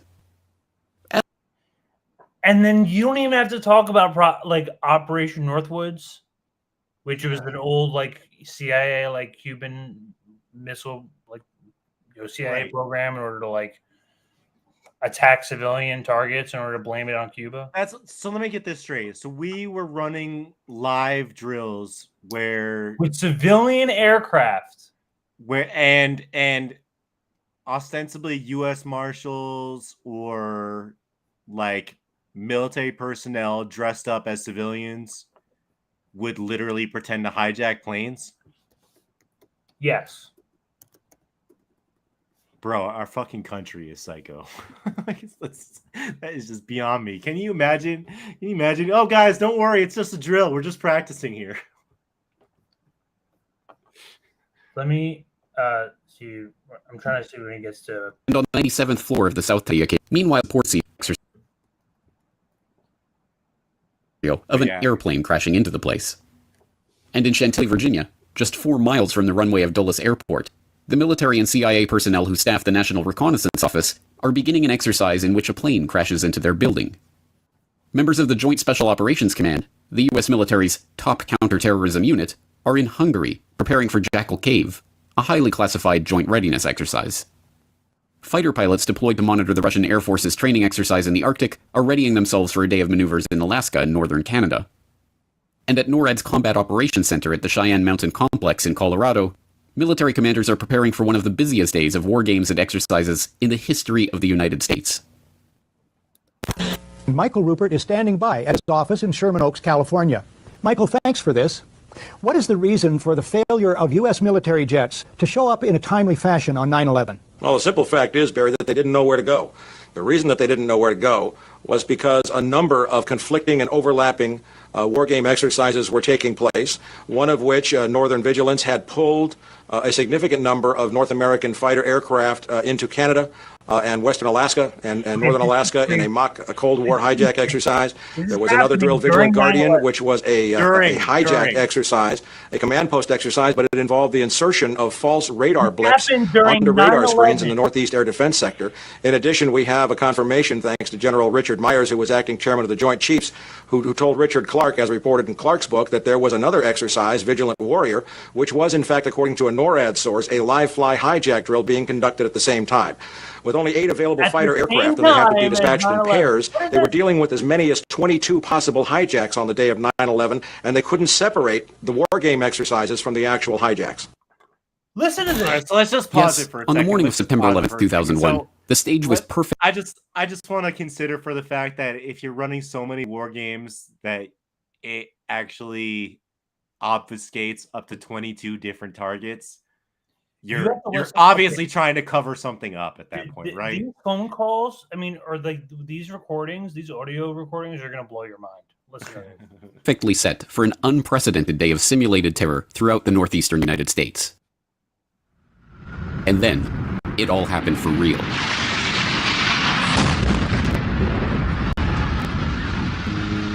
Part 4. This is not an exercise. Hi, Boston Center, Team U. We have a problem here. We have a hijacked aircraft headed towards New York, and we need you guys we need someone to scramble some F-16s or something up there to help us out. Is this real world or exercise? No, this is not an exercise, not a test. Confusion. Okay, now we do. Yes, this is what I got. You hear about that input about possible news at 7:37 just hit the World Trade Center. This is a real world. And we're trying to confirm this. Okay, continue taking the fighters down to the New York City area, JFK area as best as you can. Make sure that the FAA clears you around way through. Just do what we got to do, okay? Just press with us. It looks like somebody... It looks like this guy could have hit the World Trade Center. Chaos. Do we want to think about scrambling aircraft? Oh, God, I don't know. That's a decision somebody's going to have to make probably in the next 10 minutes. Everybody just left the room. Paralysis. There are many ways to describe the FAA, DoD, and NORAD response to the events of 9/11. But given that, according to the official 9/11 conspiracy theory, not a single fighter jet was able to intercept a single hijacked airliner between the first hijacking report at 8:20 a.m. and Flight 93's downing nearly 2 hours later at 10:03 a.m. The claim that the response to these events was actually enhanced by the war games and exercises taking place that morning is downright absurd. The question was, we had 4 war games going on September 11th, and the question that I tried to pose before the secretary had to go to lunch was whether or not the activities of the 4 war games going on September 11th actually impaired our ability to respond to the attacks. The answer to the question is no, did not impair our response. In fact, General Eberhart, who was then the commander of North American Aerospace Defense Command, as he testified in front of the 9/11 Commission, I believe he told them that it enhanced our ability to respond, given that NORAD didn't have the overall responsibility for responding to the attacks today. That was an FAA responsibility. Mental gymnastics. A question about our training posture on the day of 9/11. On page 5 of our staff statement, the FAA says at 8:38 in the morning, "Hi, Boston Center, TMU, we have a problem here. We have a hijacked aircraft headed towards New York, and we need you guys we need someone to scramble some F-16s or something up there. Help us out." NIAD says, "Is this real world or an exercise?" My question is, you were postured for an exercise against the former Soviet Union. Did that help or hurt? Did that help in terms of were more people prepared? Did you have more people ready? Were more fighters fueled with more fuel? Or did this hurt in terms of people thinking, no, there's no possibility that this is real world. We're engaged in an exercise and delay things? Or did it have both impacts? Sir, my belief is that it helped. Because of the manning, because of the focus, because the crews, they have to be airborne in 15 minutes, and that morning, because of the exercise, they were airborne in 6 or 8 minutes. And so I believe that focus helped. The situation that you're referring to, I think at most cost us 30 seconds. These lies have been carefully crafted over years and presented in such densely packed sound bites that it is difficult to deconstruct them all. General Meyer's assertion that it was not NORAD but the FAA that had the responsibility to respond to the attacks that morning is one such lie. In reality, NORAD is specifically tasked with dealing with such events itself, not waiting passively for FAA orders. NORAD's own regulations for dealing with hijacked jets specifically state that FAA authorization for interceptor operations is not used for intercept and airborne surveillance of hijacked aircraft within the continental United States. And General Eberhart's assertion that the confusion over whether So NORAD can just do what they want. If they saw like something was happening, they don't need the FAA. They could just freaking send freaking jet to freaking intercept. So why was that going on? I mean, you'd have to think that that's the point. So the training exercise was the point. So you said earlier before, our military is so insane that they're pulling, that it's like literally like interrupting like a live action like crisis. They weren't just doing any old military event. They were specifically performing an operation involving hijacked civilian airplanes attacking the towers at the same time when it was actually happening in New York City. And it's weird to me that the air traffic controllers, you can hear them having to repeat themselves and be like, "This is real world. This is real world. You should probably do something. You should probably send some jets." No, they're like, is this a simulation? I can't. It's like no. The buildings got hit. The building got hit. Send some fucking jets. Nah, they all went out for a smoke break. Not happening. It's the deadly incompetence. If it's not even like no. Oh, I'm glad you mentioned that because it just goes back. I think I said this like a month or two ago, where I don't believe in not Occam's razor, the other one. Freaking don't chalk anything up to incompetence that can be answered with malice, or don't chalk anything up to malice that could be answered with incompetence. Yeah, no, it's really pure. This is malice. This is malice. That's where like the pure corruption and conspiracy comes from. One last thing. This is the connection between Bush and the Bin Laden family, who as we know, is this they loved them before. He was a CIA asset. We just showed earlier in the stream. But we understand what happened on September the 11th and the close relationship between the Bushes, the Bin Ladens, and the rest of the Saudi elite. You have to go back about 25 years and south a couple of thousand kilometers to Houston, Texas, where in the mid-1970s, George W. Bush was a young man just trying to learn the ropes in his family's two businesses, politics and oil. George Sr. struck it rich in oil, became a congressman, then director of the Central Intelligence Agency, where it's said he first won the friendship of the Saudi royal family by arranging CIA training for their palace guards. And George Jr. was trying to follow in his father's footsteps, a Harvard business graduate, Air National Guard. So there's actually a really good book on this.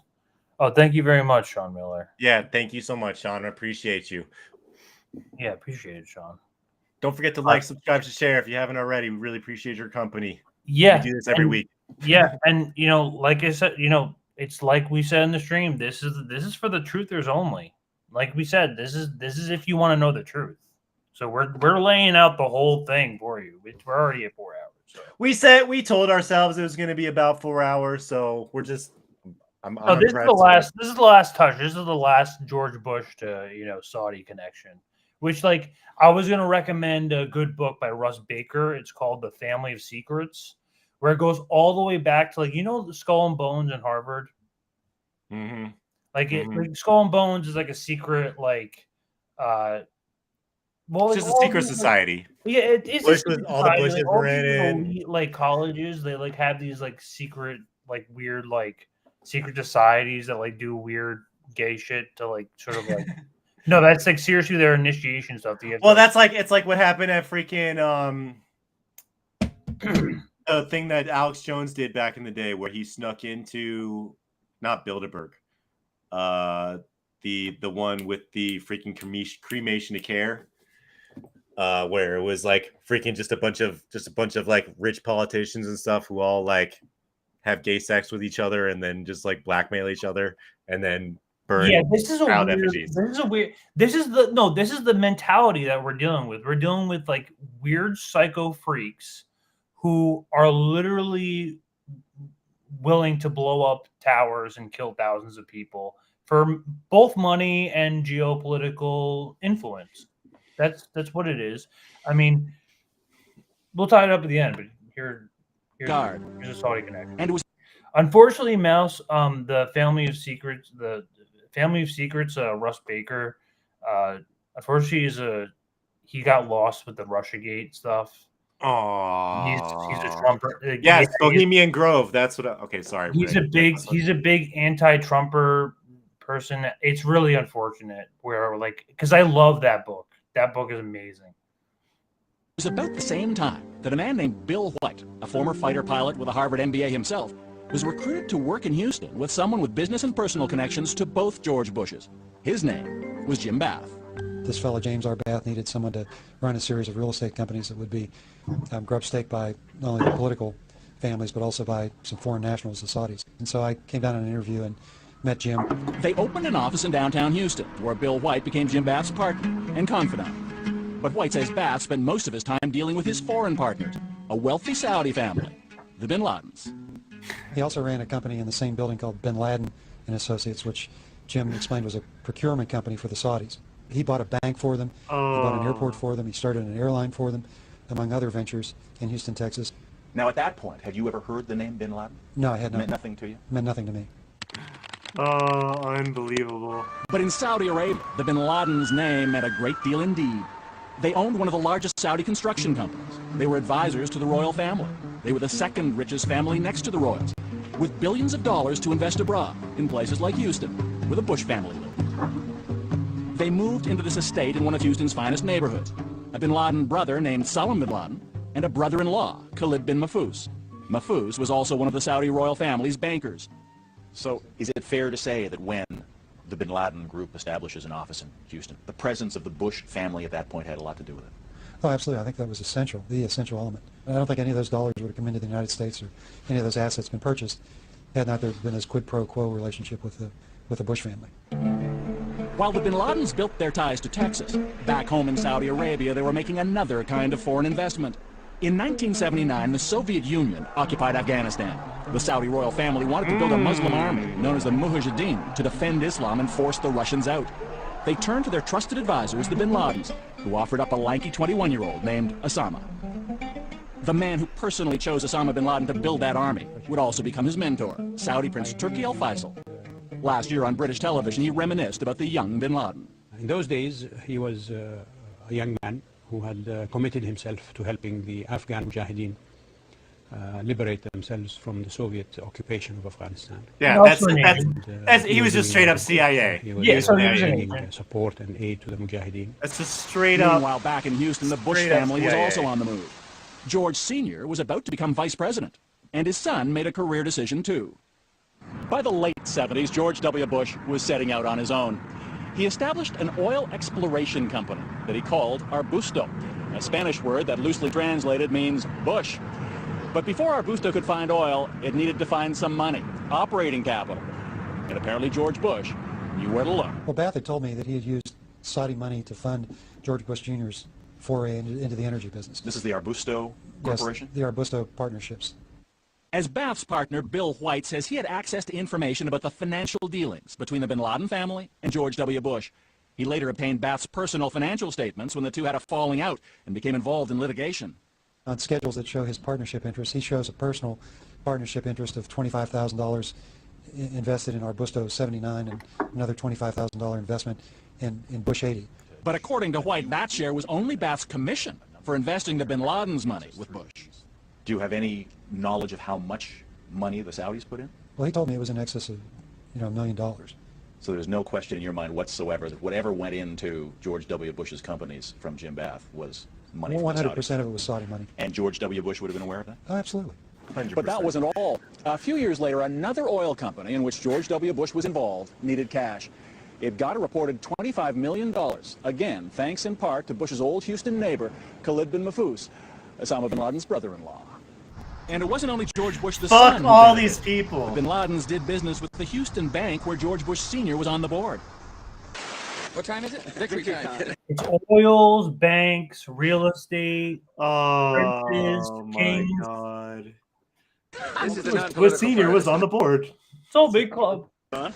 And businessman Bill White says whether Bush Sr. knew it or not, the bin Ladens were also generous with him when he ran for president in 1988, allegedly finding a way around the U.S. ban on foreign campaign contributions. My understanding from Bath was that they were making campaign contributions by taking briefcases full of cash to the law firms. They would give the cash to the lawyers, and each of the lawyers in turn would make a $1,000 campaign contribution to Bush. Which would presumably be against electoral law in the U.S. Well, it is against the law, but it's obviously covered by virtue of the attorneys making the contributions. Right, And when exactly. George Bush Sr. became president, as with George W. more than a decade later, the Saudis occupied a special place at the White House. The Oval Office always open to one man, Saudi Arabia's ambassador, Prince Bandar. There it Instant is. access. He calls them up, says, I'm coming over. He's got instant access to the CIA, anybody he wants. He can summon Anybody. people. He can call anybody up at home at any time, which most ambassadors in Washington cannot do. Robert Baer served with the CIA for 21 years and spent much of that time in the Middle East. What is the George W. Bush calls Bandar? Bandar Bush? Bandar Bush, yeah, calls him Bandar Bush. You know, that's fine. Bandar's a great ambassador. It works great until you turn a blind eye, until you believe everything Bandar says. Baer believes that Bandar's position is symptomatic of the blind self-interest on both sides. That's the Saudi-American relationship's fatal flaw. Which is why after George Bush Sr. left office and became a senior advisor to the powerful international investment firm, the Carlyle Group. Sound familiar? Ah, the Carlyle Group. What does this sound like to you? Well, Carlyle. Remember Silverstein Investments with the World Trade Center and the investment property? Remember that scam? Mm-hmm. It's all connected. He paid Small a number club, of and visits you on ain't their in it. behalf to his good friends, the Saudi royal family and the bin Laden. A very nice reunion with friends. Very pleased to see you. They soon became Carlyle clients. Incredible. On September 11th, Bush and the head of the bin Laden family would be at the same Carlyle Group meeting in Washington, just a few miles from where Osama bin Laden's hijackers would attack the Pentagon.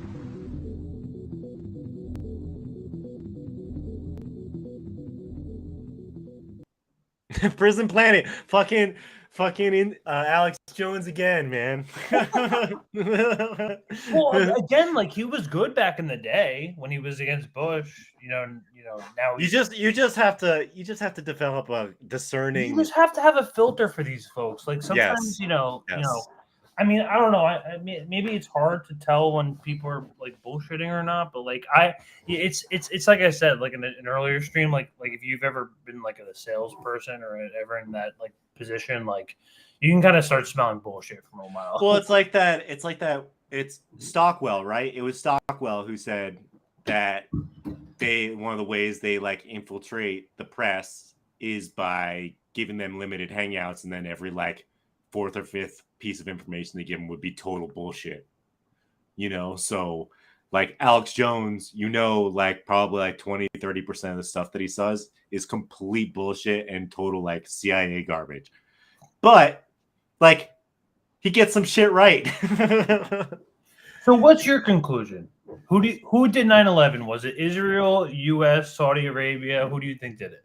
I mean, if you got what's your conclusion? I mean, that's such a wide thing because like who are the people putting the because like I was actually like doing so I was doing research the other day. Like my dad actually works for the Port Authority, which is really funny. He knows some of this. Apparently, he's a truther too. No, apparently I have a family friend who saw the dancing Israelis, who's like a witness to the dancing. I don't know about that. That might be bullshit. I don't necessarily. That's wild. Well, I'm in the area, so I mean, it could be true. I mean, who knows?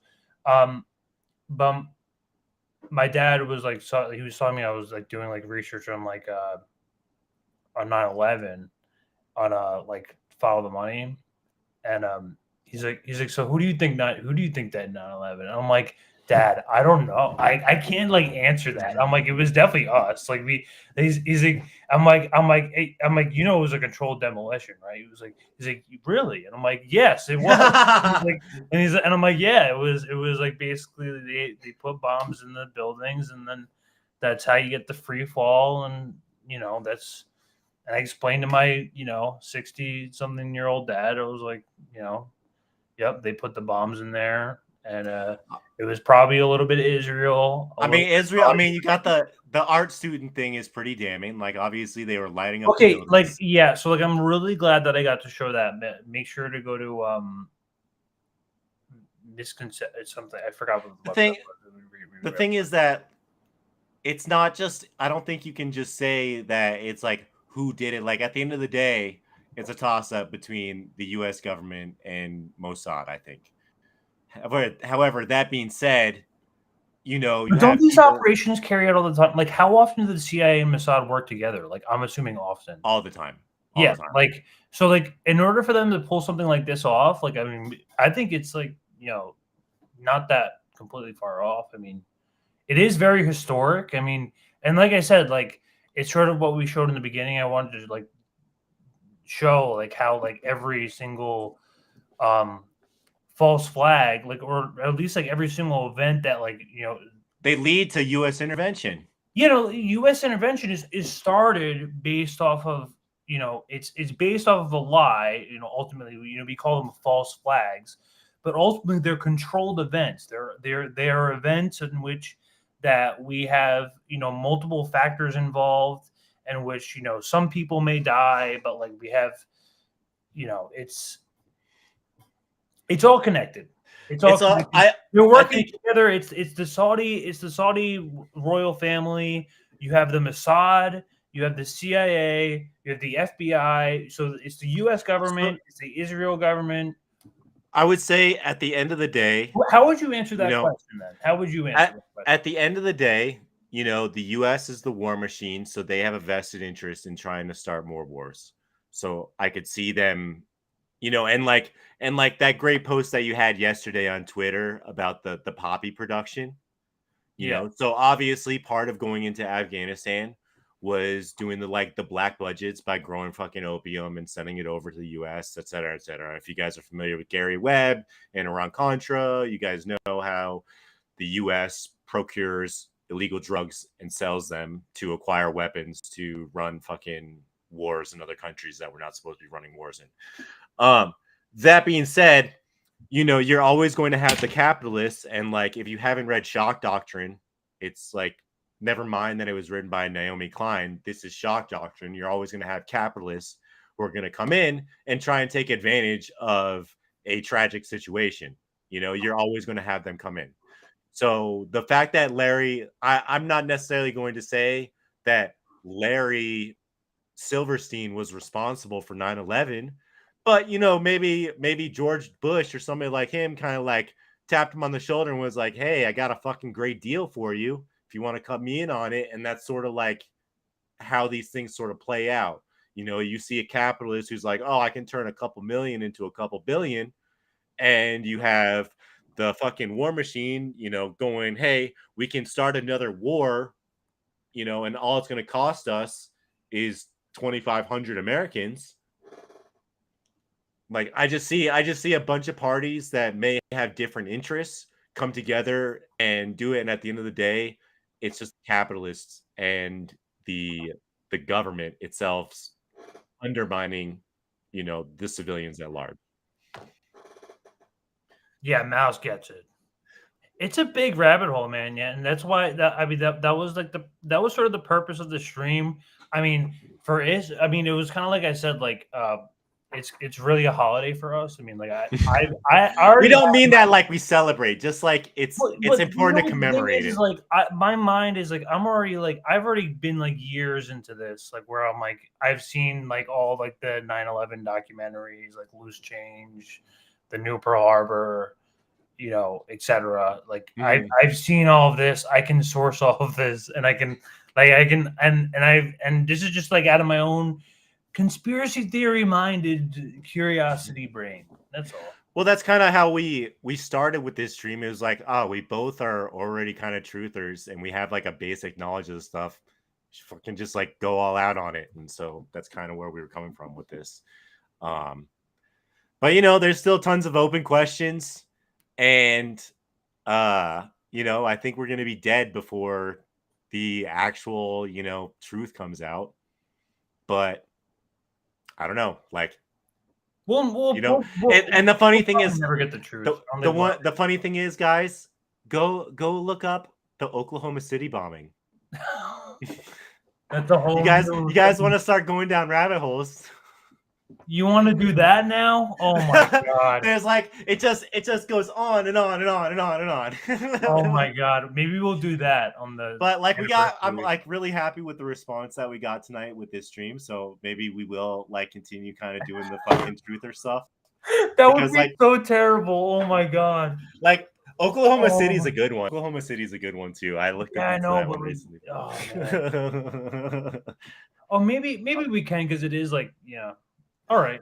But what was I going to say? Oh, so just to kind of wrap up a couple of things, I do want to say, like, we're coming at this not to kind of disparage like the people who wrecked their life. I don't know. Absolutely not. No, I know plenty. We're here not as contrarians. Dude, I have family friends who were like in the building. I know people. Damn. It's fucking terrifying. And what was done was a crime against humanity. And I'm going to repeat that. What was done on this day, or, you know, an hour ago plus, you know, minus 22 years ago, was a crime against humanity. And it was done not only in coordination with Israel, but also your own government. Your own government does not give a shit if they just fucking blow up a building with people inside. Don't care. That's your government. Because their donors are going to make a couple billion off of it. Yeah, I love how everybody's just never forget stuff. Ruby Ridge. What was the other one I saw in here? Waco. Oh man, you guys get it. I love my. Oh my god. Yeah. So maybe that's something. Maybe that's the direction we go. If people want to like see all the like terrible stuff we've done in the past, all the just like summarize like every. I mean, I promise, but you guys know 9/11 is fucking. We have 22 years of this stuff, and it's been, this is not even 4-hour stream. This is not even all of it. This is not even this is barely like the There was other we had other stuff. It's just like there's still we could way spend another more. week on this There's stuff. way more. But and again, it's your rabbit hole. This is the best summary we could give. So I think we did a pretty good summary for 4 hours, and it looked like some people 4 hours. 4 hours. picked up some new stuff. There was a lot of video. 20-something minutes. So it'll be really funny at the end. It'll be good to clip it up too. Yeah. But yeah. So anyway, It's thanks again 1:30 so over much, there, guys. Please don't forget to like, subscribe, and share if you haven't already. You guys know I do my show on Thursdays at same time, 7 p.m. Mountain Time, 9 p.m. Eastern Time. Other than that, Politically Homeless, you guys know how we do. If it's not, like we still keep up with current events and we still have our takes on that stuff. But, I think we got a pretty good response from the truther stuff. So we might start spreading out a little bit. And, if you guys dig this stuff, it's worth people knowing about.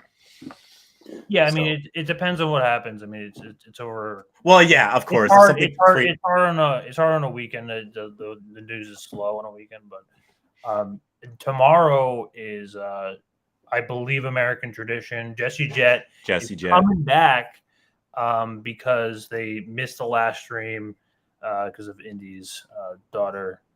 They had some difficulties there, but they're running back the stream tomorrow night. Be sure to check that out. Be sure to subscribe, and if you did like this stream, do share it with your friends, and tell your friends to subscribe, because whatever you can do to pump us up in that algorithm. Let's pump this channel up, right? Have a good night, guys, and never forget. Yeah, never forget. Thank you so much, guys. Have a great night. Take